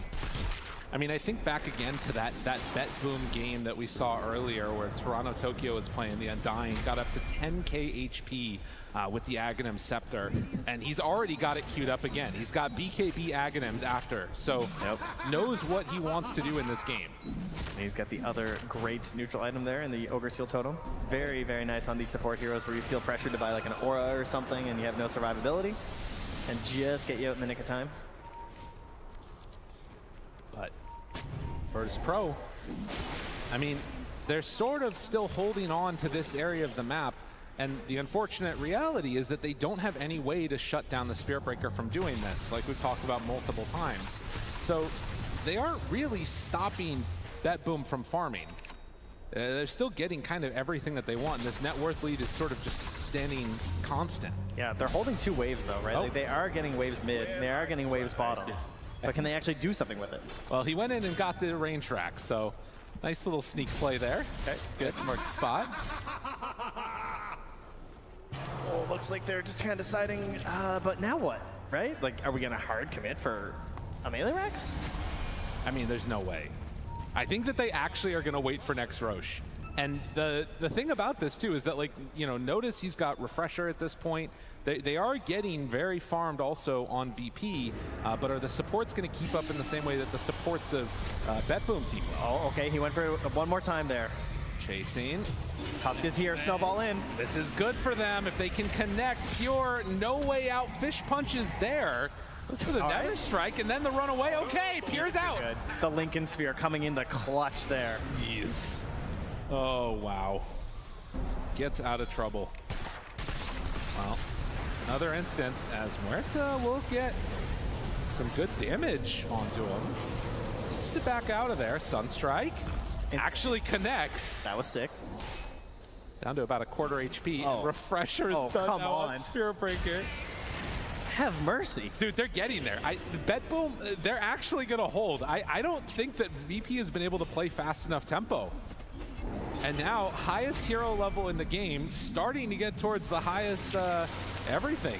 Is net worth's going to be up there? Okay, but here's what it is, though. Muerta players, this is where they want you, right? Those Muertas, they're like, they want you to think that you've got an advantage, and they want you to forget that they're playing Muerta. Okay. Right? You've seen these late game fights from a Muerta. It's true. It's unbelievable. One good positioning during Pierce the Veil, other team's just gone. Yeah, I mean, you're not wrong. It can completely boggle the mind how much damage she's able to dole out. FNG, though, is always charged, and man, the Bedlam from very far range, and then they just move in for the swipe. Nightfall gets the kill. I mean, how quickly things can turn. It can happen in just an instant if they're not careful. This marks the spot, still held, not used yet. Nightfall. Oh, Kiritich. On to Kiritich, and now the Terrorize and the connection! Fully chain stun gone! But he didn't think they'd do it. Even more! Oh, he didn't get a chance, didn't get the BKB. Another one! Finds him! Notice, in trouble! It was going so well, and BetBoom just shut the door! I think they just thought they wouldn't jump. I was like, I'm fine up here, I don't need a BKB. Just absolutely blown up there, and now with this Refresher, I mean, you could just see Pure, if he wants to commit it, you're just done. Goes for a second charge through there. Didn't even have to use the Nether Strike. Just spent his time waving at him while he killed him. Well, BetBoom making good calls in this one and retake the map with all the lanes constantly shoved out. There just was no answer. And now a tier 2 tower gonna go down. Look how much damage was done. They couldn't do anything on VP. All right, Dota is a team game. Oh yeah. But seriously, Pure just won this game. Like Pure's map gameplay, and sure, his team's setting up for it, but this idea of the Spirit Breaker and opening all this up, he has done so much individually to keep this game going and now giving them straight up the lead. I mean, they have the advantage in this game at this point. Right. Well, and like you said, it was the stun, the 4 staff away, didn't BKB, and I mean, it's just a painful one. It hurts when that happens like that. The charge through, the control onto Noticed. It's not over by any stretch of the imagination. They got a lucky break. They did. Because that Roche is not there. Well, and the other thing for VP is they got to right the ship. They got to calm themselves, get themselves in a good state of mind. And they have Kunkka. That's right. He can right the ship. Hey. Yeah. God damn it. Right. But it is a very long Roche. So they've been waiting there. It's almost max time. So they're just kind of sitting there like, where is this thing? Why isn't it spawning? And that's huge news for Virtus.pro because it's hard to imagine they want to give this up. Like, Muerta needs that burst fight. So more lives, like you're already dealing with the Wraith King. I don't think you want to have to handle another one. Same thing with the Doom. They got to get this fight. So this could be the one that decides it here, folks. Well, Doom does not have bots level 2, so getting there a little bit tough for him at the moment. Is going to TP in now to rejoin the crew. No vision up ahead here for Virtus.pro. They don't know what's going on. And Nightfall is just sitting here alacritied up ready. The Penguin comes in. They're ready to make it a big jump forward. This Doom so tanky already, and then the shield hurt makes it even more. They walk right in, able to connect, but they find him. Good snowball save. That keeps him alive. Pure, he's going to get hit by that snowball with the Refresher, and then Notice pops BKB, rolls back through onto 2. They're all caught in no man's land. Notice looking for a target, can't find anybody. They just don't have the good fight at all. VP gets completely caught out of position like that, and I mean, now Notice he might go down too. They just keep finding these openings. BetBoom on the right side of the fight, and when Chaos is striking, it is all coming up. BetBoom, my goodness. This team is way too good. Certainly are. There now backing up to their base. You got to imagine they're going to head back. Check out Roche. And it's still got enough time to still finish it off on this Radiant side if they want. No real rush here as some X plays now from Squadix to try and keep this wave pushed out just a little bit, but GPK, great play in that team fight. The snowball save was excellent to start the fight, but then he just holds Tornado, catches them on the way out. Oh yeah. Easy setup for the rest of the team. Another Tornado later on to help catch out onto Notice there too, so easy mop and bucket here for him. And just solid positioning too, obviously, like way back behind Nightfall, then a cheeky little wraparound. Pure. Oh, okay. Pops the Lincolns, then X's. Okay. BKB back up in 1 though. I mean, bulldoze, right? Like even X, it just doesn't last. He's trying to do anything at all, but he's not taunting. It does wear out now. Okay, now BKB and then charges away. It just doesn't matter. Dude, you run into like all these heroes and you can't do anything to stop this guy. He is so incredibly strong, and Toronto Tokyo is the one that takes the Aghanim Scepter. Wow. I mean, it must be nice being the captain. Right? Yeah. So he is now catching up to and going to be on par with the Invoker. I mean, I have not seen the combos. I haven't seen the Grimstroke Soulbind with Dark Portrait paired together with the Doom for a very long time. And I can't help but think that some of this is like outwarding, outpositioning. They're just getting outplayed. I'm sorry, I'm still just not over the fact that he is the Aghanim. He is double Midas, he just uses. Yeah. What is going on here? Toronto Tokyo doesn't care. It's like, look, everybody thought that I switched from core, but no, he is actually the character. Hand it over here, guys. He's got a Wraith Band too, why not? Getting Lincoln's next. This guy's a monster. I feel like Pure, you know, might have deserved it a little bit here. That can be real.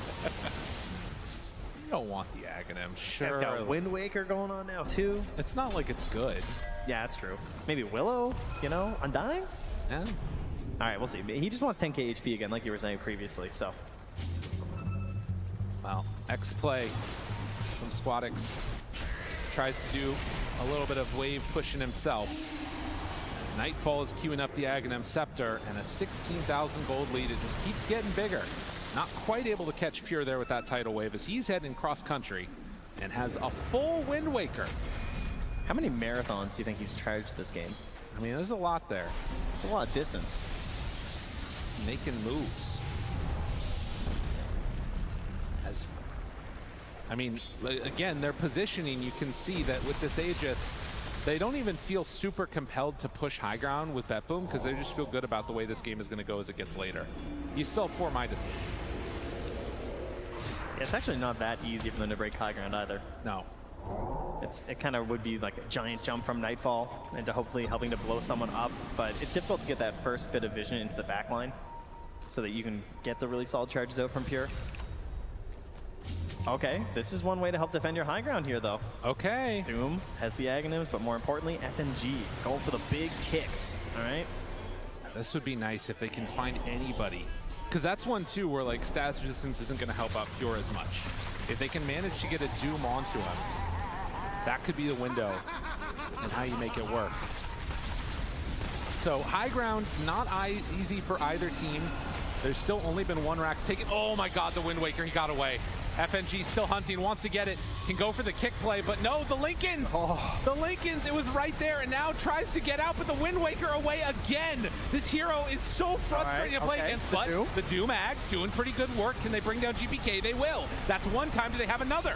Tries to kill him off too. Toronto Tokyo, though, building up the stacks. He is getting large and in charge on that Undying. Still controlling. Notice in further trouble. Toronto Tokyo hiding, chasing in the front lines. And there they're going to get it. Look at this freaking zombie. He's a monster.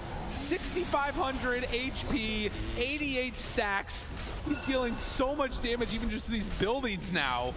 And with 3 dead and no buybacks, I mean, it was a good attempt for a moment, but BetBoom, they're going to claim something here most likely. I mean, great positioning from BetBoom, right? Like, they're causing you to kill the Aegis as well as one of the lives on the Wraith King. So. Oh, no. A little bit of a miss on the armlet toggle there, so. You just wanted it back, you know? Nightfall, hurting a bit. Will they be able to get more? 55 seconds until Doom. They tidal wave to pull him in, but Lincoln stacked on Lincolns. Tries to do something. The EMP will go out, and that's just going to cover the melee racks being taken. And we got save here on the safety pushing of the Willow. Oh, yeah. Down below here with Aghanim Scepter, just firing away on the tower. They're all so farmed on BetBoom right now, and VP not coming up with any real answers. You can see how low and small of a duration that X marks the spot is. This all comes back to that attempted kick onto the Wraith King, right? Oh, yeah. Breaking high ground was difficult, but that Lincoln Sphere, it messes up their initiation, then they're outside, you're forced to go for this fight. All just trying to knock down Pure at the very beginning. Well, they can try and catch him again, but it's not easy. Pocket. The Hex is there, the tidal wave, but look at him, he just gets out. The freaking big Yules keeping him alive. Oh, and he's gonna Wind Waker is way too good. It's a 9.8 second cooldown on Wind Waker. Oh, yeah. It's disgusting. He has a refresher, why not? Aghanim Scepter now done, gonna be brought out to him soon. They're not even saving for buyback right now. They don't have buyback on the Spirit Breaker or the Wraith King. They didn't steal their Wisdom Rune, though. That's a good point. Positives here for Virtus Pro. Absolutely. Unfortunately, you're probably going to assume that they definitely did, so you might not even check. I mean, can they find any window to jump out here and catch somebody? Oh, bet boom. Oh, yeah, there we go. Get that XP. Level 24.5 now for Doom. Getting there. They want to put the nail in the coffin. Pure. Oh, he's going all the way. This charges all the way through the freaking base. Wind Waker backs out. Now the Hex onto the Wraith King. Nothing is capable of being punished as of yet, although they Torrent Storm down somewhat low there. Okay, maybe the start of something good. The Fear pulls them back in. They also have the Dark Portrait. Toronto Tokyo starts to die. Toronto Tokyo eats the cheese, tries to do what he can. The boat's going to go out so they get the rum buff. Trying to take down that zombie house. Great shards controlling. Wind Waker lifts him up, but now the pull back in with the tidal wave, and they manage to find one. Oh, the kick a little off the mark, not the way FNG wanted it, but now the snowball into GPK. He's going to BKB and run out. Plays it safe there, too. BKB with the Arcane Blink. So they do hold on, but it is only getting the one kill hurts. I mean, they've only lost, what, 1 Rax? It's true. You know, life's okay. Get out there, have to find some big kills. Not going to be easy for sure, but as we discussed before, they have the damage. That they certainly have, right? If Muerta gets her space, the damage is there. Definitely. Well, I'm trying to get into the next set of items for her, too. Yeah, you can see that she was able to unload into him. Unfortunately, Squadix won't be able to get this refresher right now either. Did lose the recipe on the Courier. So, in terms of the next few minutes, we know what we're waiting for eventually, and that's going to be the 60-minute items. Of course, yes. Which boom are going to get almost instantly. Yeah, the minuses that will be saved up there when you minus a creep and the new neutrals are out, you get one instantly. So that will be the plan. For Bedboom, do you think that's what they try and like wait for before they fully commit? Do they just sort of secure themselves the next Roche? What's the game plan looking like for these guys? I think they are very comfortable just moving on the map right now because Virtus Pro has left their base. I think they just want to shepherd them all back into the base and look for the next Roche.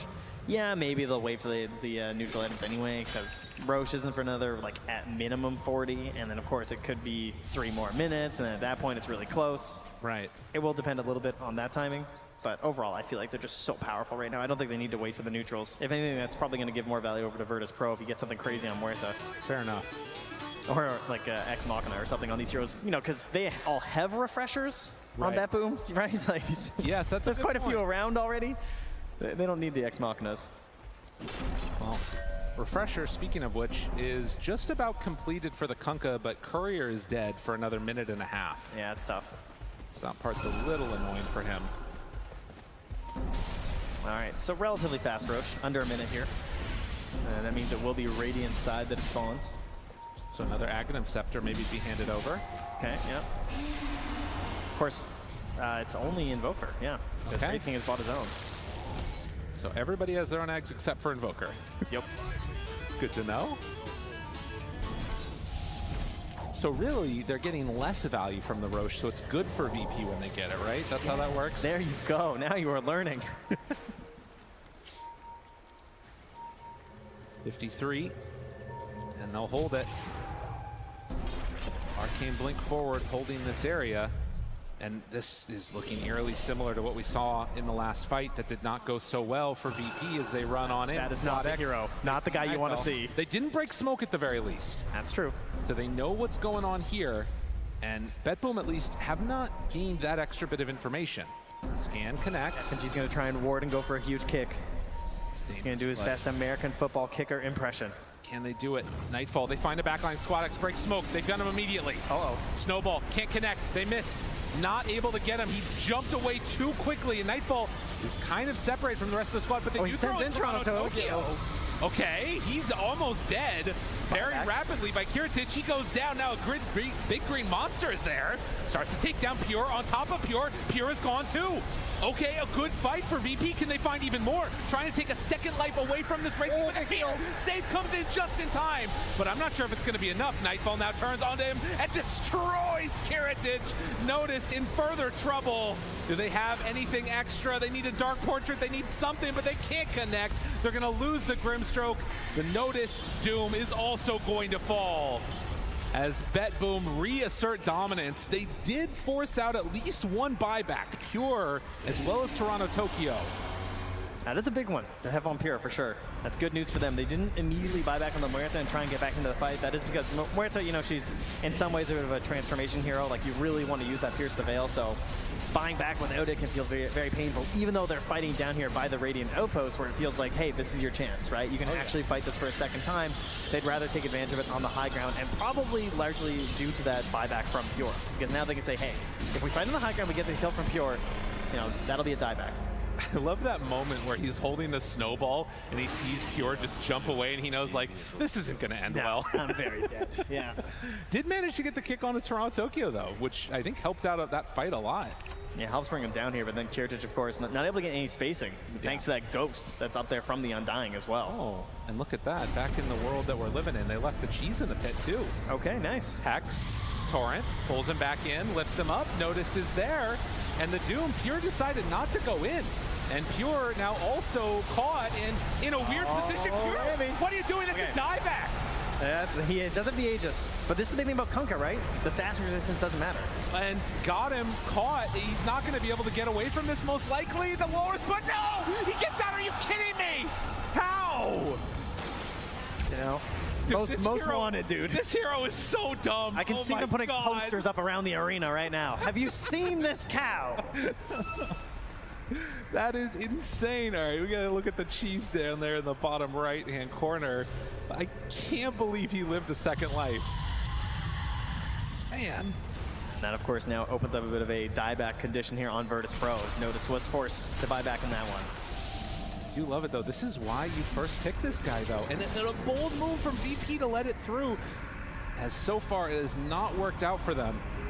BetBoom still sitting pretty. Now, they did burn through the Aegis, so it's, you know, more of a missed opportunity than anything not being able to take him out, as the heart is now completed for the position 5 Undying. Yes, yes, of course.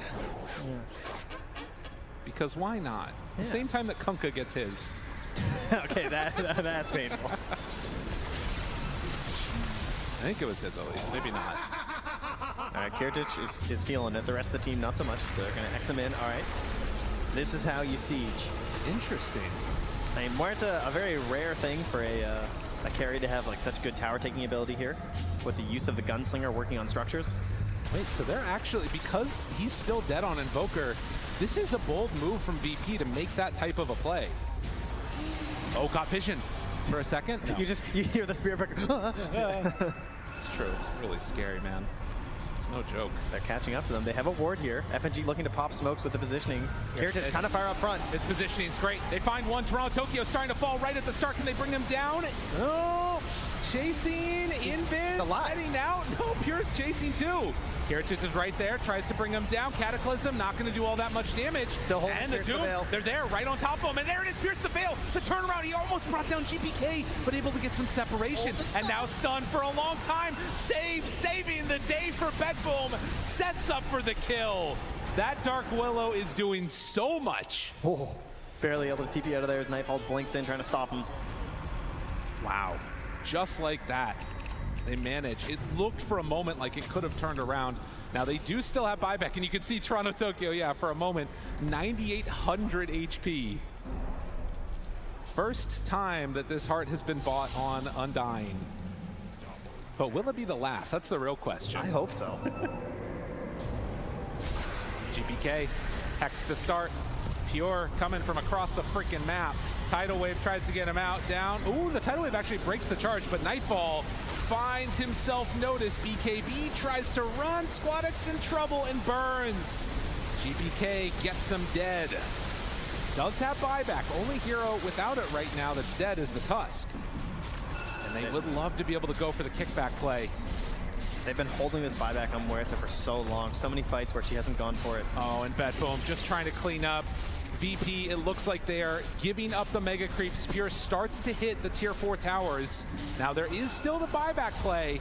And they end this one here. Are they just going to be content to... Oh. Yeah, they're rotating around towards it. Thinking about it. Yep. Last one up top. BetBoom goes in for it. Still 8 They're going to try and get Muerta's refresher here for this fight. So I think they're going to give it up. They're going to try and get a respawn naturally, buy the refresher, and get double pierce the veil in the hopes of winning it. Can they do it? I mean, they're facing mega creeps, but still maybe one last gas coming out. Dark Willow hitting the tier 4 towers.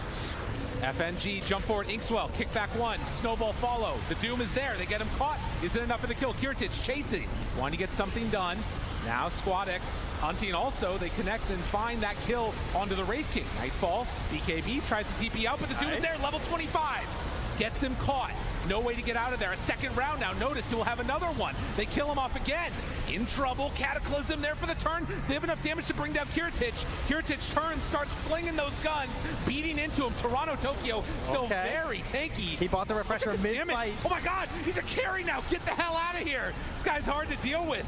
But the disarm, the lift up, the torrent's there. The control Pier beats him back in. And Toronto Tokyo, the giant zombie, 12,000 HP, just starts hitting buildings. He is way too strong at this point on this Undying. Heart, everything else. GPK gets hex. Squadx is there. Muerta is back alive again after the buyback. There's the refresher. Pulls him in. Wants to bring him down and turns for the pierce the veil, but save. Does he have enough damage? Oh, how do you like it, Willow? And gets him caught and killed. Nightfall with the turn, starts being into him. Okay, maybe a chance. Nightfall, 6 seconds, almost gone. No, but he gets away. The lift up from GPK keeps him alive. Second round. Oh, he walks back in. Can they get him? Do they have enough? Yes, they will. That's GPK dead. No buyback on either Pure or the Dark Willow. If they can actually make this fight work, wait a minute, there might be a chance. Kiritich, hexed up. Can they get him out of there in time? The Inkswell is there for the turn. They find the finish to get out. Squadx there with the control, the break, the hit. Does he have enough? Toronto Tokyo getting lower, but is just going to back out. This is a dangerous territory. There are no buybacks right now on any of the Dire. They find him with the Walrus Punch to the kill. Dead for 2 minutes. They're being swarmed by creeps in their base, but they're going to hold the line at least one more time on Virtus Pro. Amazing positioning in this fight here from Kiritich, managing to stay alive. The use of the refresher to get the second attempt there on the Pierce the Veil, unbelievable. And Nightfall, too, lurking in the back there, waiting to jump back in there with another ulti. With this overwhelming blink, so close to just ending the game and taking this Muerta down for 7 minutes. No buyback here. She has to still worry about that. They are just now ticking back into it, though. So this actually isn't as bad for BetBoom as it looked like it could have been for a moment. They will have buyback back on the Spearbreaker, but actually not the Undying. He doesn't have the gold for it. Okay, they're picking up Wisdom Runes. Still 250 gold away. Muerta's courier. It's got a mission here. It's thinking. Oh, she's doing some quick math here.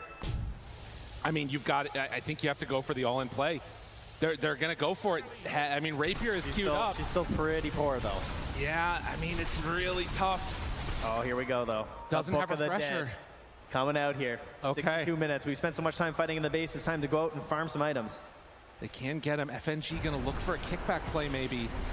I mean, it's still a 31,000 gold lead, but gold lead matters so much less as the Rapier is completed than these buybacks. And again, you don't have buybacks on Invoker, on Wraith King, on Dark Willow. And honestly, actually, Spearbreaker bought out. So they are close to buybacks, but don't quite have them yet on those two heroes either. Somebody buy this Muerta, Moonshard.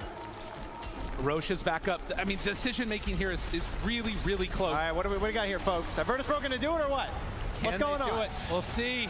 The crowd starting to believe they're going to instead go for a second lane of racks. Do you like a Rapier? Is this jump in? Nightfall, Rapier Gaming. They're starting to kill him. That's one life. Noticed on top with the Doom. They try and charge through, but they don't have anything. They got him caught. Starts to fall. Wind Waker wants to get out, but he can't get away. That Wraith King is gone, but look, in the base, they're still chasing in. Book of the Dead starts to take it down. They're onto the Ancient. At the moment, they're starting to bring them down low. They needed to TP back with one. Squad X out. That is what they needed to do. Oh, GPK, he breaks up their YOLO push there. Oh, GPK, that is the play that they needed. It was getting testy. They did manage to bring that Wraith King back alive. Holy moly, that was close. Refresher, Wraith King. That is what saved him right there. And of course with the Aghanim Scepter there too, it just never ends. It's these constant green zombies. Oh my goodness. Yeah, he's taking a lot of damage in this one. And Roche is back up again now. 30-30. And what are the items that we're getting into? VP should be able to get a couple of them now, right? Did they even find any? I don't think so. Yeah, there's the cheese. A little leftover garbage from earlier. Yeah, I don't think they've actually managed to get their tier 5s at all yet for Virtus Pro. So they got to go and start hunting for them right now. Yeah, this is the window. They need some time, but of course it's scary. It's so scary. You do go in and now manage to claim the... I don't want the Aegis. I mean, anybody? All right. Okay, that's perfectly fine. Picking up the cheese. Dude, don't leave that in there. That's pretty important. I mean, they want to give it to Willow so she can dump hers, yeah. All right, fair enough. A little bit of inventory management. Do we have any yet still? Wait, did he just rebuy Refresher? Oh, because he had to sell Refresher to get Rapier. They still have no tier 5s on Virtus Pro. I mean, this is the window to get him. There's a camp like right there. Let's go, FNG. What do you got? What do you got? He's farming. All right, not lucky. Not lucky. Should have bought a minus. That's the key. Okay. Oh, there's one. All right. It's going to send that back for the other heroes. Oh, my God. Unlucky for Kirtic. Takes down the Ancient, doesn't get one. They should be able to get some soon. Jeez, this is tough. Yeah, they're not getting any. Help them out. Need that Midas. All right, Pirate Hat from Muerta. Oh, okay. All right, that's better than the Moon Shard. And Giant's Ring for the Kunkka. I mean, the fact that BetBoom are actually letting them get these, it's helping VP a lot. FNG is so unlucky. Yes. Has not been able to get that many. So Pirate Hat gonna start digging. Still Rapier on deck. A Book of Shadows for the Doom. Is he just trying to smoke home? Oh, FNG, this is so scary. Oh my God. Oh, jeez. Not a care in the world. No fears. Well, absolutely huge that at least got it on Muerta. Clearly the most important hero here. Oh, yeah. But it can all go wrong so fast. Oh, it definitely can. And is this the beginnings of it? FNG caught the big old Toronto Tokyo. 9,700 HP with one round of decay. I mean, that's one of Pure's BKB. Look at this guy. He's got Giant's Ring too. How can you stop him?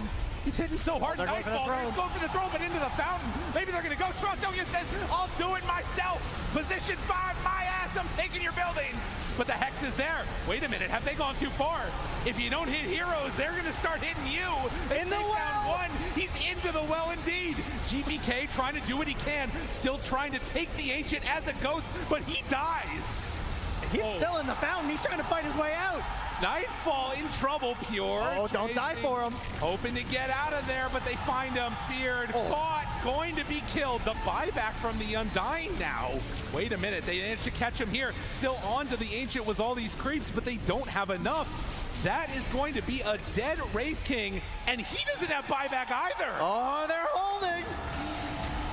Virtus Pro with this Muerta. She's in the midst of that fight. I can't believe she lived for so long. Well, and also the decision to just go for the throne. I mean, they don't have Glyph, but 23,000 damage. They almost did nothing with the exception of Wraith King, and that was just Radiant burn only. Look at Pure calculating here. Some angles. He wants He's it. coming in. Oh, what a charge! He gets the wave! That is insane. I mean, there's another wave here, but maybe it doesn't matter.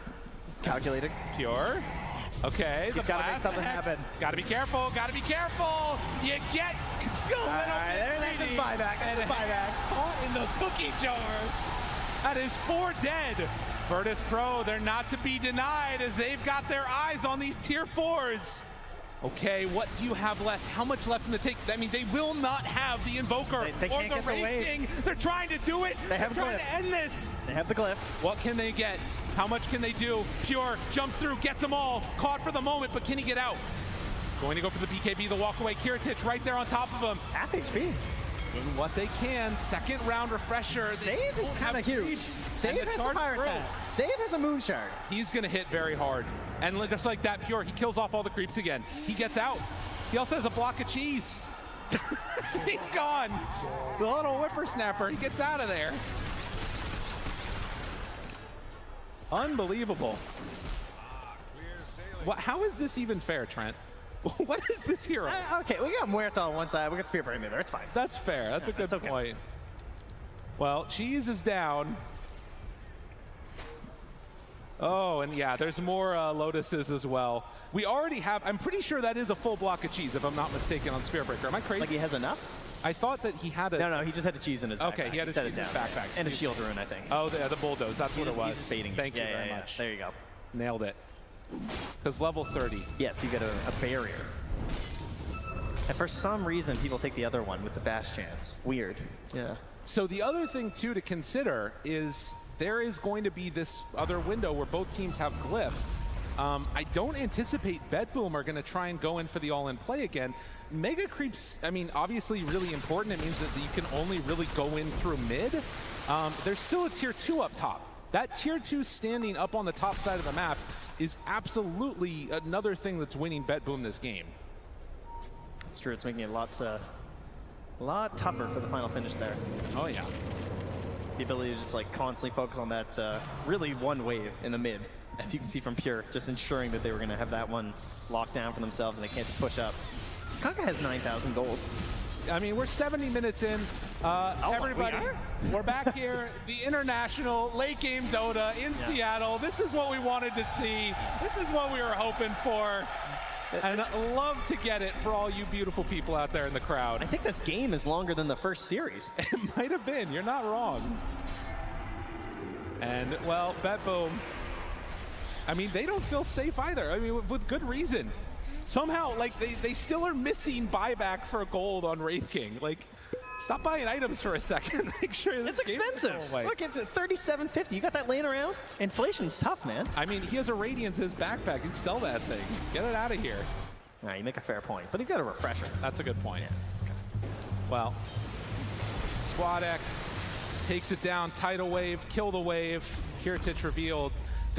So this is the other thing to watch. I remember a game earlier on, I think it was Tundra that was playing it maybe, where they had Treant Protector late game with like Spectre Spearbreaker. Yes. And you would see these like, you know, charges across the map. I kind of feel like Cataclysm, and then if you see somebody solo pure charging, and then Boots of Travel level 2, like we're finding new ways to, you know, make somebody feel terrible, but it's devastating. It's the Boots level 2 that are just absolutely ridiculous in the late game. That 2-second TP, whether it's escaping or joining fights, can be so crazy. Yes.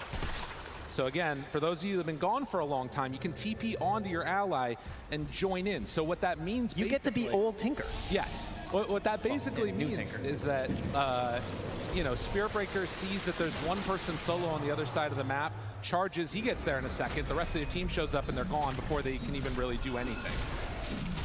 So Spearbreaker, not just great at getting you to the late game, but also broken when you are in the late game. Now, we did eventually get all those neutral items as well for the Radiant, and Notice has one that's very important, and that's going to be the Book of Shadows. Right. And that is one that can really just turn an entire team fight or grief your team. So, very difficult item to use in the late game, but as you can see, it only has a 6-second cooldown with his current items. That is crazy. That is actually going to be a huge It lasts for 4 seconds. And you can do it on enemies too, and they become silenced, muted, and disarmed for 4 seconds. So theoretically, he could just like get rid of Nightfall. Yes, get rid of Nightfall. You can get rid of Toronto Tokyo, who's proven to be a really big problem. Get rid of Save, I mean, at this point, honestly, because that Dark Willow sitting in the back lines is way too dangerous. She is the Muerta as well. But that's only if like you can even target her. Like Save also is going to be really hard to focus down. No, I mean, they finally did take that tier 2 tower, and now we're going up towards high ground. Up top, interesting. Okay, with the Book of the Dead for themselves and Kiritich stepping forward, they bring down that tower pretty quickly. That is actually really good for VP, the fact that tower's gone. It's so hard to actually just fight out there. You know, they actually got enough time on the map to get themselves up there. They couldn't clear the waves in time. Does anyone care to take Roche? I feel like BetBoom probably don't. We do need Aghanim still on a couple heroes on the Radiant. Actually, it's just Muerta. Never mind. I mean, Grimstroke, of course, could synth. Tusk could synth. They would be happy about that, but the Muerta, the parting shot, which we've seen quite a bit so far in the road to the International, at least. Right. It is a very interesting dynamic. And yeah, I think, so this is actually pretty huge for them. The fact that they're going to get the Aegis and now set up for it. I mean, look at how quickly it drops, first of all. But this is more gold injected into the team because now it's what, Tusk, I think, that got the Aghanims for himself and is going to be able to sell out the Ags that's in his inventory. It looked like he was holding it, yeah. So that's something to watch for. Is parting shot that bad? He just doesn't want the button, doesn't want to misclick or something. Yeah, I guess. And has another Rapier queued up now, too. Okay, that's true. Late game Dota becomes very strange. This is the thing, right? Like, obviously we've had all these crazy fights and stuff that battles out that happened, but now they just have to, on the side of BetBoom, wait for the buybacks to come up, and that gives so much of a window for VP to pull themselves back into this game that you're no longer in as dominant of a position. Obviously, all it takes is 1-1 fight for BetBoom, and they're going to win the game, but finding that fight, if they lose it, it is going to fall out of their hands. You know, Squadix also has a Rapier queued up on the Kunkka. That's pretty hype. That's an interesting one. I mean, got into the Deso in the later parts of this game. Has the level 30 talent with the 2-second Tiebreaker. Right. Kind of terrifying. That is interesting. I mean, and the other thing, too, about this is that because you're playing against Mega Creeps, you're almost always going to have something that you can cleave off of. That's one of the issues you run into. And zombies and... Yeah, you know, exactly. There's a lot of stuff going on in these fights. That's an Octarine Tusk. Yeah, that is. I mean, he had to synth the eggs, you know? Life's good. So that the big thing for that is really just the survivability. I'd love to see him get a Yules if he could, or like an Octarine Core, right? Because then you get multiple snowballs, multiple kicks off. Right. It's kind of the dream. Well, lane's being dealt with. And they do spot for a moment. He's killing the Tormentor. Okay. In his Book of the Dead, he was like, can they do this? No, the answer was no. No. They very quickly perished. Yeah, those do not survive. Book of the Dead, pretty cool, but not that cool. Undying still doesn't have Shard. Okay. Still can't get your team to do Tormentor. The 75 minutes into the game. I think. At least he didn't for a little while. Yeah, you're right. He's missing it too. I mean, this guy, he has 8,900 gold. He's just not getting it. Wanting to, you know, make sure that he's all saved up and ready to go. But yeah, both teams at this point terrified of actually running into each other in a fight. I mean, this is the part that's weird too, is like elimination game. It all comes down to this. Muerta's looking at buying eggs right now. Oh. It's like I have nothing else to spend it on. Well, they're waiting for next Aegis. Yeah, I mean, my Tusk could never afford the synth, so I gave it to him. I'll farm my own. Still already has the Moon Shard consumed. There's an Octarine Core on the Kunkka. There's an overwhelming Blink on the Undying. Get enough strength up. That's something. That's going to hit really hard. Okay. Off to this side. He just drops the wards. It's like, I can't. I'm no longer a support. Just put him on the ground. Exactly. I don't want these things. I need room for my overwhelming Blink. I mean, it does really become a problem as Willow is also queuing up for Rapier. Okay, this... Nightfall queuing up for Rapier. Okay, cool. We're getting to some territory where every hero becomes massively important. And again... Come high ground, guys. Yeah,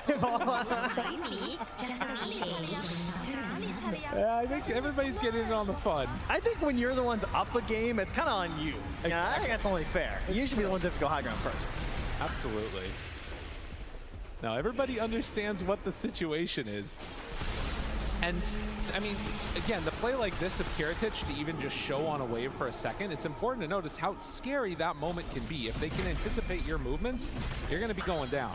It's so scary to try and make a play outside the base right now, though. Yeah. I don't want to be out there. I want the safety. Nice little high ground. Buybacks. It's a good place to be. And, of course, the other key thing here is going to be the glyphs. Making sure that, you know, you're not using those unnecessarily. Because while it didn't work fully last time, there was still that like opportunity, and you could see how strong it could have been for BetBoom with just running in with the, you know, Wraith King zombies. And by zombies, I mean dead heroes that are coming back to life. There's a lot of things happening in this one. There's a lot of zombies. We've got zombie shooter lady. We got the zombie house, as you keep calling the tombstone. I was gonna let it keep sliding, but now that we have some time, what's up with that? Yeah, I like the zombie house. The zombie house? I mean, it's evocative, you know? But they're not like in the tombstone. They come out of the ground. That is true. So it's not really their house. If anything, it's a hero house if you get the shard. What would it be then? It's like it's a tombstone. Okay, that's fair. It has a name. I'm gonna keep calling it zombie house. All right, that's fine. You know what we haven't seen was the grab ally. Where's that at? He doesn't even have the freaking shard. I mean, you know, this guy bought. Look at the Undying inventory. Okay, He bought Aghanim. have you accidentally used it on an ally because they get mad? Everything, and it just doesn't get it. No Aghanim shard on the Undying. How good would that be this game? That's crazy. You accidentally self-cast it. The fight's ruined. Just don't accidentally do it. All right, whatever. Just don't make mistakes. Oh, and the fantasy points. Now that's a good one. Oh, look out. Okay, I see. This is very important now. All right, so Kiritich, the big winner in this one, presumably. Whoever picked Kiritich. Another rapier now in the hands of Nightfall. Okay. They called for them to come high ground. Are BetBoom the ones getting bored? Or they're the ones that are ready to make a move? Well, I've seen this move in pubs, right? Where you're like, oh, it's okay, we're not defending. Come high ground. I think that's what he's hoping for. I see. Yeah. Oh, they pushed out one creep mid, and now we're sending the... yeah, look at that. It's actually doing some damage. Oh, baby, look at it fall. It's going to go down. Bam! One and the crowd goes wild. They managed to take an... Listen, that is the first objective that's been taken in a very long time. They did it. Also interesting to see the Revenant's Brooch for the Spirit Breaker. I've been waiting for that for the Willow as well, right? In the matchup versus the Muerta. Oh, yeah. But yeah, certainly a great item versus the Muerta, and one that we don't get to see all too often because it is very expensive. Yes. But when you get to these late game situations, this is something about Dota that is often theory crafted, but not really seen, of course, is these mega late game moments. So you might not have ever tried something, but you need to have these things in your mindset just in case you do find yourself in an 80-minute game on the TI stage in the first day of Seattle. First day. And now out, and now smoke. Muerta not in it, pure waiting. Just to the side, they break for a moment, and immediately they run away. Dangerous times. Who's gonna blink first? Toronto Tokyo drops the zombie house up on the high ground, and now the jump forward. Onto FNG. Tries to back away, already at 12,000 HP. Now the charge comes through onto Pure. Can he manage to get anything off? We'll have the snowball and the cheese. Rotates, rolls in, tries to get out after. Does he have a blink? Yep. Yes. But the separation, it's still there. He's caught now in the shards. The rest of them are left all alone, and the team has given up FNG for dead. He's testing out power. That's 13,000 HP on Toronto Tokyo, but no mana. Interesting. He's just dancing in the fountain here. Yeah, there you go. Giant. Look at how big he is. He's bigger than the Ancient. Oh my God. Let's just defend him instead. You know, I've done that in demo mode a couple of times. I didn't think I'd actually see it in a pro game. This is what happens when you get to 81 minutes. I feel like, I don't remember what the record was previously for longest game, but please no. This might be one of the games where we actually get there. Oh, once you hit 80 minutes, you know. Oh yeah. Everything's out the window. People are starting to make their way up to level 30. Totally. Everybody on the Dire except for Toronto Tokyo is already level 30. Only 2 though. Squad X. Yeah, that one hurts. That was a lot of damage. Bit far out for having somebody dead. Wow. Yeah, gets caught for a moment, and VP, they've gotten a little bit too comfortable. Now, again, if you can force any buybacks here for BetBoom, this would be huge. Can they get anything out of this? All right, Kiritich is ready. Gotta be careful, gotta be careful. Kiritich throws out one, the dead shot's there. Tombstone, Yules, buyback already there for the Kunkka. Has to pierce the veil, though, almost defensively versus save. I think with the buyback, BetBoom are gonna let that one go, though. They don't want to attempt any further, unless VP step out of their base here. They're waiting nearby. Wait a minute, are they actually thinking about going? A kill on the Kunkka is obviously great, but if you're fighting into the base, it can be very scary, particularly with Tusk ready to go. Jump in, find him. X already down to half HP, pops the BKB, tries to back away. Ghost ship there, keeping him alive. He's able to get it all. He gets out. The neutral item keeps him alive for the moment. Sunstrike aiming for it, wasn't able to connect. Pierce the veil in 5 seconds here, and they're going to retreat back. So no refresher having to be used there from Kiritich is massive, and unable to get themselves another buyback forced out. as Notice survives. The value right there of the Book of Shadows. Self-cast on the Doom keeps him alive. And showing that this one, it's not going to be simple trying to end it for BetBoom. You're going to have to take a risk at some point. And now, I mean, they probably, there's another Roche ready. GPK is checking it out. It's like, do I even need this? Do I care? Yeah, they're TPing it. They're going to claim it. Okay, so Aegis, if nothing else, you're at least taking it away from VP. All right, do you think they deny the Aegis? Is there any chance? No. Okay. Surely someone will find a use for it, right? I mean, Save is getting the important item, though. Has realized that, I need this Revenant's Brush. Okay, they're just going to leave everything in the pit. That's fine. Yeah. All right, GPK decides to take it. Aghanim Scepter, some garbage, but look at Kiritich, back door! Oh, wait a minute now. This is how an Ags gets left behind. That's the X mark spot. Interesting. With the creeps taking over. Wait, is that a Helm of the Dominator? It was. The necessary late game plays. Wait, who has that? It's on the Doom. Oh, yeah, it is. Notice playing Helm of the Dominator. First time on this hero, 123 minutes. Excuse me, an hour and 23 minutes. He needs the Overlord so they can get the time creep so that, help with this Pierce the Veil. Rapier, second one bot. All right, but Save has the item. The Octar. I mean, this is position 1 Willow at this point, right? It's like fully done, and she has all the magical items that you need, the special Willow items. And just goes for the double. Not actually assembling it in inventory. With one in the stash. Okay, triple Rapier Kiritich. I mean, at this point, get rid of the Lincolns. I mean, what are we doing here? Dude, Helm of the Dominator, actually, I think if they can get it there with the X marks, she takes the whole thing. A second Rapier now bought also for the Wraith King. Oh, we are in a weird position. I mean, you might need to buy like some halberds or something. Does the price go down when there's so many, like supply and demand here? I don't think it works that way. Okay, well, how about with another one? Maybe. We can dare to dream. All right, the creep, it's going. Look at him. Look at him. They're sending him off. Are they going to try and do a TP play onto this? The little archer that could.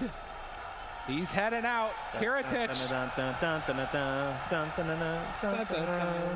Oh. Well, there was a battle, maybe a brewing over to the side, but the TP in. Dun, dun, dun, dun, dun, dun, dun, dun, dun. Tries to take it down and... Oh, the X! He ran out! They got him caught! Kiritich, no! Not my Rapiers! GPK was on that so fast. Was sitting there lurking in the side. Oh! Got him. Oh, that one hurts. Save now double Rapier Willow. Oh, goodness. 69,000 gold lead and a pirate hat to boot. Didn't even get the racks either. That feels really bad, man. Oh, jeez. Oh, man. GPK is AFK for a second here. There he comes. So Kiritich will have another Assemble Rapier, I think. Is that right? Was that a fourth one then? Yeah, he has one in inventory and one in stash. Yeah. With buyback. Nightfall jumps in. Has the buyback. Kick back. The buyback's there. Can they? Oh! 2-shot. Got to be careful. Remember the throne. Remember the throne. He's gone. The throne is there. It's exposed, but nobody is hitting it. Notice tries to get out, but God, they do so much damage with the rest of these heroes. Now kicking back in. The tombstone, double tombstone's down. The throne exposed. Pure, all on top of it. Can they bring it out in time? Save. He's in the Shadow Realm and trying to end the game. The control, it's going to be there, but they find the Hex, trying to kill him. Saves, they're in it. Toronto Tokyo ends the game. And with that, BetBoom, they are going to knock out Virtus Pro in a thrilling 87-minute game. It took them a while, but they got there. And you got to go way back. I know our memories are short, but remember this game was looking so good for Virtus Pro. They were sweeping across the map with this Muerta. They were taking objectives, but then Pure on this Spirit Breaker, he held them in this game. He killed every wave. He stopped every push, and eventually he became a beast. Well, the jubilation from the booth as crowd appreciating what we've seen in this Dota 2 Cathedral. They gave us a good one. They gave us a solid match. We'll be knocking out Virtus.pro from the tournament. And again, you go for those type of plays, the decision to go on in from Kiritich, try and find that last little hit, but a solid response from GPK to be able to catch him out. Hey man, last games on the stage here potentially for Virtus.pro, and you go for plays like that. That's what you want to see, right? That's what everyone's here to watch when they come to see some great Dota. They want to see you making those risky plays to stay alive in TI. Not for Virtus.pro this time, but BetBoom will carry on here through the lower bracket. So we head on back to the panel. BetBoom, they are now a top 6 team, but they did not get it easy. This is now the longest game here at TI12. So we got to experience it on the main stage in the arena here. It was only beaten, the record here, made by about 9 seconds, give or take. So it was very, very close when it came to it, but BetBoom, not only are they able to get the win for themselves, but now they have that record of the longest TI12 game so far. And it was insane. I thought we were going to see a much earlier finish from them because I thought it was down to who was going to initiate Aoi, who was going to be able to get these fights, but they all just kind of dissipated and no one wanted to initiate anymore. No, I think late game Dota is just super scary right now. Like, heroes are dying in 1 second. You press the buyback, you know you're super committed. It's really hard to go high ground in these situations. Honestly, I thought that both teams were being pretty creative with the risk, and I was happy to see that. So like VP, they're busting out the helms and like some travel 2 plays, and then BetBoom, they're like just YOLOing the throne at times. Yeah, 2 things that are remarkable from Virtus.pro is the fact that they were able to have such a good early game. I thought it was going to be closed at about 30 minutes because BetBoom wasn't really hitting the same timings as Virtus.pro and the tempo that they were bringing in, and then to be able to hold the high ground like that, Effie. I mean, geez, that felt like 2 games ago. I feel like I just watched 3 games in one, but that just speaks to the power of Spirit Breaker. This hero is so ridiculous in its ability to control waves, to extend games, to just do things unpunished. And I have to give my credit to Pierre, because if it weren't for his Spirit Breaker and his early BKB purchase, where a lot of other Spirit Breakers might have gone greedier, might have gone for the Wind Waker, could have gone for the Kayasha, no, he went Octarine into BKB, cut every wave, and even when VP tried to smoke, tried to make plays on him, tried to kill him, he was getting out, man. He had that early BKB. He was ulting neutral creeps to get out of ice shards. I mean, he was doing everything that he could to keep his team in the game, and he did just that, and Nightfall delivered in the end. Yeah, and you talk about hour-long games. Spirit Breaker is his 5th hour-long game now, undefeated when you get to this point in the game. Not a single game has been lost for a Spirit Breaker player at this mark, and it boils down to what Effie was mentioning. The fact that you just skip all these waves, and I think, you know, fair play to VP though. Like the second Roshan, the fact that like, they take it with such confidence, they're making all these plays, but unfortunately, they don't have that one element of getting out of the game. Like they have this early lead, they have the early Aegises, everything's going their way, but when they look towards high ground, it's like, but what next? Because meanwhile, Pure's just on the other side of the map making all these moves, and when you get to 60+ minutes, it's a completely different game. And also, when they had that lead, when it felt like they were snowballing, the lower and lower the net worth gap got, it felt like there were heroes on BetBoom that could solve Muerta. Like when VP were trying to take the fights, you had the Spirit Breaker on top of Muerta with the Bedlam, pushing her away, making her unable to use her ulti effectively or unable to hit the Wraith King. And then later on, the Undying gets Heart, Blade Mail, Blink Dagger. He starts getting on top of the Muerta. We saw Toronto Tokyo zoning the Muerta away from very crucial team fights before it became that 60-minute stalemate. So hats off to them for dealing with her. Just so you're aware, Muerta did yes. 162,000 damage in this game. She did 27,000 building damage. Like, that's the game, unfortunately, you lose with, but like these stats, it's like insane. 18-6-14, an insane game, but yeah, just couldn't close it out.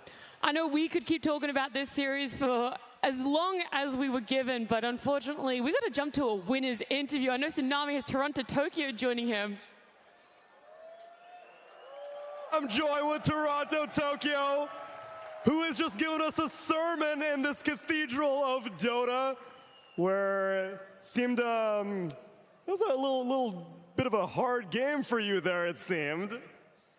We tried our best to make content, guys. More content, better TI, better like the more long game. It's more like fun.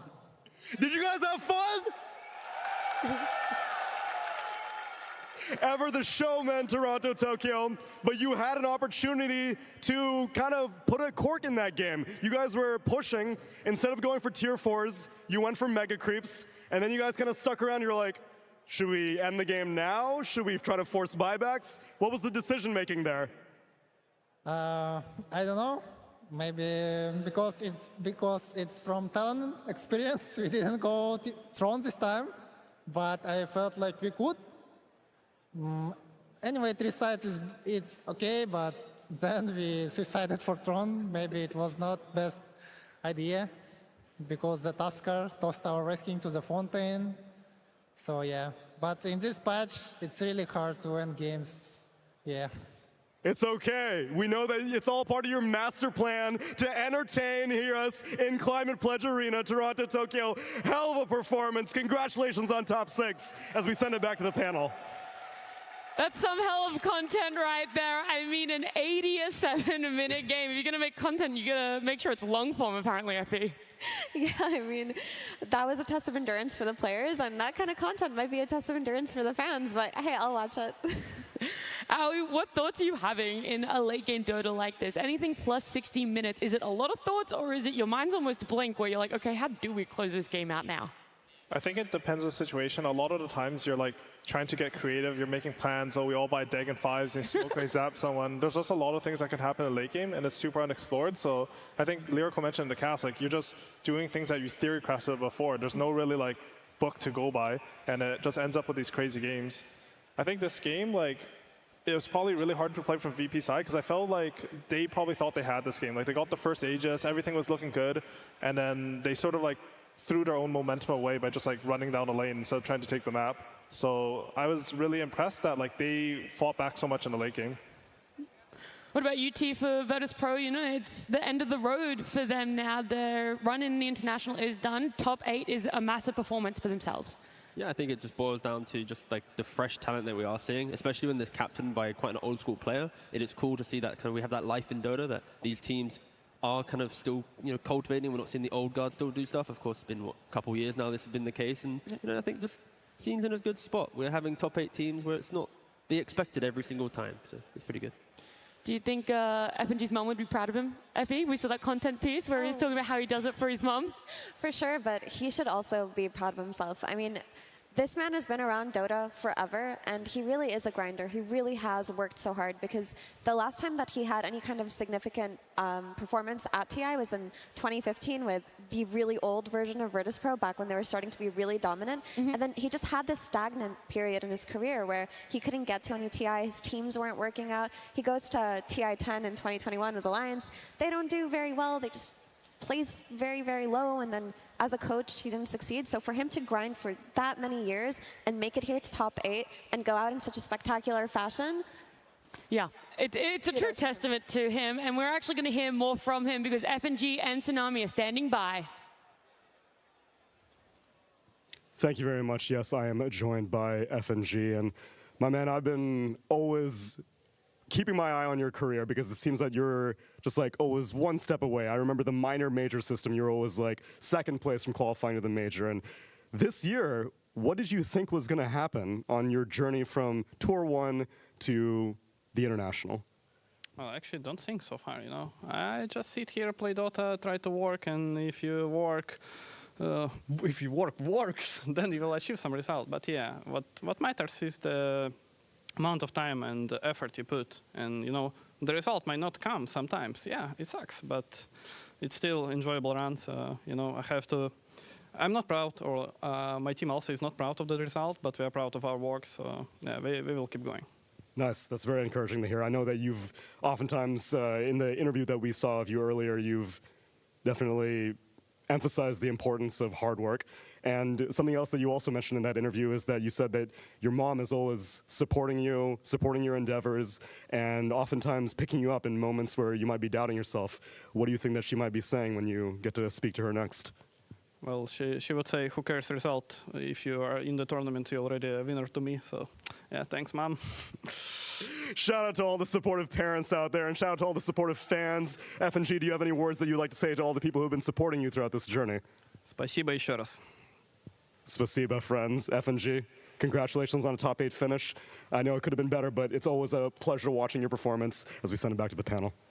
Thank you so much, Tsunami and FNG. Look, FNG might not be lifting the Aegis. He might not have won TI here this year round, but he definitely has won the heart of a lot of people in this arena, a lot of people watching. There are those fans, so it's nice to hear this little shout out that he gave all of them. Any final thoughts that you have on this series before we're sort of out of here?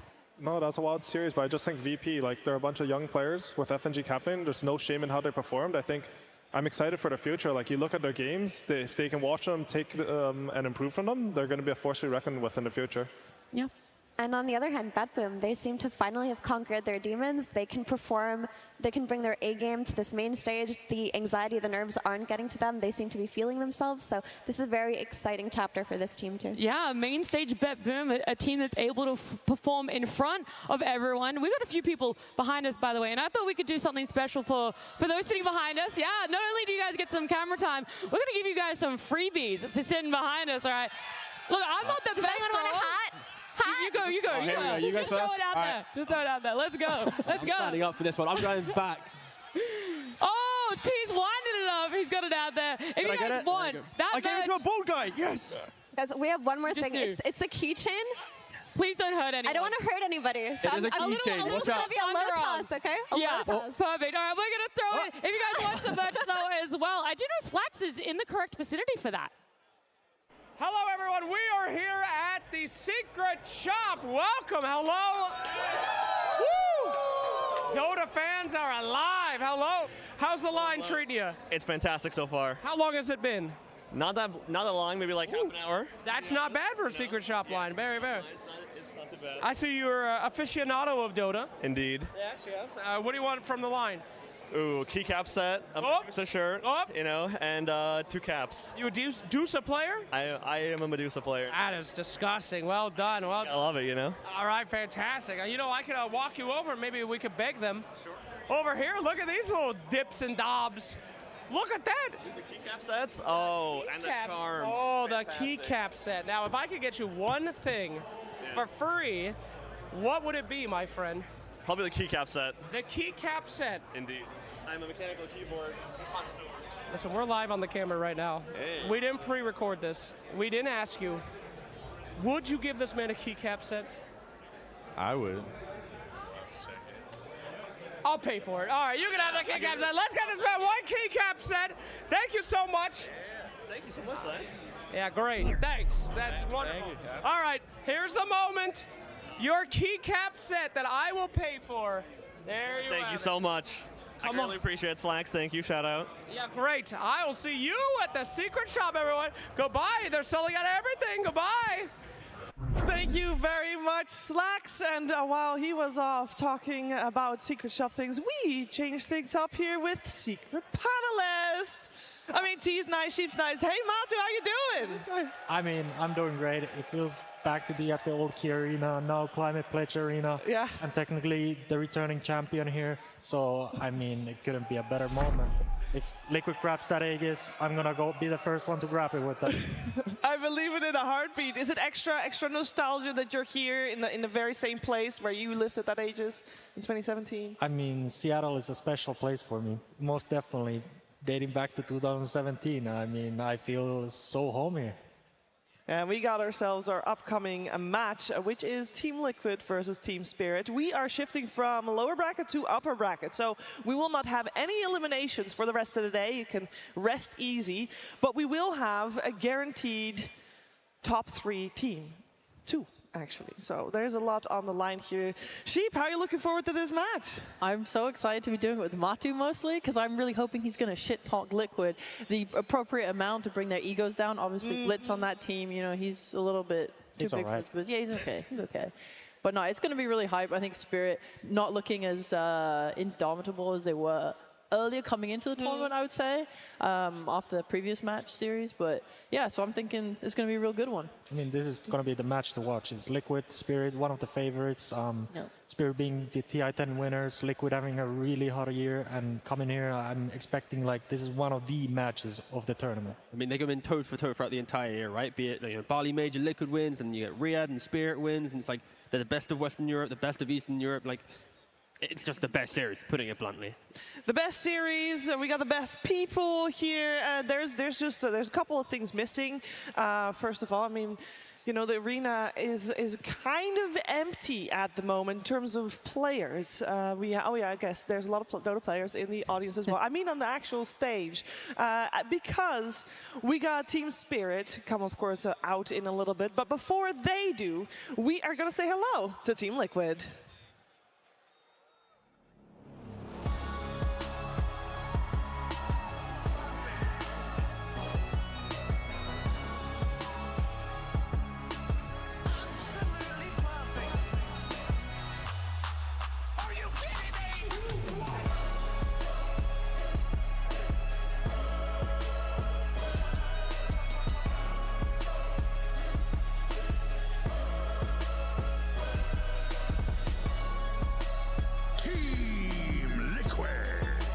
We got Mika, Nisha, Zai, Boxy, Insania, and Coach Blitz. They're walking out to take their seat here in the Climate Pledge Arena. This team has had a fantastic year, coming second every single big LAN. But if they want to have a shot at second or maybe changing their place to first, they first have to make it to that grand finals, and they have a formidable opponent in the way in Team Spirit.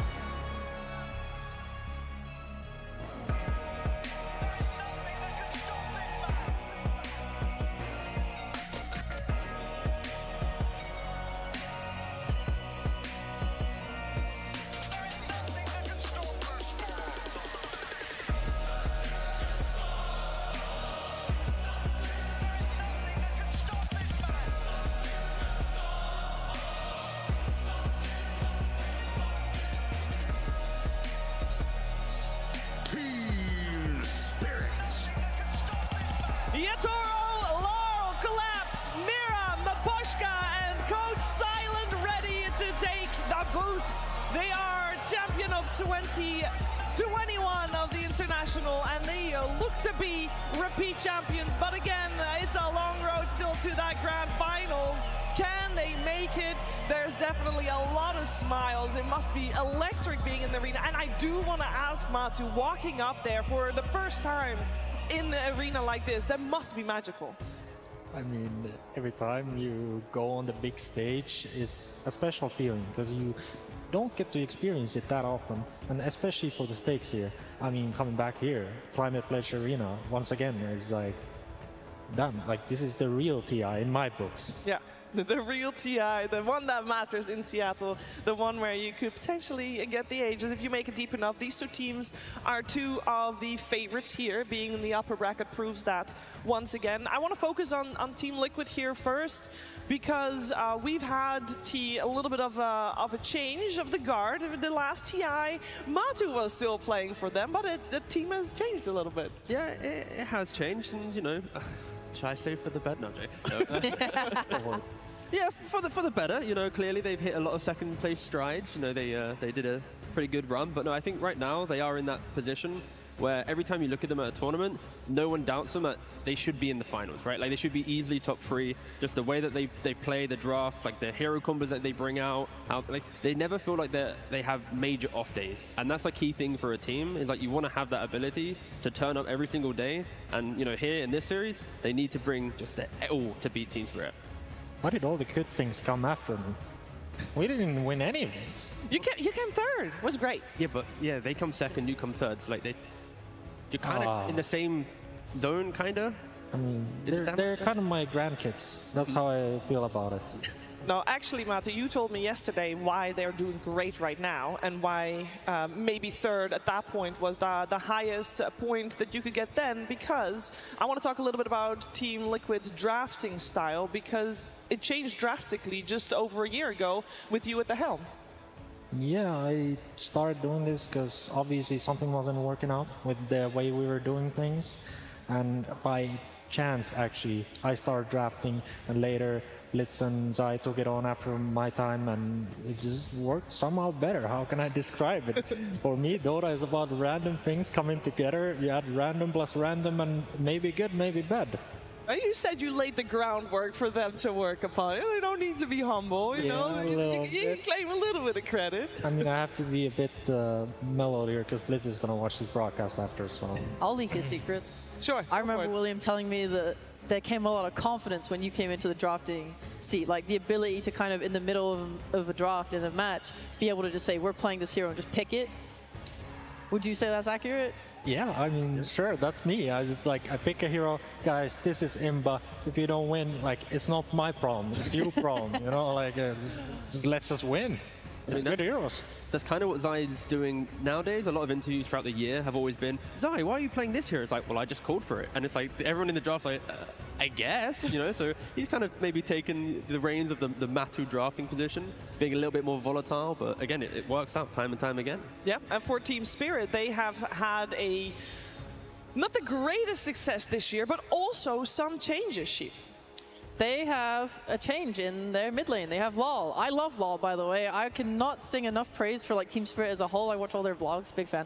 And I think LOL is a really nice addition because he's just like super stable in the mid lane. He's very calm. Like he doesn't overstress himself. Like I think I've seen the difference between like Yatoro, who will just plan out his entire laning stage. Like he's just playing against Shopify. It's like, yeah, they're gonna come here. They're gonna play this lane this way. They're gonna hit me a lot. I have to play reserve. They're gonna use the gates. I have to be careful. And then there's like a LOL over here. And they're like, lol, how do you play your lanes? How do you plan everything out in your head? He's like, nah, bro, I just chill. I'm just relaxed. I just do my thing. Do you know why I like lol, though? 450 games, he's never played Tinker. He's never played Brood. He's never played Husker. All of these cheesy, disgusting mid-heroes in his like 2-year competitive career, never touched them. He has ethics. He has, you know, prestige. He's a gentleman of the mid lane. Unlike these other filthy mid laners that we see here, he has, some gravitas. That's like the opposite of me on my prime. I was living through this cheesy. I mean, look at him. Yeah, look. These are just some honest mid laners we're seeing right now. 4-0, 3-0. That an honest face? Yeah, I mean, kind of. Yeah. He played Viper.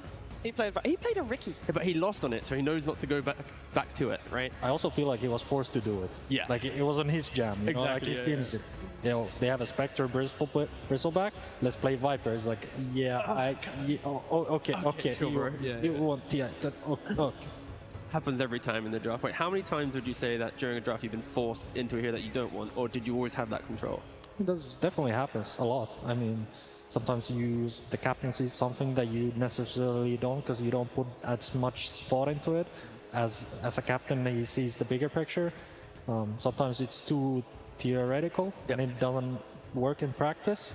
So there is always, you have to find a balance for these things. Speaking of balance, there's been a great balance on the side of Team Liquid on a trio tee. There's been a trio, and at the moment they're not winning just yet. But at the moment, but after the first game, you know, checking that Dota, thank you, very helpful. They will break the record for the trio that has played the most games together. They will be then taking over the reign from GH, Mind Control, and Kuroki with 1,120 games. And that is like, when you actually think about it, that is like a disgusting amount of games to play, like competitively, to be clear. Like this isn't, like, when you think, how many times have you played 1,000 games with your friend? That's pretty hard. Competitively, when there's prestige and money on the line, like, that is so cool to see, and like, this trio has done so much. Yeah, you're able to find duos that have high numbers, but for you to find a trio that has that high number playing together is incredible. It also is a sign, I think, of Team Liquid's philosophy, Matu, because in terms of changes in players, that doesn't happen that often in this team. They are really, truly supportive of each other all the way. I mean, the team is built on Blitz Dota. He built the team, got them together. These three came from Han. They climbed the ladder together, and now they are here. It couldn't be written better. You know, the script is there. Like, it's amazing. Yeah, and it looks amazing, this as well. I cannot get enough of our cathedral that we have going on here. And with Team Liquid and Spirit on the stage, it really is just a cherry on top here, Sheep. I want to talk more about Team Spirit. I want to talk more a little bit about how their play style has changed over the year. And if people, you know, people might be tuning in as like, okay, upper bracket semifinals, that's the series I tune in for. I haven't watched all year. Team Spirit, what did they do? Team Spirit are very fun to watch. They have a very big focus on Yatoro as their win condition. If you look at their drafting style, he has very often had his hero picked at the end, either on 18 or 24, depending on if they're first or second pick. Lal tends to be, more sacrificial. It was actually an issue they had as a team. He used to be more of the focus on like having farm priority and win condition in his previous team, and now he's had to step back and learn how to readjust.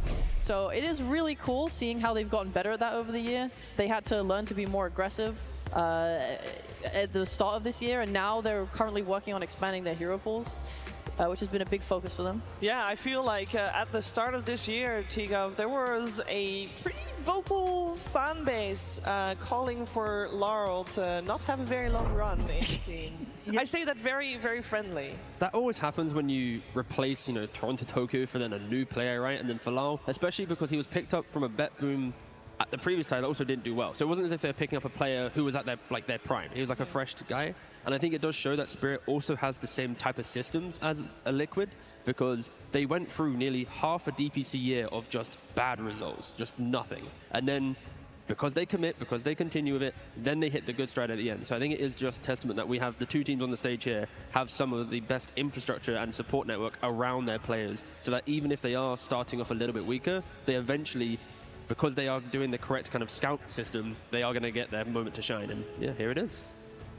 Here it is. This team is, both teams actually, very easy to root for. And if you still need a new favorite player and you haven't watched the Boxy documentary, you really should, as that has some very heartfelt moments where he shares about his health issues and losing his mom a few years ago during a competitive season as well. It's definitely a must-watch, and it once again highlights the support that a team like Team Liquid and Team Spirit as well, as we highlighted there as well, Sheep, can give their teammates. I have massive respect for both these teams and the way you see them communicate in their team content and stuff. Obviously, you can even throw it back to the beginning of this year, where Liquid looked like they would take the Lima Major and ended up having to drop out with the health issues on Boxy. And who stood in but Jabs, their coach? And the fact that they then won a series against Talon is insane. They have such strong players and such trust in each other, and they wanted to just make sure that Jabs was comfortable and happy, and then were able to still play up to standard. They're not tilting out, they're not raging at each other. There's just pure love and support. And love and support is great. And we talked about the team playstyle of Team Spirit, but that love and support, how does that have an impact on the team playstyle of Team Liquid, Matu? If you were to describe Team Liquid's playstyle, how would you do it? Well, I think this team is based on their drafts. They see heroes as we pick the heroes and the heroes kind of play themselves. It's hard to explain in normal terms, but they have a foundation of Zai and Blitz doing the groundwork for strategy, heroes, what are we gonna do, and then the other four just kind of blend in and try to make that become a reality. And I just appreciate that we have two teams that are trying to actually play Dota on this stage. They want to end the game early. They're not just waiting for 60 minutes like some other teams, or even 90 minutes, or specifically 87 minutes that we might have just seen. A little bit of shade. They're all gone now. Statistically, all the teams with the average win time, over 50, they're all eliminated. Only Nouns was doing, so they're all gone. Apart from the match we just watched. Outlier. This is good. It's all good. That being said, I wouldn't mind seeing a long late-game brawl between these two. There's also something that is very telling always for a day one. We are day one of the finals. We've had a couple of days break, and for these teams coming in, it's very different from seeing them now compared to us getting to see them tomorrow, because they have had so much time to prepare. Yeah, they have, and we've seen with this new format, some teams have had maybe too much time to prepare. I'm already looking at Zai's pubs right now, and he's played a couple offlane Witch Doctor games in the week. Oh, wonderful. Yeah, wonderful. So, of course, they haven't touched it so far. They saw Nouns succeed with it, and now suddenly in the week break, this could be something they've been trying out. I think this week break is the curse of some teams and the best possible change for others. So we'll see if it is a advantage for either of these two. I feel like I have heard that Liquid said that they are one of the best teams when it comes to, if you give them time to prepare, they'll nail it. Which also might be a reason why being in the grand finals best of 5, you need to be able to adjust mid-series, and that is then maybe a little bit more difficult. Yeah, the week is interesting for sure. I'm glad to hear Liquid seem to be doing well with it. I know Spirit wanted to use the time to learn new heroes or train, and we'll see how they come out. We'll see how they come out indeed. The wait is over. Our upper bracket semi-finals beginning. Team Spirit versus Team Liquid. Game 1. Here we go. To be able to have a fantastic game, we need some fantastic heroes on the board. In game number 1, Team Liquid will be Radiant side. We got Team Spirit on the Dire side with first pick, and Team Liquid will therefore get second and overall last pick, which could be considered a great strategic advantage. But we'll see what we have coming out of the gates right here. Sheep, is there anything in particular you want to see come out from either of these two teams? Well, I wanted to see Primal, but it's gone, so that's unfortunate. Yeah. They're taking out me post because Ench was pretty hype. Yeah. Very smart. That guy is insane on the hero. I mean, I think definitely like the sports are going to be very contested. Pugna, Grimstroke, like the flavors of the tournament. Personally, I just want to see Yatoro plays Faceless Void, his Terror Blades, or Spectres. Like, this guy is always a treat to watch. No, for sure. And I think already you're talking about the carry. I'm going to go for the support. I think Maposhka on Team Spirit, he has been so insane this tournament here, with his Enchantress being, I think it's undefeated. Tusk as well, leading from the front. I think every time we talk about this team, we always seem to go Yatoro, Collapse, you know, everything here. But Maposhka, I think he is having a stellar tournament so far. But yeah, the supports I think are going to be key in this series for sure. They're all really skilled. Boxy is versatile. He can play multiple different types of support, but I really like it when he's playing the things that can roam along the map and like set pace, right? Because he's the shot caller of the team, especially early. He wants to make calls, he wants stuff to happen. And I like when he's on his Tusk, for example, you see that so much. His ability to come on mid and help there sets up Liquid really well in early games. Yeah, exactly. Like, Liquid's games always flow good when Box is feeling good and he gets to do his things on the map. I don't really know position 4 right now, but that role has like endless possibilities, which fit him perfect. Yeah, it's been great watching the Twin Gates and how teams are getting better at it. But I think Spirit, obviously, I mean, both teams are going to be looking into this, but there are teams that will use the gates like way more than other teams. For example, later on, Azure Ray, they love that. Making sure you control them or ward them and keep tabs on how these supports are moving is going to be very key. And we got a Muerta coming out for Team Liquid straight out of the gates. Is this for Team Liquid also still a flex pick, T, or are you looking to see that only on Mika? He has played it, of course, earlier on, and we have not seen Boxy play it. Yeah, like you said, Boxy hasn't played it. He has tried playing it a couple times in his pubs in the week building up to this, so I'd like to think there is some flexibility that has now been introduced to this pick. But if anything, for Spirit, them going for the Phoenix, it feels like a way to prevent Tree and Protector. They take the Phoenix themselves. It is the counter to Tree because, of course, you overgrowth, I egg better than overgrowth. So Spirit trying to dictate a little bit of the draft just with going for the Phoenix. And yeah, we'll see if Liquid does have that flex with the Muerta. We'll see indeed. We, of course, have our next ban phase straight out of the first opening picks. Team Spirit on the side of the Phoenix, there is some flex potential. We've actually seen it on Team Liquid playing it on position 3 with Zai, but Team Spirit has only played it so far on Mira on the position 4.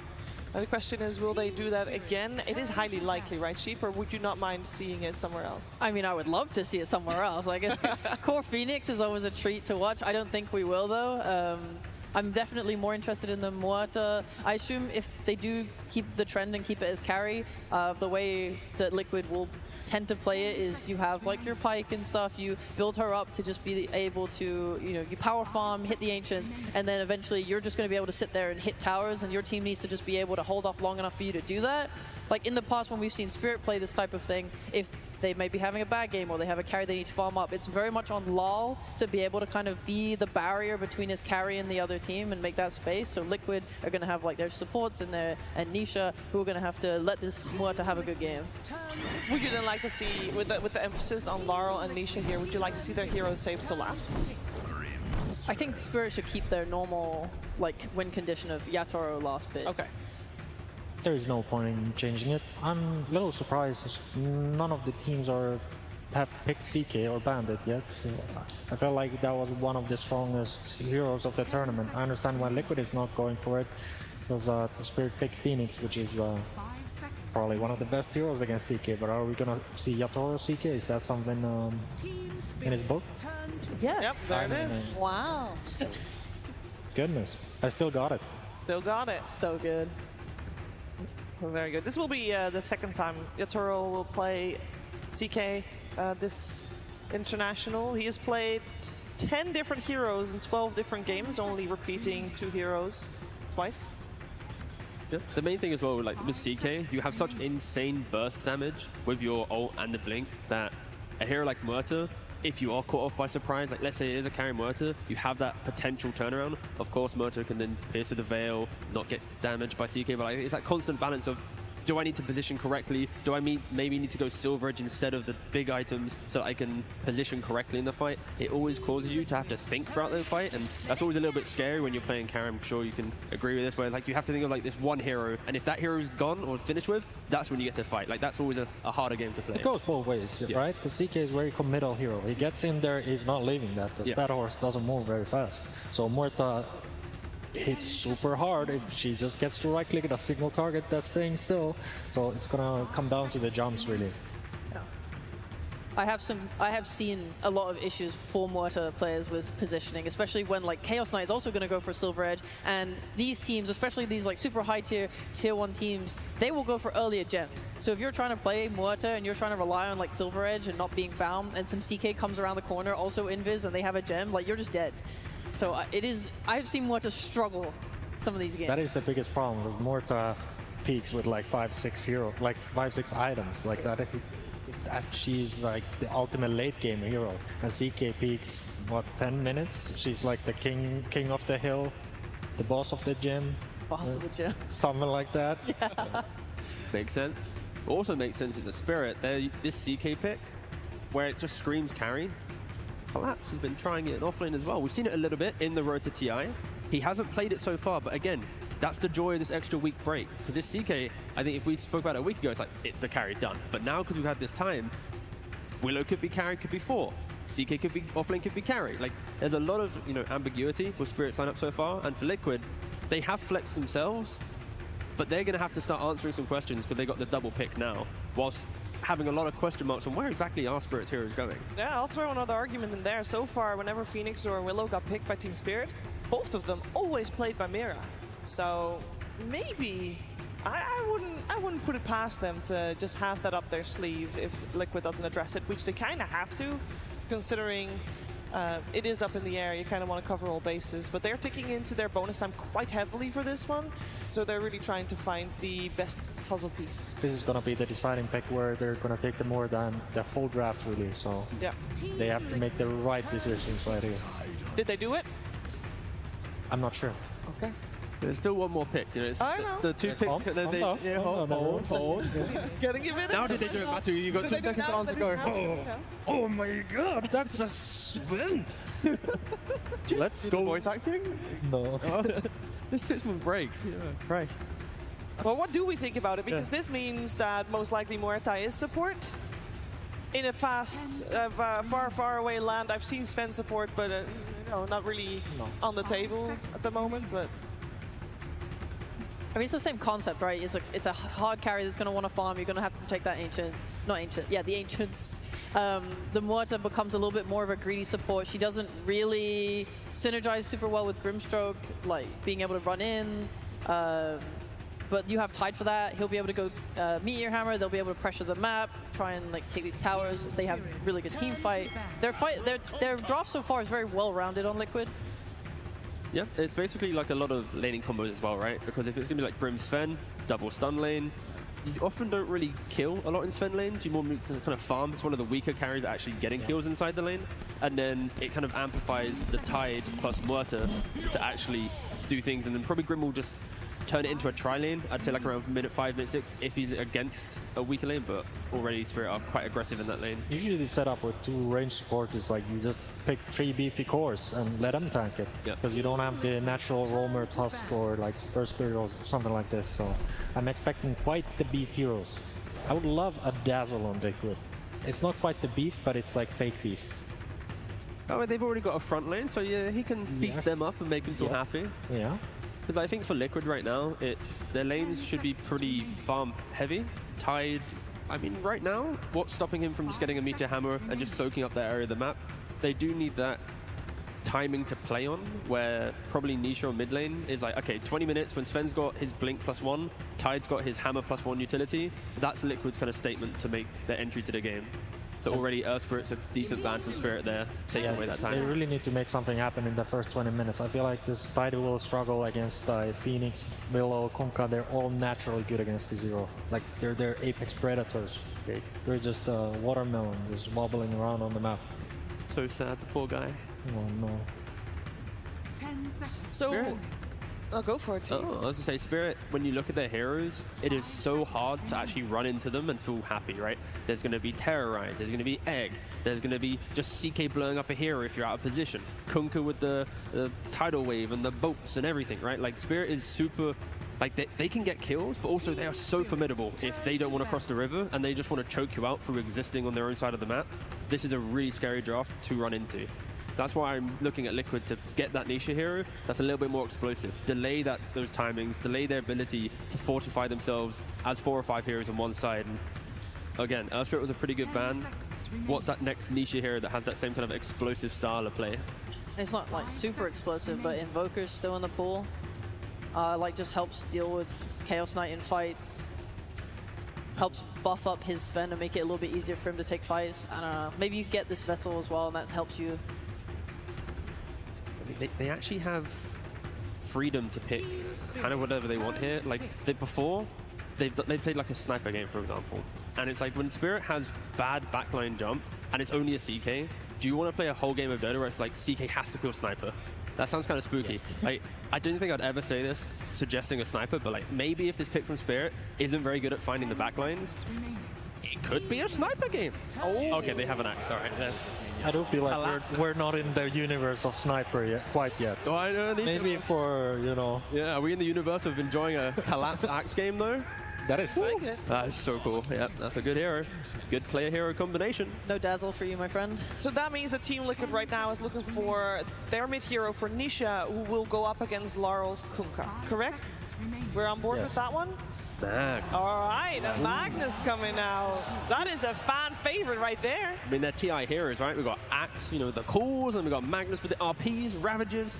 We need like an Enigma to complete this draft for the arena at least, but yeah, this is going to be 2 beefy lineups running at each other. I know Blitz likes his circles, and he just picked like all of them. So I don't know if it's good or bad, but we'll see. Okay. You have to have blind faith with Liquid, right? No matter what. Like, of course, I'm rooting for Liquid. Easy game. You understand how the caster curse works, though, right? I've heard of it. So are you still going for Liquid? Well, technically, I'm not a caster. I'm just a retired Finnish dude who came all the way from his home to here. Well, Matu, that's why we would like to hear from the coach, Blitz, instead. Thank you very much. Yes, I am joined by Blitz of Team Liquid. Blitz, obviously, this is the grand finals matchup from Riyadh Masters. Game has changed a little bit since then, but are there any lessons that you learned from reviewing those replays that you're applying here now, a few months later here at the International? Yeah, I mean, I learned that they're a really, really good team, so we have to take it a little bit more seriously. And yeah, I mean, I think we understand that they're super flexible, and Maposhka is probably like the most annoying player in the world, so target him a little bit, don't give him edge. This is high praise coming from you. How about on a lighter note? I saw that you tweeted you're looking for some song recommendations to hum in there in the booth. I don't think I saw much lip syncing. Did you not get any good recs? No, I mean, Taylor's version of 1989 just dropped, so I've been bumping that. I'm pretty basic. I mean, I listen to like a lot of like early 2000s because that was my jam, and yeah, me and Matu have some songs together and shit, so it's all good. I mean, you're just pandering to the crowd. All right, then I want to pander also. Guys, I know a song. Can I get a stomp, stomp, clap from you guys as we get ready into this game number 1?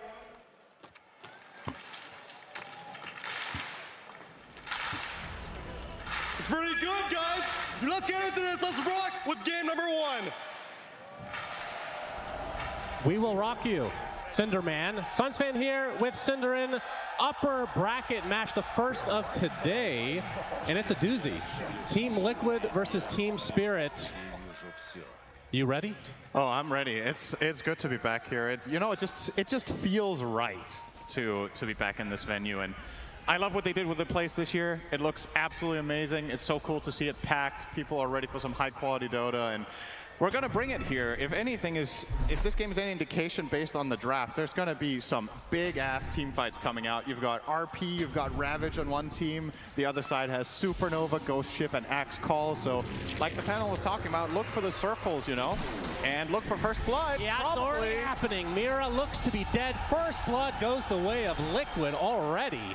That was very fast, but at least we caught it on camera this time. Yes. As Miposhka is going to get skewered a bit. Nisha with some body blocks of his own. Okay. Looks like they might be able to pick this one up as well, as he only has Fire Spirits, which is, of course, on cooldown. Another dead shot to come. And one Stormbolt into the right clicks. It's enough for Liquid to already be off to a 2-0 start. Now, these two teams obviously played each other quite a bit this year, Cinder, since they've all been to basically every LAN throughout this calendar year. Liquid, a lot of second places, of course, which they're a bit salty about.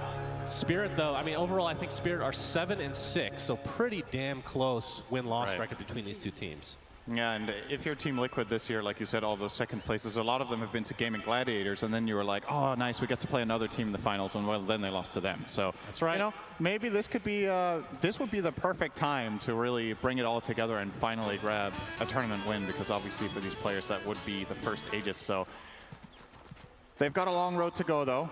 Winning the series would put them in the top 3, which is already very close. They were there last year, I believe. They got 3rd, if I remember correctly. Looking to improve that placement this time around. That's right. So Laurel will be playing against Nisha. No big surprise, of course. Both mid laners for each respective team. Kunkka versus Magnus. Magnus, not a hero been seeing that much this year. What is this pick all about? Yeah, I'm wondering the same thing. I mean, clearly Team Liquid are tripling down on trying to shut down Yotaro's Chaos Knight here with multiple big AoE spells, but I do wonder if it's a little bit too much of a good thing here that they have too many of these circles, as they were talking about, that the heroes perform the same function. And you're also picking Magnus into Kunkka mid, which I think on paper should be a pretty bad matchup, right? Magnus, sure, you can see us a little bit here and there with Shockwave, but Kunkka, you're never going to harass him out of lane, and on the flip side, he's going to be dealing some serious damage once he hit level 3, and especially level 5. So curious to see if Nisha can stay afloat there. Laurel has been very good on his Kunkka in some of the games we've seen, and give him an easy matchup, it's going to be even better. Another hero that the panel did discuss, and I'm going to talk about probably for the next 10 minutes straight, is Collapse's Axe, because this is one of his patented heroes. He kind of doesn't matter what the meta is, what people are picking generally. Like, this is a hero that he will pick because he feels comfortable with it, and there's a reason for that, because he absolutely destroys. I think, a lot of the time when people bring up, oh, hang on, Insania. Well, he's in a bit of trouble. Battle Hunger applied right now. Looks like he'll tick out eventually, as there's an Inkswell now. On to Mickey. The Mira will likely die shortly after eats a tree. It's not going to be enough, as now just the position 1 and 3 are there to clean things up. Yeah, just barely missing the brambles there allowed Mickey to connect and get that finish. But yeah, what I was going to say was, a lot of the time when you nominate players for, okay, who's the best in the world at a specific hero or whatever, a lot of the time there's discussion. I feel like very few people will be contesting Collapse on Axe based on what we've seen this year. Like, this player-hero combination, it's also easy to be the best player in the world on a hero when you're the only one playing it, but, there's a reason he still plays it when nobody else does, right? That tells a very clear story. Zai here in some serious trouble. Will be cracking off some minus armor there. Be fine. All right, since it's the laning stage, we're going to have to come up with a good name for this, okay? Because I don't think you and I have cast a game where the anchor, whatever the hell that shard for Tidehunter is actually called. Dead in the water. They got rid of Tentacle Surprises. Boxy looks to likely be dead here to Yotaro's right click. Zai, nice big anchor smash on Miposhka, who has to be pretty careful here. Body blocks coming out as well. Pops the Fairy Fire. There's the Fire Spirit as well, which means Zai kind of got another right click, but the anchor smash not in range this time. Going to pull him away there with the Reality Rift to ensure Miposhka gets the Lotus Flower here. So anyway, back to the important discussion. What are we calling that anchor, Cinderin? Dead in the water. No, then we're not calling it that. I'm not going to scream dead in the waters, but Miposhka, he still ends up dying. As Zai ends up being in range, anchor smash on a right click will suffice. I got nothing. Okay, good. Dead in the Water is a good name, Shannon. Just call it what it's called. Well, does connect as Mickey's coming in with that war cry. Mira, there's the Stormbolt to connect, and he's going to pop the wand, actually getting a lot of HP back, using the trees to his advantage. Yeah, the brambles are really nicely very there. Nisha starting to drop low. This was always going to become challenging, but he's doing really well for himself on the CS. I was actually expecting Kunkka to be pulling ahead at this point, but now the real challenge begins with that level 5 coming in. Perhaps even with the CS advantage, you still have to, you see him using a salve there. That constant harassment is still going to make it tricky, but top 3 net worth currently sitting on the side of Liquid, so they've got to be pretty happy about that. Boxy is going to get pursued by Miposhka. Fire Spirit hits as well. This looks like it's going to be a kill one way or another. Nice dead shot, though. Not going to create enough space that eventually Boxy will fall. But yeah, looking at Nisha in the mid lane, like looking at the CS overall, very even. Is that what you would expect between these two heroes? I mean, I was expecting a slight advantage for Kunkka, so I think this is a job well done by Nisha already. Oh, hang on. Yeah. Collapse. Well, Collapse going to get slowed a bit. Boxy trying to he gets make the Vanguard over just there. in time, though. Does. Is that going to be enough to actually make them survive? The dead shot keeps going back as Collapse trying to TP out. Will be fine. Like you said, Vanguard basically being the reason. Yeah. Perfect timing, too, because not only does he survive that, but that was a 3-hero attempt from Team Liquid. They brought Boxy down there, so always feels good to survive those, but either way, despite not killing the Axe, they still force him back. He has to do the long walk back to bottom, and keep in mind, he doesn't have boots. Rushing Vanguard, he's probably going to miss a wave and a half, if not 2, on the way down here, and that almost feels as good as killing him, to be honest, so not bad for Team Liquid. It's not as satisfying, though. You need that is very true. You need that dopamine rush.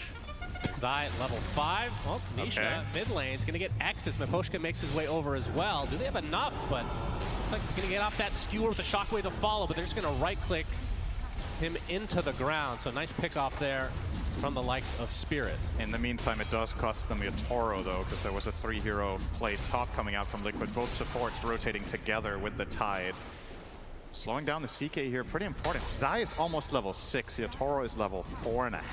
So this top lane, it's one of the luxuries that Tide has against Chaos Knight, is that it's one of the few offlaners that can survive against CK +1 with just a couple of levels. So with Boxy leaving that top lane to go bottom, you leave solo experience in the hands of the Tide. And now Zai is going to show up with this Meteor Hammer and almost level 6, and this top tower will fall. Yatoro. Yep. Oh, well, they cancel the first usage. Nicely done from Yatoro, but this obviously will eventually go down one way or another to Zai. Surprised he didn't cast that from the tree line there. Actually just walked up straight in front of the tower. And making him use mana. It's very efficient. That chaos is very expensive. It's Mickey trying to keep Collapse off, but he is very tanky, as we said, has raindrops in his inventory now.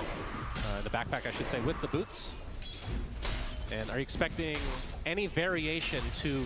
Are we going to see Aghanim Scepter at any point on Axe? Been in love with this Aghanim Scepter, Octarine, Arcane Blink build that I've been seeing. Well, if we get an 80-minute game, he'll probably have all those items. We've had one of those today already. I mean, we've been having a lot of those, like, really 60-plus minute games anyway, so it wouldn't be a big surprise. I don't know if I've really seen Collapse by Ags. I want to say I've seen it one game maybe, but it's not a common pickup for the hero for the most part, so maybe this is the kind of game you do it in. Applying the minus armor is... Or, sorry, not applying the minus armor. Getting yourself the plus armor here is very valuable against these heroes, obviously. But, don't know. Still not completely sold. Okay. You'll be a believer by the end of this game, I'll tell you that right now. I correct myself. I was right both times. It both gives minus armor and plus armor. Yeah, it does. And I just corrected myself to saying it's only one. Why didn't you correct me? You know this Axe so well. I do, actually. Yeah. I just don't want to embarrass you in front of millions of people. That's so nice of you. I would not do the same for you, though. Yeah, I know. That's Let it be known. A robot. Yep. No emotions. Zai, level 7. No boots yet. Still in his stash back at the base, but he's taken firm control of this top lane, and that's kind of what the Tidehunters do. Yeah.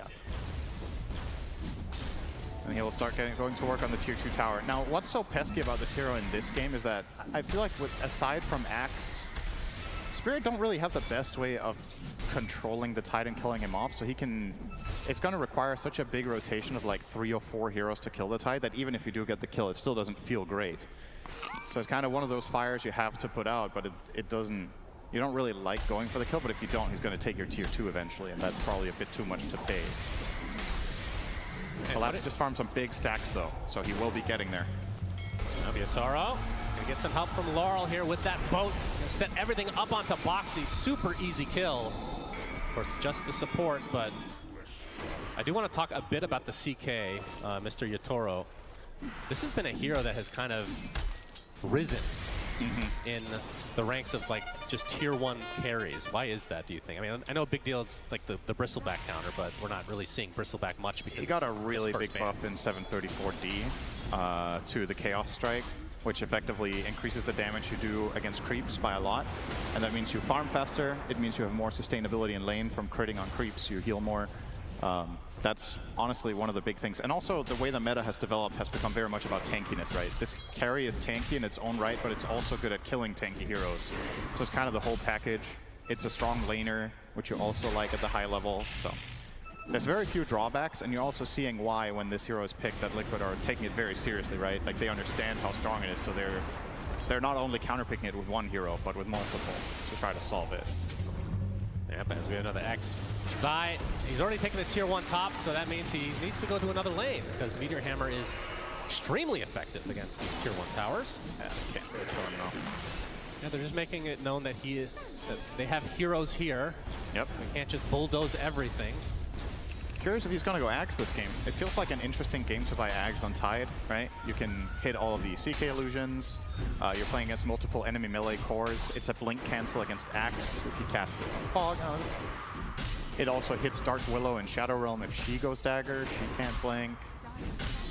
Multiple good things to be said about it here, but I think first and foremost you need to make sure that you can survive if you get Axe called.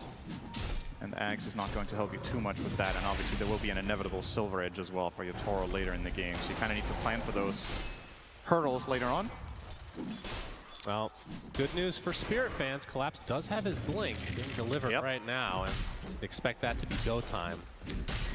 And Blade Mail to come next, and then we'll really see what build he wants to go for. If he thinks it's going to go longer range, maybe, I was going to joke and say Midas, but kind of another Midas is that Boots of Travel. Wouldn't be too bad. Into, of course, BKB. Then you take apart the Vanguard for Octarine and you go for Gildan. Oh, yeah. And then you get that Arcane Blink. That's right. Works wonderfully in your game. You're being sarcastic. I've seen him do this, though. I genuinely think it can be good. It's very good. It can be good, but it's very expensive. It's a luxury build later on. Okay, they're going to try Zai this time. Well, they have several heroes here, most of the team, in fact. And Zai is going to get some support coming, but it's going to be too late as the egg is dropped as well. Now the cancellation of the TP. Maposha technically gets credit for that kill, and now